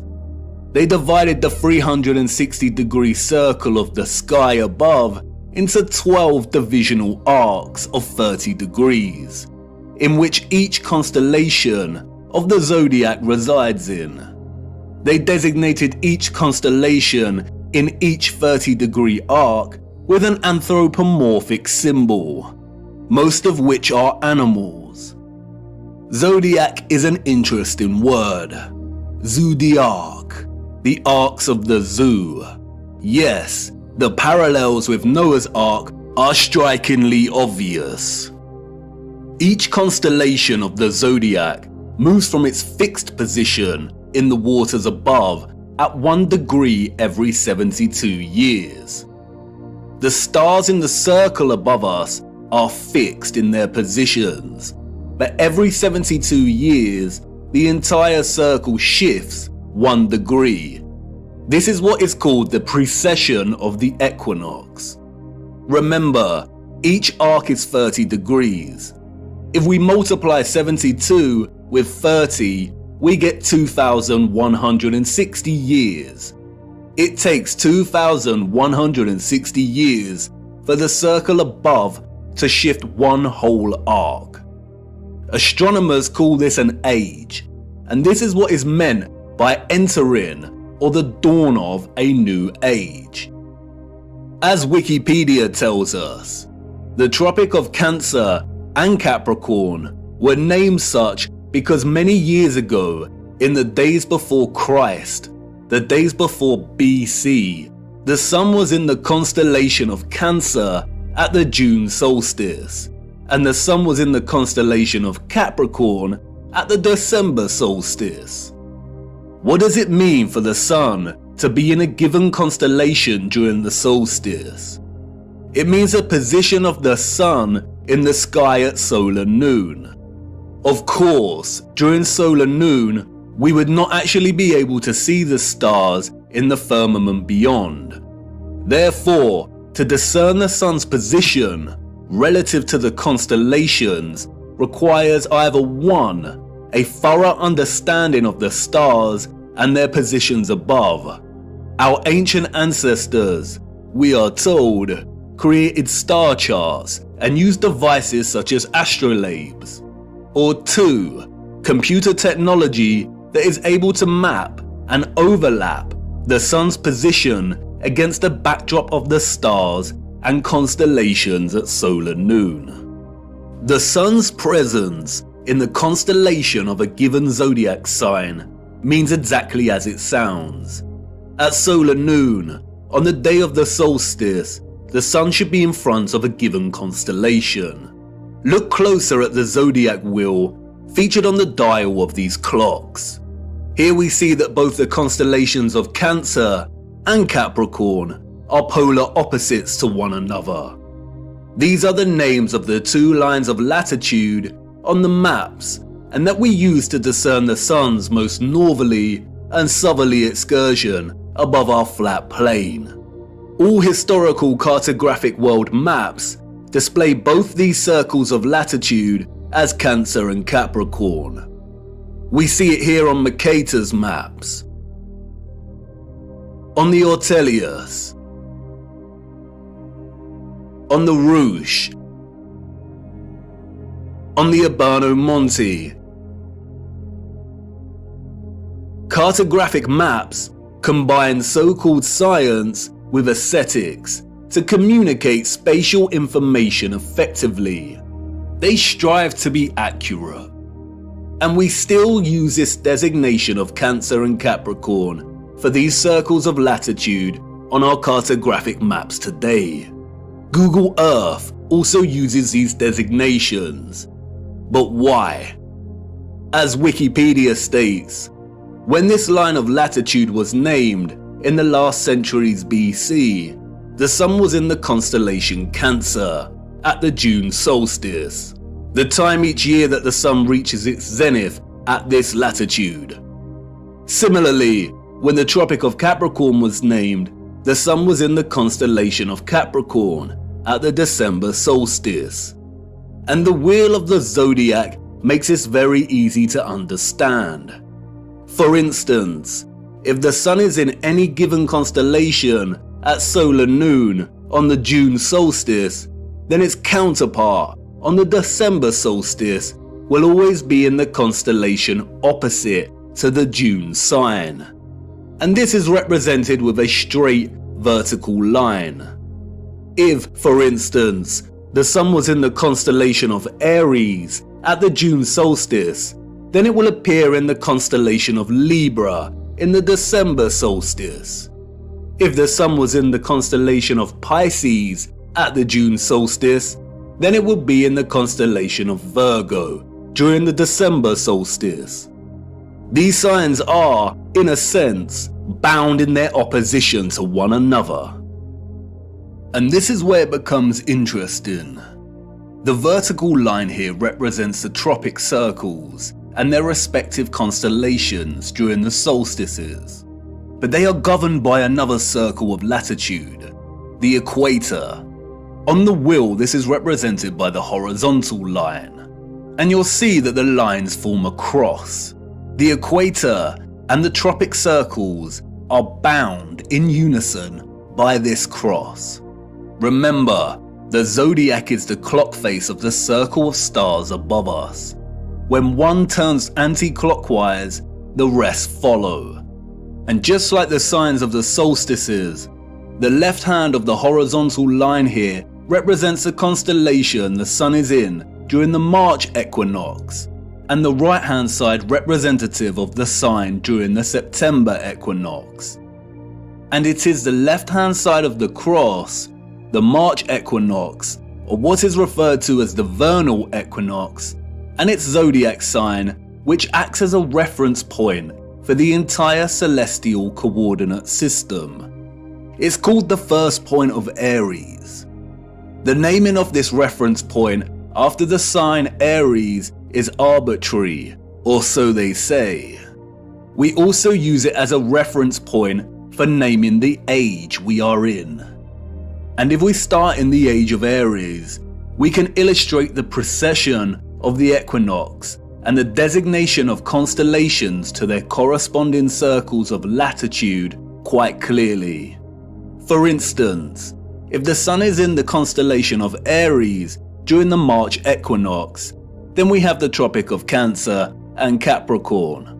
We also see that the sun will be in the constellation of Libra during the September equinox. Now the stars above us are revolving anti-clockwise from their usual fixed positions at 1 degree every 72 years, and a whole zodiac arc every 2,160 years.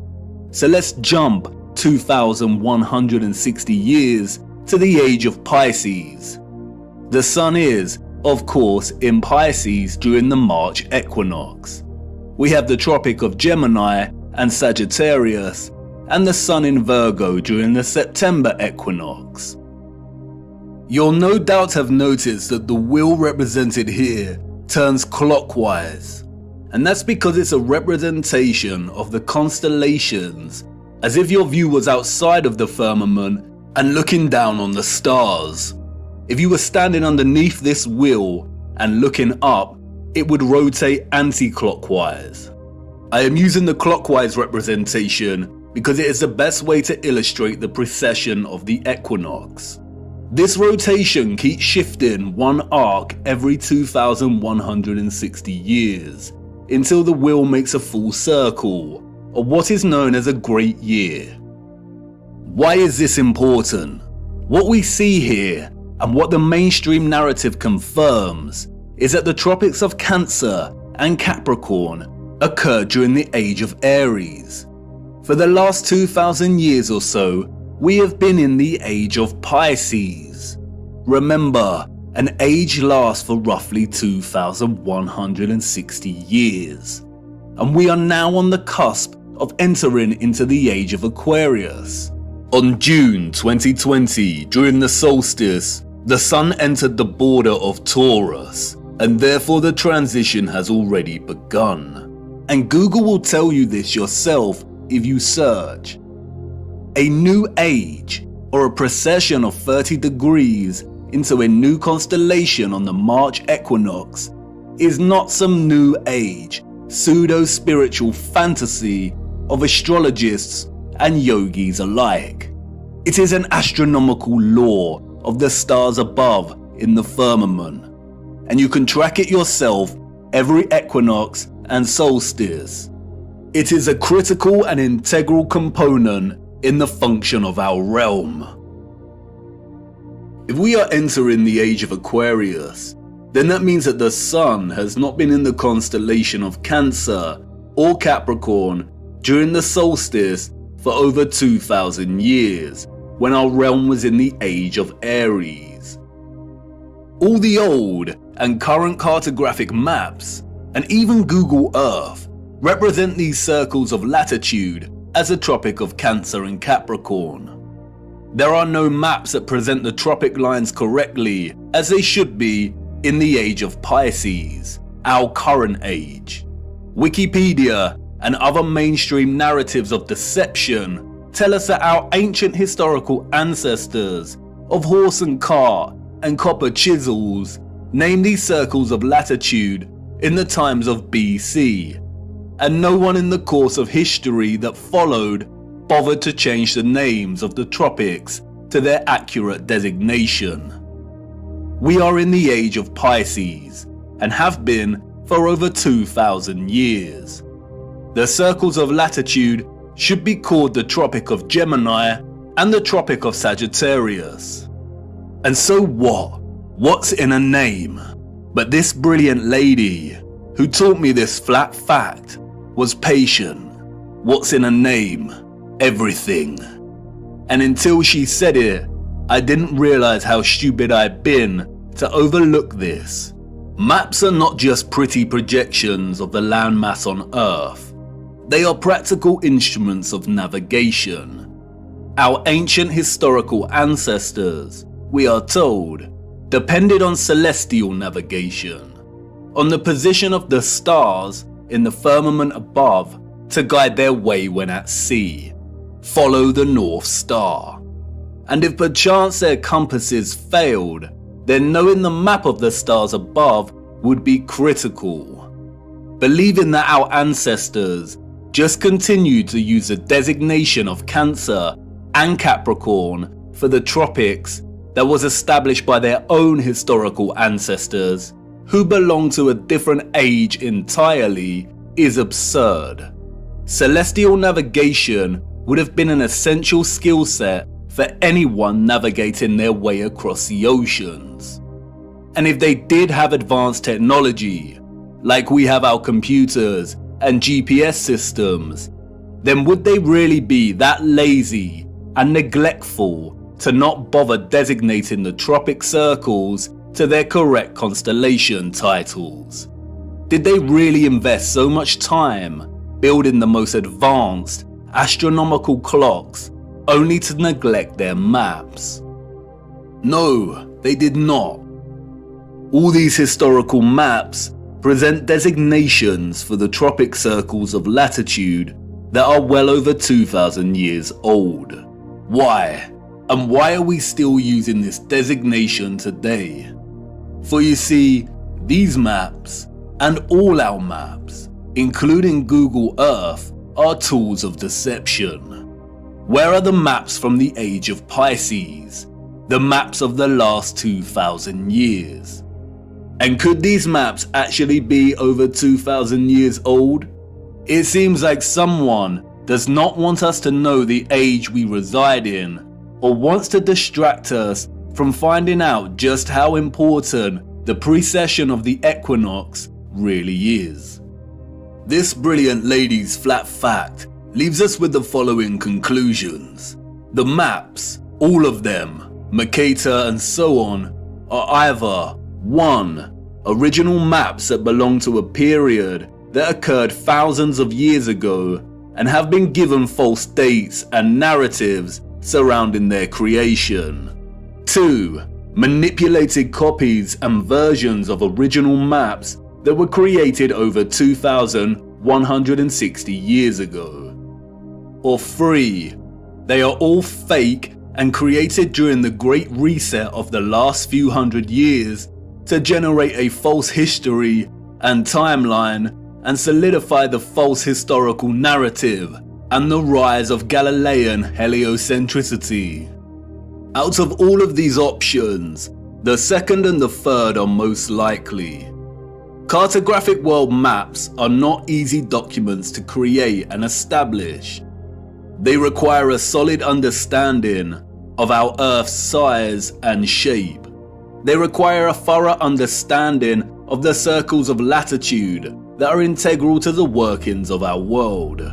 They require a complex understanding of the continents and land masses.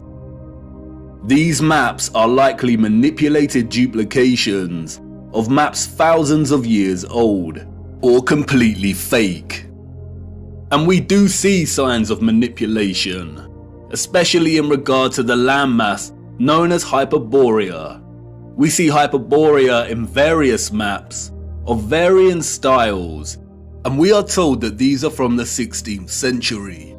But towards the 17th century, we see Hyperborea start to be erased from the maps. We see unknown land masses that are present in some of these old maps vanish entirely. And then it dawned on me, the message of this flat fact. We have no trustworthy maps, not a single one. We have no reliable source to show us the bigger picture of the realm we inhabit.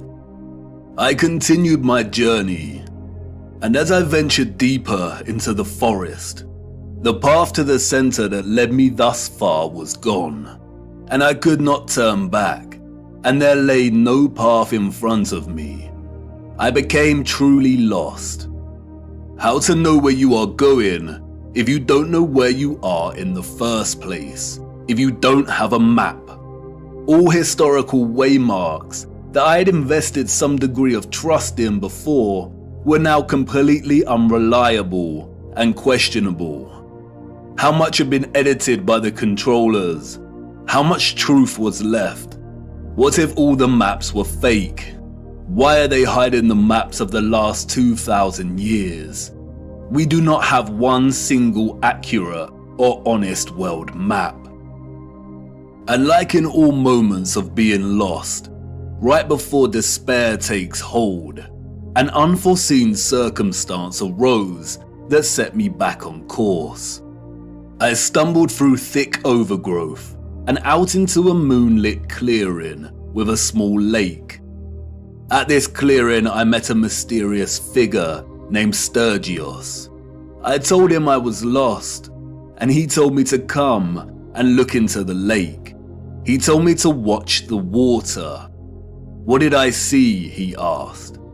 Myself, I replied, my reflection rippling and glistening in the moonlight. Mirror, mirror, look beyond yourself, he said. What do you see? And there it was, just as it had always been. Mirror, mirror, way up high. Mirror, mirror in the sky. Mirror, mirror Oh, how they lie.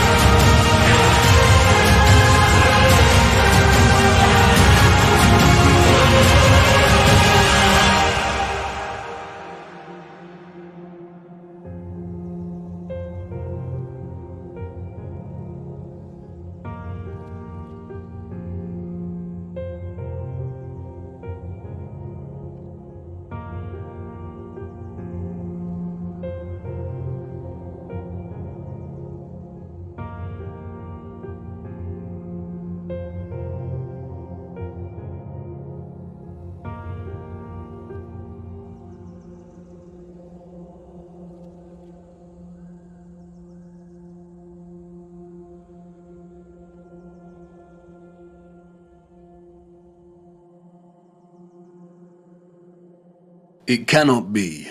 All this time, hiding in plain sight. A distorted, unreliable yet steadfast reflection, a quasi-photographic image of both our known world and what is this? This is the unknown world. Thank you, Sturgios, for all your work. Sturgios has mapped out each continent to the minutest detail. His work is meticulous. He has mapped time zones, seasons, flight paths, and distances. The first true flat Earth map. And it is of utmost importance, primarily due to the unknown landmass over here that Sturgios has named Terra Vista, after the Aberno Monte landmass of the same name. Why have we never heard of this land before? If the area here is our known world, then the realm is absolutely enormous. But wait a minute. Sturgios' presentation of our known world here maps the 5 prominent circles of latitude. We see the Arctic Circle, the Tropics, the Equator, and the Antarctic Circle. And Sturgios has mapped the sun's concentric journey around these circles of latitude, mapping seasons and time zones with the utmost precision and accuracy. So what's going on? The sun and moon cannot journey the entirety of the land masses presented here because it would take too long. Does this landmass not have its own sun? Or perhaps the moon is not a map of the greater realm after all. But not so fast. We need to spend some time breaking down Sturgios' discovery here. How the image on the face of the moon was and is formed, when it was formed, and why are all questions that no one can answer. Nobody knows apart from the deceivers in higher places. But there are a lot of things hidden in plain sight that bring us a little closer to having a better understanding of this mysterious phenomenon. First of all is the nature of this image. It is a composite image. You are witnessing multiple images simultaneously when looking at the face of the moon. And these images are akin to a type of X-ray photography. There is also evidently a lot of distortion and optical illusion present in these images. No one can offer an explanation as to how this composite image has formed, nor has anyone ever provided a satisfactory answer as to what exactly the moon is. And rightly so, for if they could, we would not be in this mess in the first place. While most alternative views of the moon's true nature are rooted in nonsensical theories, such as those dreamt up by many deceivers and boys who never grew up, and who like the idea that aliens created the moon and there exist underground bases deep within its craters. There is one man, however, who spoke of the moon in the years leading up to the space race in the 60s, and who offered a very sensible insight. In 1965, Professor R. Foster challenged the corrupt scientific complex by stating that landing on the moon was an impossibility. It is an impossibility, according to Foster, because the moon is plasma and not solid. Here is what he said in an interview. What is your theory? Well, it is by now rather more than a theory. 10 or 11 years ago, I stated to various scientists that the moon is not a piece of rock, but it is a plasma phenomenon, cosmic plasma, and that this fact will eventually be confirmed. I made certain predictions which were already confirmed in 1958, and the situation now is coming close to a complete confirmation. Scientific views expressed all over the world now that the moon seems to be of a quite different nature of what was assumed. But the Americans and Russians are thinking of landing men on it. Well, that will never happen. Not on the moon. On Mars, on Venus, on other planets, yes, but the moon is definitely, as I assert, a plasma. Like most that speak out, Foster was most likely controlled opposition. Notice that he says it is possible to land on other planets, but not the moon. It is likely that it was his task to introduce a half-truth, that the moon is a plasma phenomenon, only for his claims to be, quote, debunked and proved wrong, unquote, a few years later, after they staged the moon landings. Since Foster's claim, however, our own access to technology in recent years has allowed us to investigate the moon in more detail. And through this we see over and over again varying instances of the moon behaving in a way that debunks a lie that it is a ball of rock. We see with our own eyes a semi-transparent moon, either at night or while there is still daylight. We see the sky through the moon. Sometimes it is even possible to see stars directly through the moon. Many have repeatedly demonstrated that moonlight is colder than the shade at night, and therefore it cannot be reflected sunlight as it possesses no residual warmth. We also know that spherical objects do not reflect light. By the laws of reflection, the light concentrates into a highlight point and does not reflect. You can also see frequent crescent moons when both the moon and the sun are within close proximity of each other, meaning that it is impossible for the sun to be casting the Earth's shadow onto the moon. So if the moon is a plasma phenomenon, then how could this be formed in the first place? It is in the appropriation and demonization of the symbol of the swastika that we find some very interesting insights. The existence of a vast amount of historical literature and symbolism suggestive of a vortex opening in the center of our world is too prevalent to be coincidental. We have looked at much of this before, but strangely enough, in the years preceding and during the complete demonization and eradication of the swastika's association with the vortex, we find some additional information regarding this central vortex that is astonishing. In addition to the appropriation of the swastika as their emblem, the Nazis were also obsessed with a very similar symbol, that of the Black Sun. Prior to the rise of the Nazi regime, there existed an occult secret society within Germany called the Thule Society, sometimes alternatively pronounced Thule, that had sub-factions within it. One of these sub-societies, we are told, was the Black Sun Society. Influenced by the Rosicrucians and other Hermetic groups, the Thule Society placed special emphasis on the superiority of an alleged Aryan race with innate mystical powers. The Thule Society derived its name from a mythical northern country in Greek legend. Thule was supposedly a land located furthest north. Others have called it Hyperborea. The Thule Society believed, we are told, that an elder race, the Aryans, colonized our Earth, and they were located within the center of our hollow Earth. Admiral Byrd, the military Antarctic explorer, also made reference to a hollow Earth with an entrance at the North Pole. The Thule Society also believed that the Black Sun was a big ball of primer materia that existed in the center of the Earth and emanated radiation in the form of real energy. This energy has many names. Some have called it Chi, astral light, odic forces, or orgone. In 1933, the main architect of the event known as the Holocaust, Heinrich Himmler, acquired Wewelsburg Castle, a wonderful piece of old world infrastructure and technology.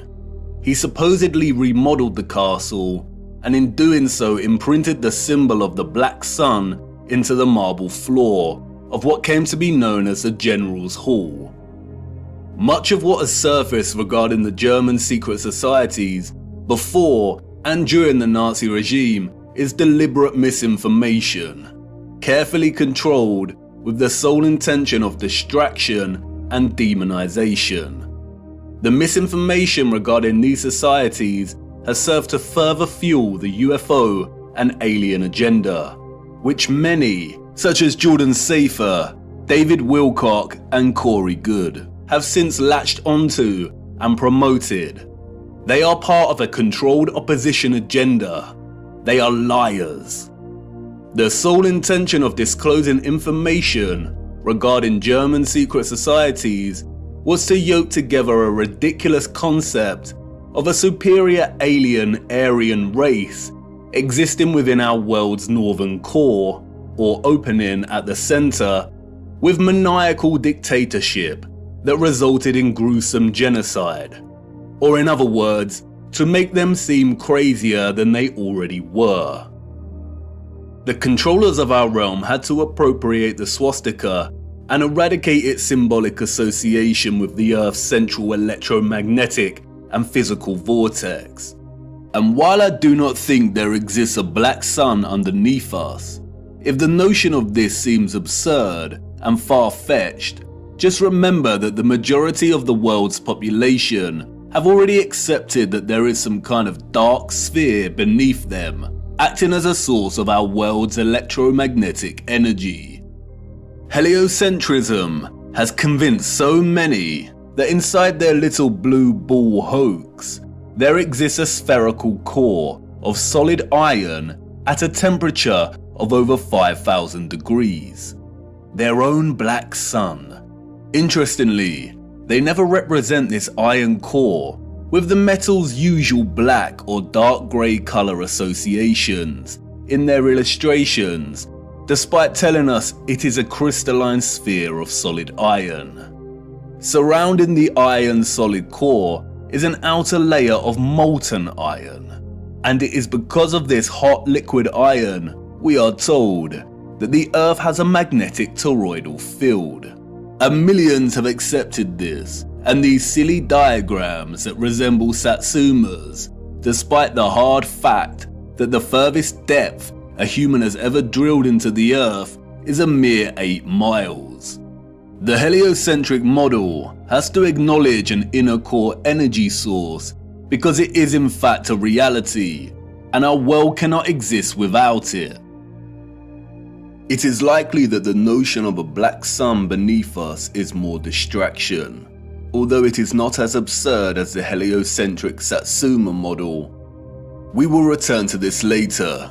What is important now, however, is that not only have we another instance of the concept of a black core at the center of our realm, and another reference to a central vortex and opening, but we also have reference to energy, or what the Thule Society called Vril, radiating out of this opening.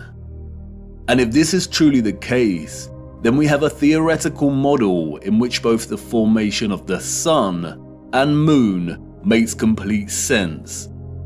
What I am going to try and convey now is complex, and I will do my best, but I need you first of all to forget every model of our Earth you have become familiar with. Things may not make sense at first, but by the end it will. Let's start with the realm and the firmament, and then a central opening. And now let's incorporate our known world, as outlined on the moon by Sturgios. And finally, let's add the source or electromagnetic coil beneath. Whether a magnetic rock or an electromagnetic coil, the source of our world's magnetic field is located at the center and beneath, and any source of intense electromagnetism would produce strong radiation. No one can say indefinitely, but it is highly likely that the concentrated plasma that we call the moon is a result of a unique form of radiation, similar to X-rays, that emanate from this source via an opening or vortex. X-rays, or very strong radiation beams, would, by the laws of physics, emanate from this central vortex in diverging straight lines. Like X-rays, they would also be invisible. The divergent beams would continue up until coming into contact with the firmament itself. X-ray beams differ from light beams and do not tend to reflect. X-rays are like a super powerful form of light, and because their wavelengths are shorter than ordinary light's wavelengths, it means their frequency is much higher. Because of this, X-rays can travel through objects that ordinary light cannot, and it means that X-rays are not reflected easily. There are not many materials that reflect, scatter, refract, or redirect X-rays. And while I'm not strictly saying that X-rays are the cause, any form of strong radiation beams would behave similarly. There do exist some materials that can reflect high energy rays, and it was a man named Lawrence Bragg in 1913 that discovered that crystalline structures reflect X-rays. That's right, crystalline structures, a crystalline firmament. Bragg reflection is used, for example, to focus monochromatic light, and there is a device called a monochromator that uses curved crystal mirrors to reflect X-rays to focus monochromatic light. Standard monochromators use a prism to break down the light. This is a very familiar image, and Wikipedia displays it for everyone to see. It is now associated with an infamous music album. What is the title of that album? They are telling us. This means we're right on track. Radiation beams reflected off of the crystal firmament would likely be redirected down, off-center, and into the ionosphere above our heads. The same ionosphere in which the ethereal electromagnetic energy was harvested from.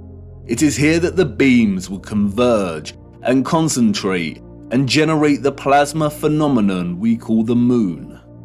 The idea of electromagnetic rays reflecting from the firmament and converging in the ionosphere may seem preposterous, but there are many homemade experiments you can conduct yourself to prove the power of concentrating light rays.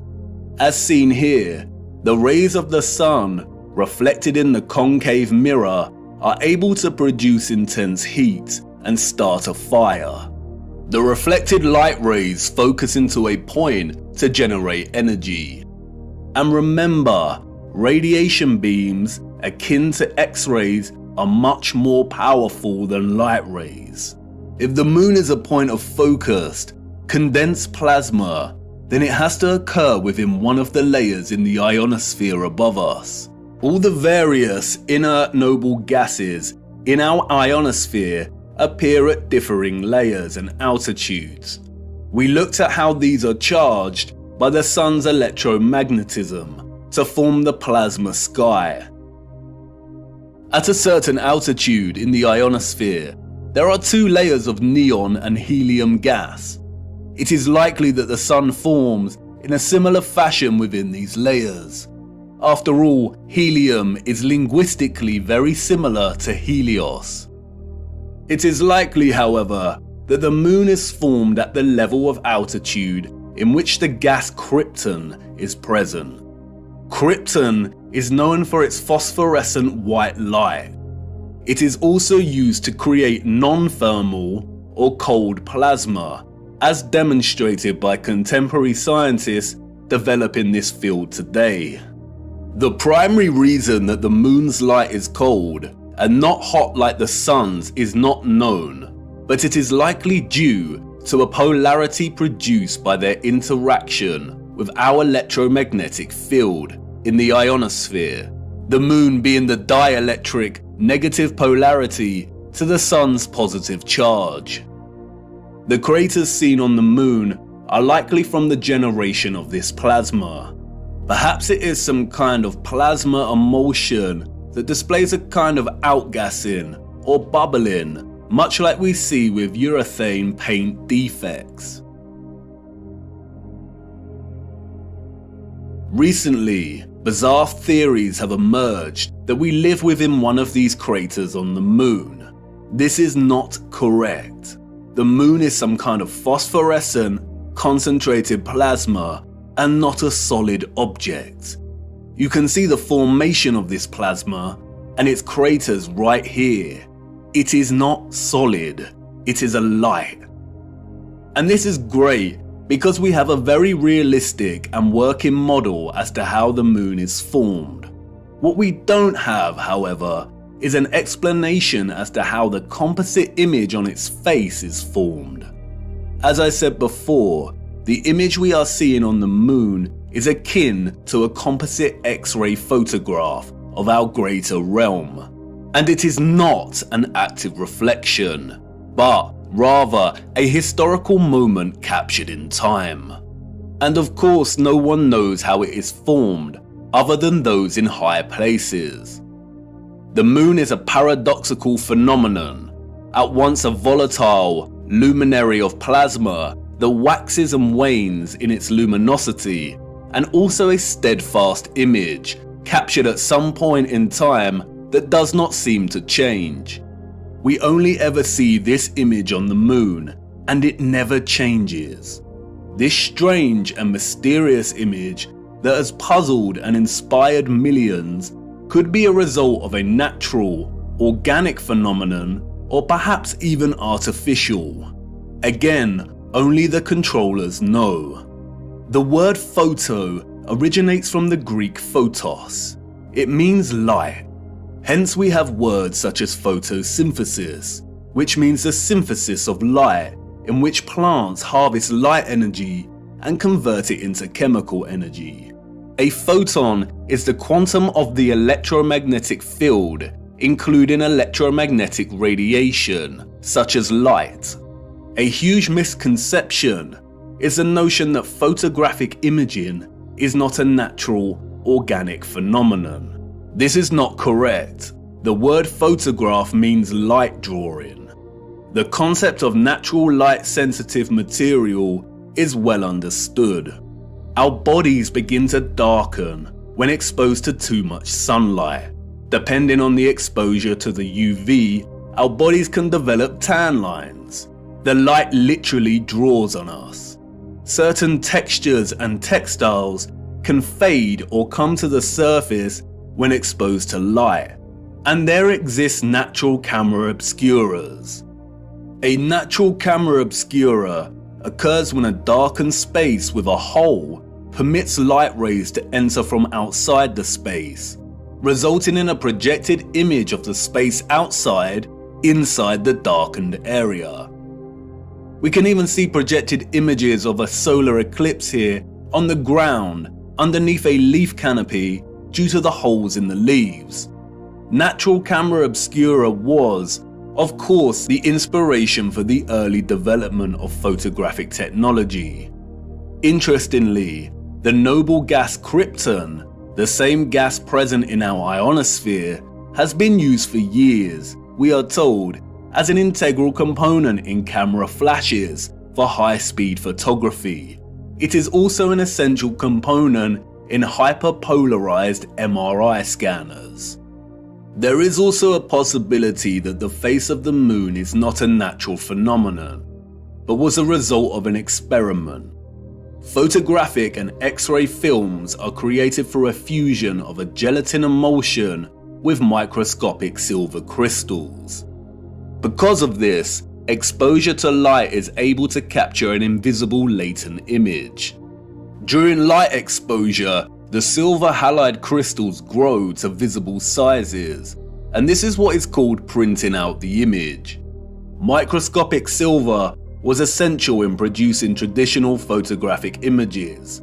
Without it, the technology would not have been possible in the first place. Interestingly, in their alignment of noble metals with astronomical bodies, the alchemists designated the moon as having rulership over the metal silver. The birth of modern photography began in 1800, we are told, when the uncle of Charles Darwin tried to capture the image produced in a camera obscura. he discovered that by coating white leather with silver nitrate, he was able to partially capture real-life images. The use of silver nitrate was developed further by Louis Daguerre, who went on to birth the daguerreotype and modern photography. But what is interesting is that silver nitrate goes by another name. They called it lunar caustic, in homage to the alchemists' association between the moon and silver. It's also quite interesting that many Masonic representations of the alchemists depict the sun and moon as reflected rays. And what are the coincidences that the alchemists, who probably didn't exist in the manner we are told they did, associated the moon with the very metal in which traditional photography is impossible without? This is not a coincidence. Those of the old world knew what the moon was, and perhaps an older civilization that came before them and that were also technologically advanced had a hand in rendering the image on the moon. It's not that much of a preposterous notion, considering that we are continually experimenting with things on a cosmological scale today, staging fake rocket launches that sometimes get caught on the firmament, developing artificial suns, and some demons in higher places are even trying to find ways to dim the sun. Humans have always overstretched their ambitions when it comes to the luminaries, and I don't see why advanced civilizations of the past would have been any different. But how this composite image phenomenon came to be is not important for our journey. It's what it shows us that is important. And perhaps it is best to leave the moon shrouded in mystery. Whether a natural or artificial X-ray photographic image, what is important is its composite nature. The image we witness here is a combination of at least two fixed images that are superimposed upon one another. The first image we are seeing, as Sturgios' groundbreaking work has shown over and over again, is a skeletal outline of our realm's land masses, akin to an X-ray, and in a way we have never seen before.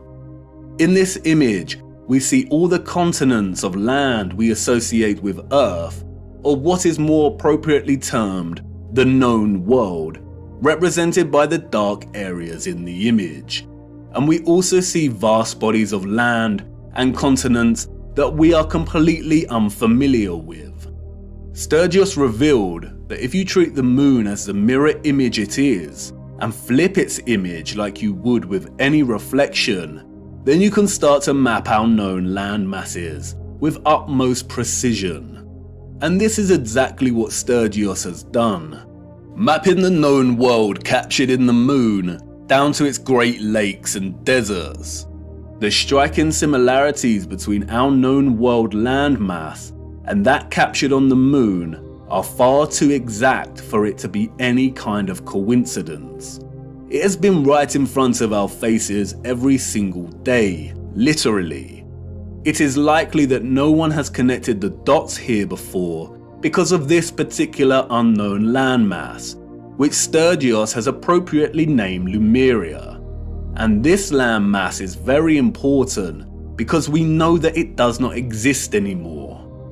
Theories of Lemuria's existence as a lost continent have been around since the 19th century, with most plotting its location somewhere around the Indian Ocean. Those in the 19th century also spoke of another lost continent called Mu. They are one and the same thing. Old maps of Mu plot the land exactly where it is on the moon. And in 2007, Masaki Kimura discovered huge structures, including pyramids, castles, and roads, on the ocean floor, some way from Japan, a location very similar to where Lemuria is plotted here on the moon. The continent sunk years and years ago, and this is very useful because it means that this image is not an active reflection, but a moment captured in time before the continent sunk. The second image we are simultaneously witnessing in our moon is that of the firmament itself. Yes, you heard me right. The moon is the only known official image of our firmament. The face of the moon is a composite image, and we have to separate the images to fully understand what we are seeing. We have the landmass of the greater realm, and this is one image from one angle. And then we have another image from a different angle. I can only illustrate this by showing you. This specific area of the moon is primarily what gives the phenomenon its spherical 3D appearance. The heliocentric liars love this area of the moon, and they have used it as a weapon of deceit against us. It is not a crater with rays, like they tell us. Look closer. Really look. This is not the markings of a spherical object. It is the apex of the domed firmament from within the dome. Watch closely. This is the composite image on the moon, presenting both images simultaneously. And this is an interior of a hemisphere dome. And now, you see, if you align the central apex point of an interior hemisphere dome, then it becomes quite obvious. If you erase the remaining vector lines of the dome, then it becomes really obvious. And once you see it, it becomes very hard to unsee. It isn't a sphere. That is an optical illusion. It is the markings of a hemisphere dome. And not only is this the interior apex crown of the firmament, it is also a reflection of the center of our realm below. This area of the moon lends its spherical shape because of the so-called rays that emanate from it. But as you can see, it is an optical illusion. The rays are actually hemispherical ribs stemming from the dome's crown. This area in the middle of these ribs is not a crater. That is the vortex directly beneath the highest point of the dome. The controllers have named this area Tycho. It was given this name, we are told, by Jesuit astronomer Giovanni Riccioli in 1651. If it was not for Tycho, then the controllers of our realm would have a very hard time convincing millions that they lived on a giant spinning ball. And like with everything else, they have used Tycho to hide things in plain sight. For instance, another 17th century Masonic astronomer named Pierre Gassendi called it Umbilicus Lunaris, the navel of the moon, which is interesting as Norse mythology uses the same simile of the navel to describe Vergelmir, the whirlpool in the center of our realm. Arthur C. Clarke's Space Odyssey, one of the most famous science fiction novels of all time, features a crater on the moon named Tycho.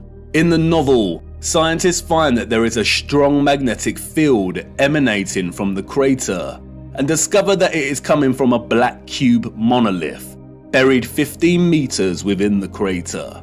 A black monolith, a Rupes Nigra, a magnetic black rock. If you separate the two images, then you can see clearly how they are in fact two images of two different angles that somehow have ended up superimposed on each other. We do not see any oceans or water mass captured in the first image, which suggests there is some kind of X-ray radiation at play. We don't see the vortex at the center in the first image for this reason. And again, no one knows how these images were formed. But if some kind of radiation beams were responsible, then the first image, the land masses of our greater realm, were most likely captured as the rays hit the firmament. And as those rays were reflected into our ionosphere and began forming the plasma mass we call the moon, it is likely that the second image was captured. And that is the image of the firmament, of the structure existing above us. And that's why we can see the outline of this structure, the stars beyond this structure, and the reflection of the vortex and other great deeps below. The moon is a masterpiece of distorted perspective, a plasma embodiment of as above, so below. And it's going to take a lot of work and careful consideration in smoothing out this distortion to try and get somewhere close enough to create a proper map of the world we live in. And because the moon is a disc-like mass of plasma, the first image of the land presents some curvilinear distortion. And you can see it here at the edges as the land begins to warp and wrap slightly. A lot of serious work needs to go into creating a flat projection of this distortion. But it shouldn't be too difficult, because the distortion is only slight around these edges, and that's why Sturgios can map the circles of latitude, seasons, and time zones very accurately. A map without the distortion may look something like this. But important questions remain. If the central vortex is absent from the land image on the moon, then why has Sturgios plotted the land we assume is Hyperborea over here, which is not in the center? And what about all this other land? The sun and moon cannot journey above all of this land, as it would take more than 24 hours to circle all of this, and we know the paths of the sun and moon. And the big one, the one you've been desperate to ask about since uncovering the only map we have. Where is the ice wall that you flat earthers constantly bang on about? Let's start with Hyperborea. And here's where many flat earthers may experience cognitive dissonance. Although Sturgios has plotted Hyperborea here, there is no proof that this is the true Hyperborea. There are a lot of different land masses in this region, and we cannot be sure. It pains me to say that Hyperborea may not exist in the way we have come to believe. Mercator's Hyperborea is likely the work of the Masons to throw us off the real path. And this is what our purpose is all about, isn't it? Digging for the truth is difficult business, and as we dig deeper, we come to realize that artifacts we found before may not be as useful or important as we first thought. We all get it wrong, but stay with me, no need to despair just yet. It is very interesting that the Urbano Monti map was added to the Stanford University map collection and made available to the public in 2017, the same year that Flat Earth was gaining huge traction and people were starting to wake up. It's also interesting that it has been arranged as a planisphere. The huge individual sheets of this map were originally arranged as an atlas projection, but David Ramsey purchased the map in 2016, and the team got to work scanning each sheet individually and processing them digitally to wrap around a sphere. Perhaps the release of Monti's marvelous map was an attempt to keep flat earthers thinking Hyperborea was located at the North Pole, and to perhaps bring back any that were sitting on the fence and hadn't truly woken up yet. A very subtle act of manipulation. But why would they want the flat earth community to keep fixed on Hyperborea? I have some thoughts regarding Hyperborea, but first we must turn to the clocks. Those of the old world knew.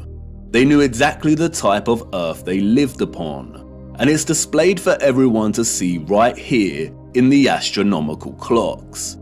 The zodiac dial here, or what is officially known as the ecliptic dial, on the Prague astronomical clock, allegedly constructed in the 15th century, does not divide its 30-degree constellation arcs equally. It is also off-center from the map behind and appears distorted, and so many clocks of the old world present very similar ecliptic dials. But let's look a little closer at this magnificent Prague clock. As you can see, the zodiac dial contains a border that presents a series of vertical lines. These lines represent a chunk of 5 days. and each zodiac section represents a month. Those of the old world use this dial to track the seasons, the phases of the moon, and to present the date. But in a realm of perfect circles, why are 6 of the 30-degree arcs here represented within a smaller space than the other 6? They all contain 5 subsections, so why are they different? As you can see here, the Prague astronomical clock presents the land of Earth in the middle. Why does the ecliptic dial need to be bigger and off-center with the representation of Earth? The official liars of our realm, the satanic controllers, have an answer, of course. They tell us it is because the ecliptic dial is a stereographic projection. Stereographic projection is a mapping function that projects a sphere onto a plane.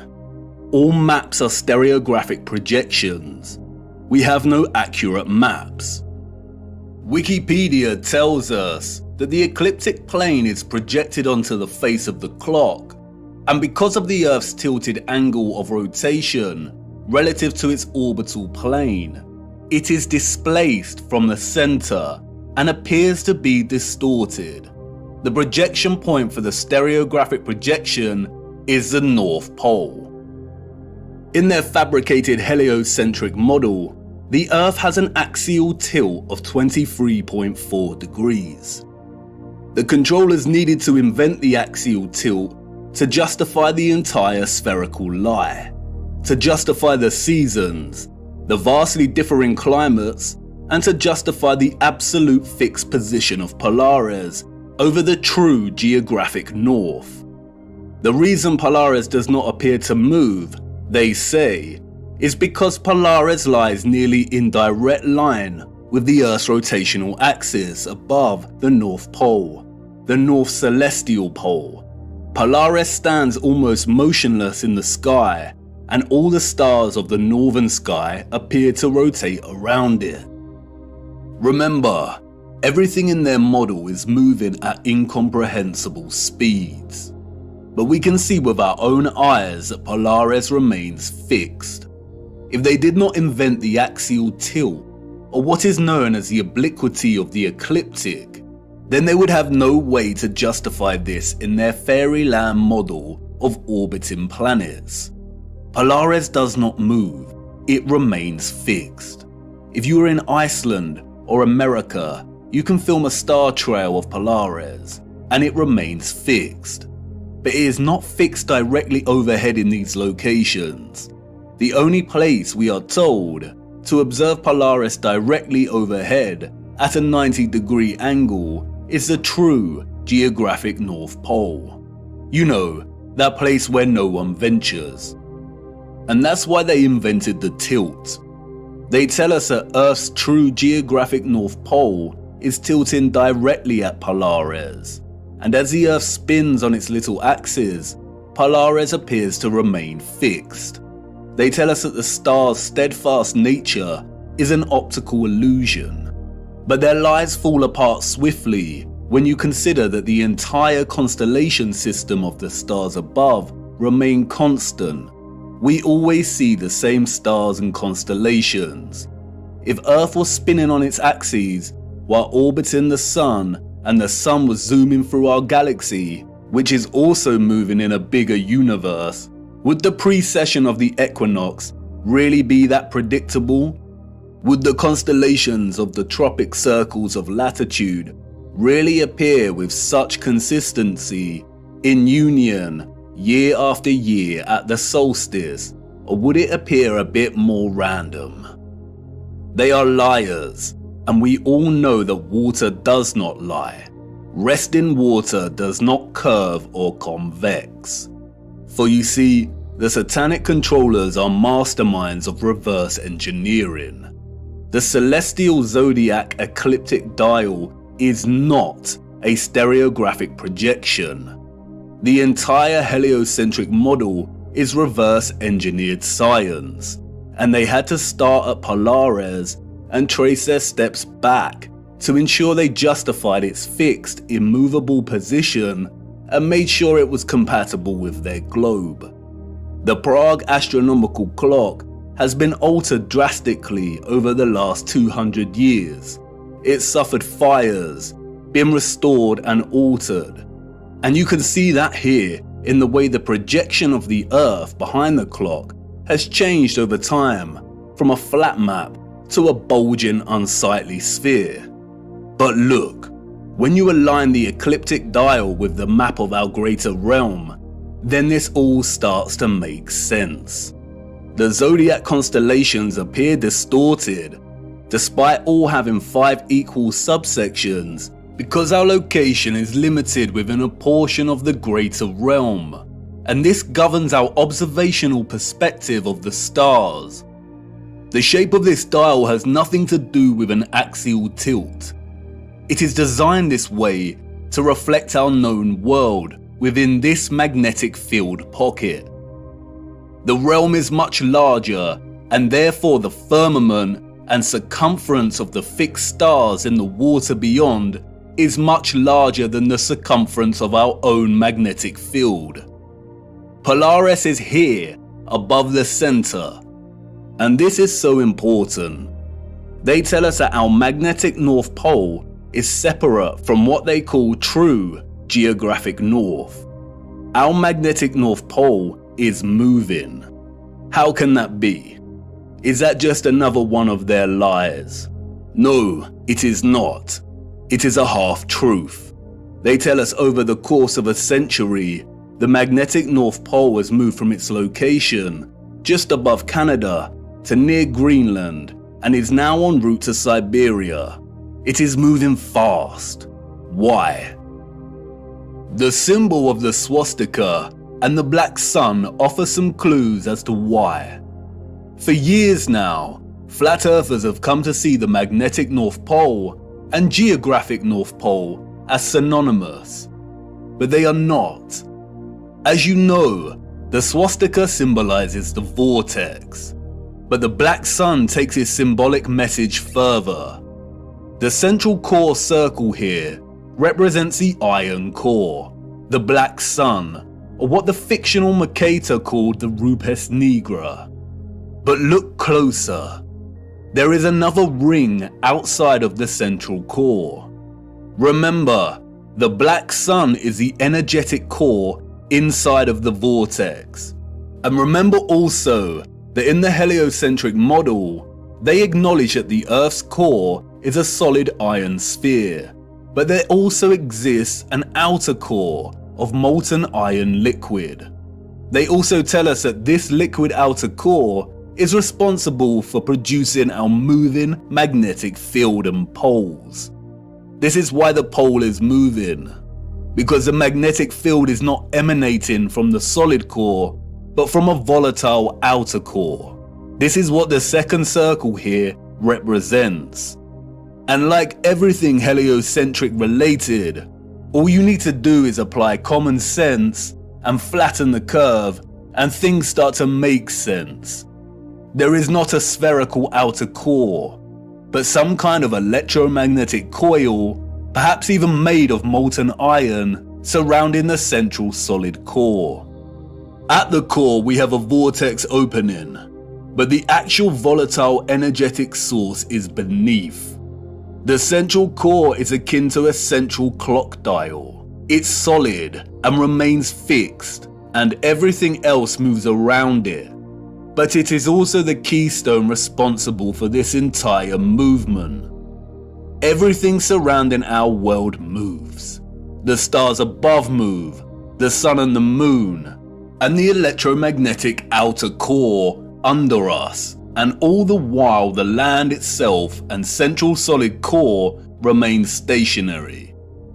And not only does this outer core move and take our magnetic North Pole with it, but it is highly likely that it moves in accordance with the precession of the equinox, in time with the stars above as they move from their fixed positions, which means that it probably moves 30 degrees of the realm's circumference every 2,160 years. The North Magnetic Pole is slowly moving, and it is as natural as the sun and moon's concentric journey above us. And this is why the symbol of the black sun is a 12-spoked wheel. Each spoke represents a fixed constellation of the zodiac. Each section is an individual age. And the result is a situation like this. Every 2,160 years, our north magnetic pole circles the inner solid core and vortex by 30 degrees. This is why the pole has moved from Canada and is en route to Siberia. It is traversing the outer central circle, or what is more appropriately termed the magnetic circle. We live inside of a perfect clock, inside of God's clock. The sun and moon circle our magnetic North Pole, which is situated roughly at the center of our known world's landmass. But this magnetic North Pole circles the inner vortex and completes a full revolution every 25,920 years, or what is referred to as a great year. Each great year consists of 12 precessional or astronomical ages of 2,160 years each. We are on the cusp of entering the age of Aquarius, and this is why our magnetic North Pole is en route to Siberia. As the North Magnetic Pole circumvents the central magnetic circle, the toroidal magnetic field moves with it. The sun and moon are bound in their revolution by our magnetic North Pole, and because of this, they move within our magnetic toroidal field only. This is why the magnetic North Pole will always be the center of our known world. As I said before, the first image of the landmass presented in the moon's face is likely akin to an X-ray image, and has not captured any water mass. And because of this, it has only recorded the areas of our realm with high density, such as the land. In the same way, an X-ray image will capture the parts of our bodies with the highest density, like the bone, but not the blood in our veins. In a sense, it is appropriate to view the landmass captured here as skeletal. And because of this, it has not captured the water or ocean surrounding our land, nor does it display a differentiation between the frozen landmass and that which is not frozen. If the sun's concentric journey above us is bound by the North Magnetic Pole here and its magnetic toroidal field, and this entire magnetic field is moving with the pole, then it is likely we have a situation of a changing climate as this process unfolds. All areas outside of our magnetic field will inevitably be frozen and dark due to the lack of sunlight. And this is consistent with what some of the scriptures have told us. I saw the great rivers, and I came to the great river, and to the great darkness, and went to the place where no flesh walks. I saw the mountains of the darkness of winter. This is your ice wall, and it's not a constant, fixed wall. It is continually melting and refreezing with the revolution of the pole over the course of a great year and each astronomical age. Do you now understand why they are terrified of the ice melting, of our Earth supposedly heating up, and why this demonic joke of a man wants to dim the sun? They are using natural climate change due to the rotation of the magnetic pole to justify a whole host of useless measures and money laundering. They are terrified because they are on the verge of losing all control of the narrative. We must save the precious Antarctica from melting, the last unspoiled place on Earth. But as you can see, there is no landmass for us to call Antarctica. It is a complete lie. When they refer to Antarctica, there is only the Antarctic Circle, and a lot of the footage at the so-called Antarctica could have been taken at any location around this circle. As you can also see, the land masses of South America, New Zealand and Australia all fall within close proximity to the outer edge of the greater world map, and would therefore be within close proximity to the foundations of the firmament itself. This is most likely the reason there is heavy military presence in these regions.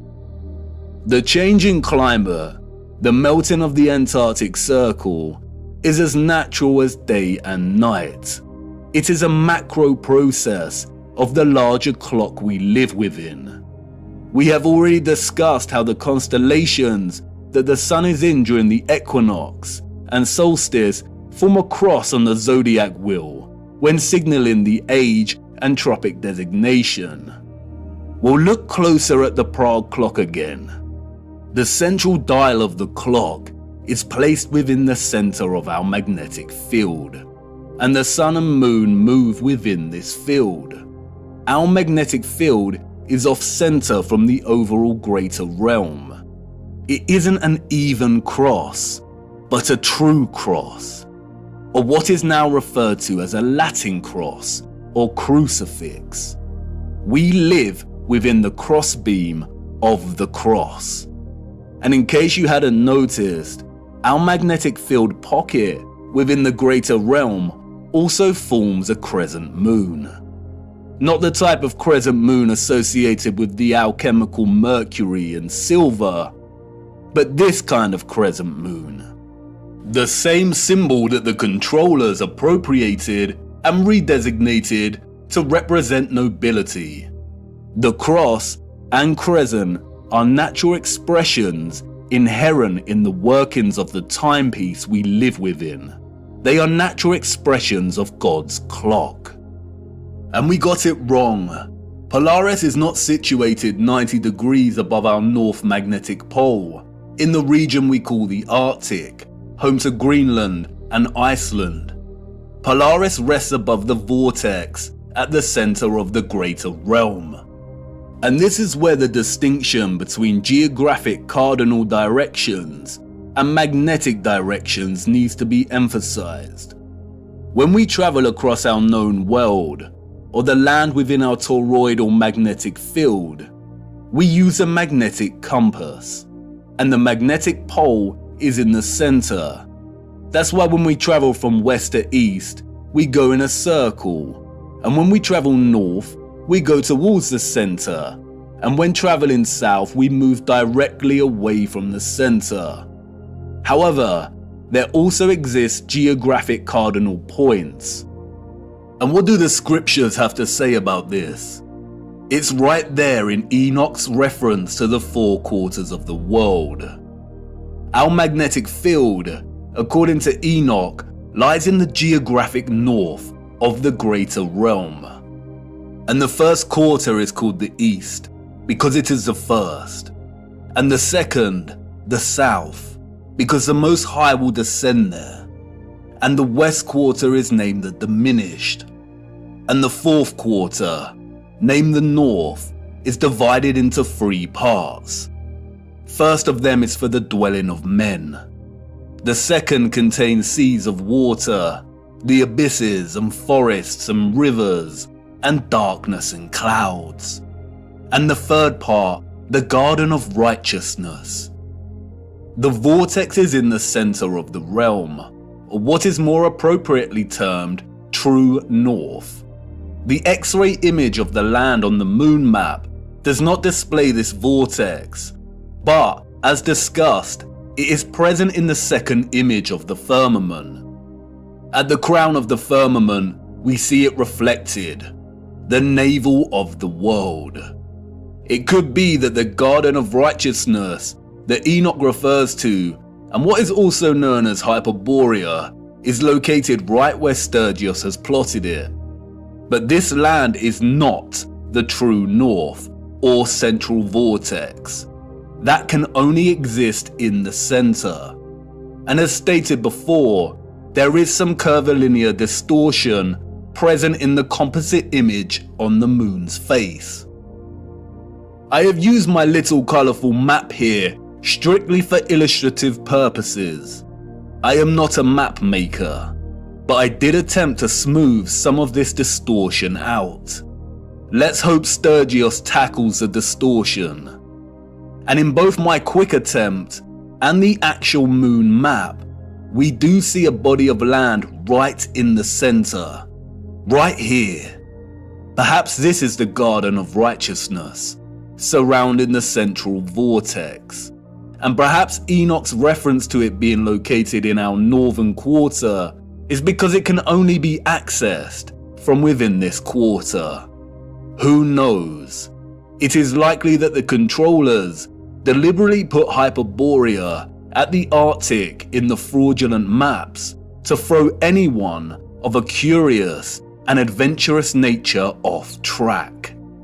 If someone set out to find true north using these maps, they would fail.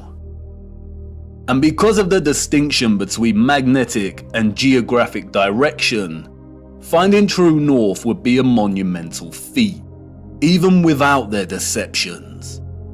If anyone wanted to truly journey to the center of our greater realm, they would have a very hard time, and they would need to forsake the compass altogether. If the geographic south of our magnetic field is down here, with the lands usually associated with south, then the central vortex of the greater realm falls within our geographic north.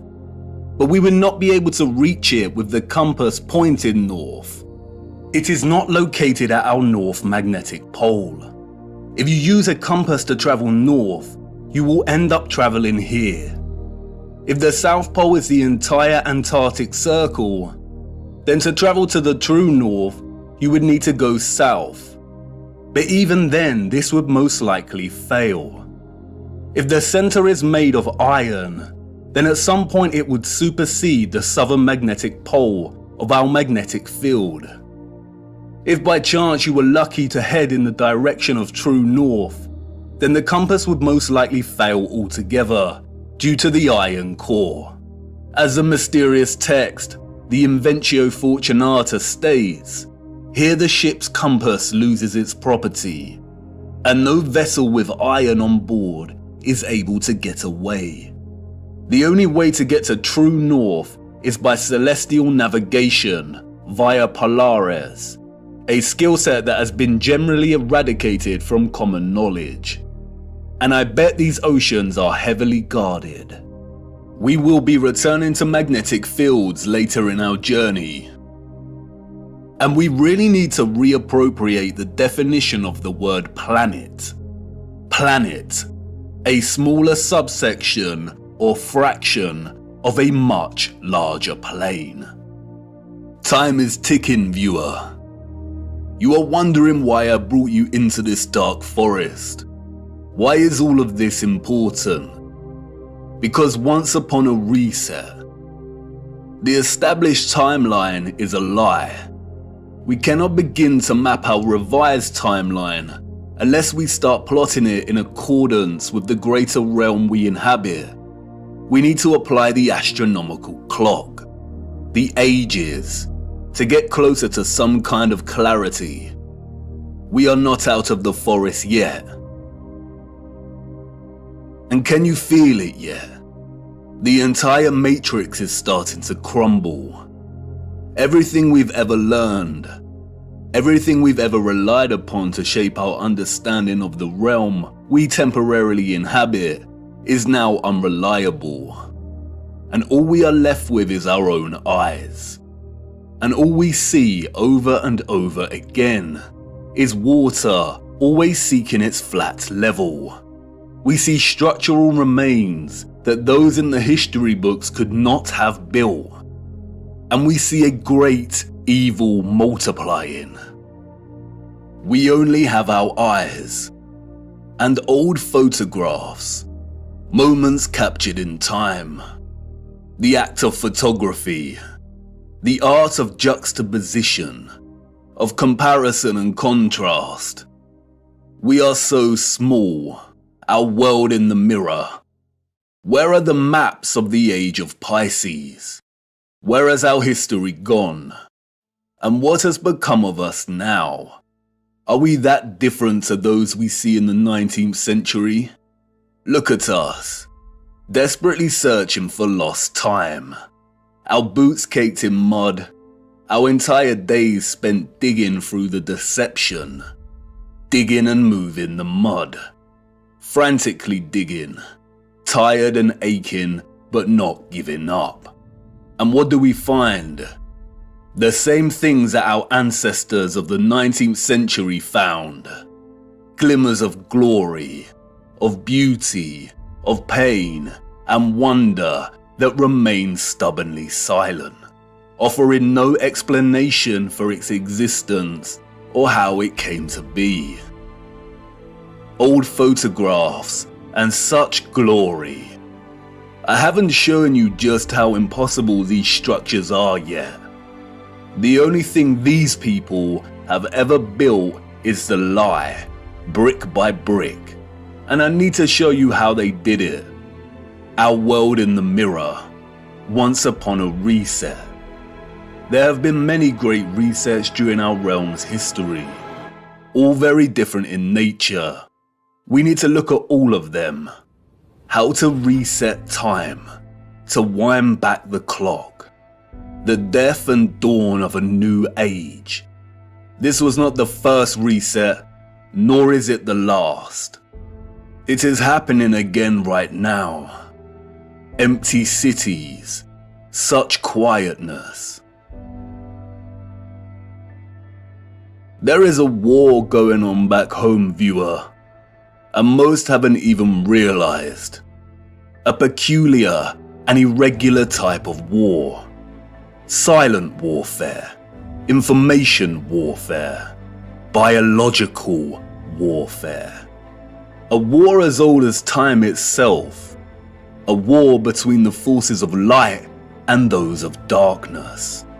And we're caught in the middle, on the cusp of the dawning of a new age. A war for Aquarius, the water bearer. Watch the water. And for us who fell in love with the truth, and who have resisted the darkness, we've had the armor of God on now for so long. How many of your friends and family have deserted you? How many of them left you stuck in the mud? And you've remained steadfast. But it's time we took a stand and became very loud. It's time to draw the sword of truth. The blind are going to need us because nothing can stop what is coming. The legend of Ophorus, bearing Christ, bearing the truth so it can reach the masses. I will try my best to continue our journey, but as things become even darker, the lights will inevitably go out, and our journey may end here. But you have more than you know, more than you need. You've seen enough deception. Do not believe a single thing they say. We have to try and keep moving. The clock is ticking and we don't have much time. We need to go to Siberia. There is something frozen in the ice that needs examining. Come on, it's time to address the big question. Who were the citizens of the future? And it's not what you think. The timeline is wrong, and the maps are fake. This is not the answer. No. For you see, they had a king over them, and not just any king.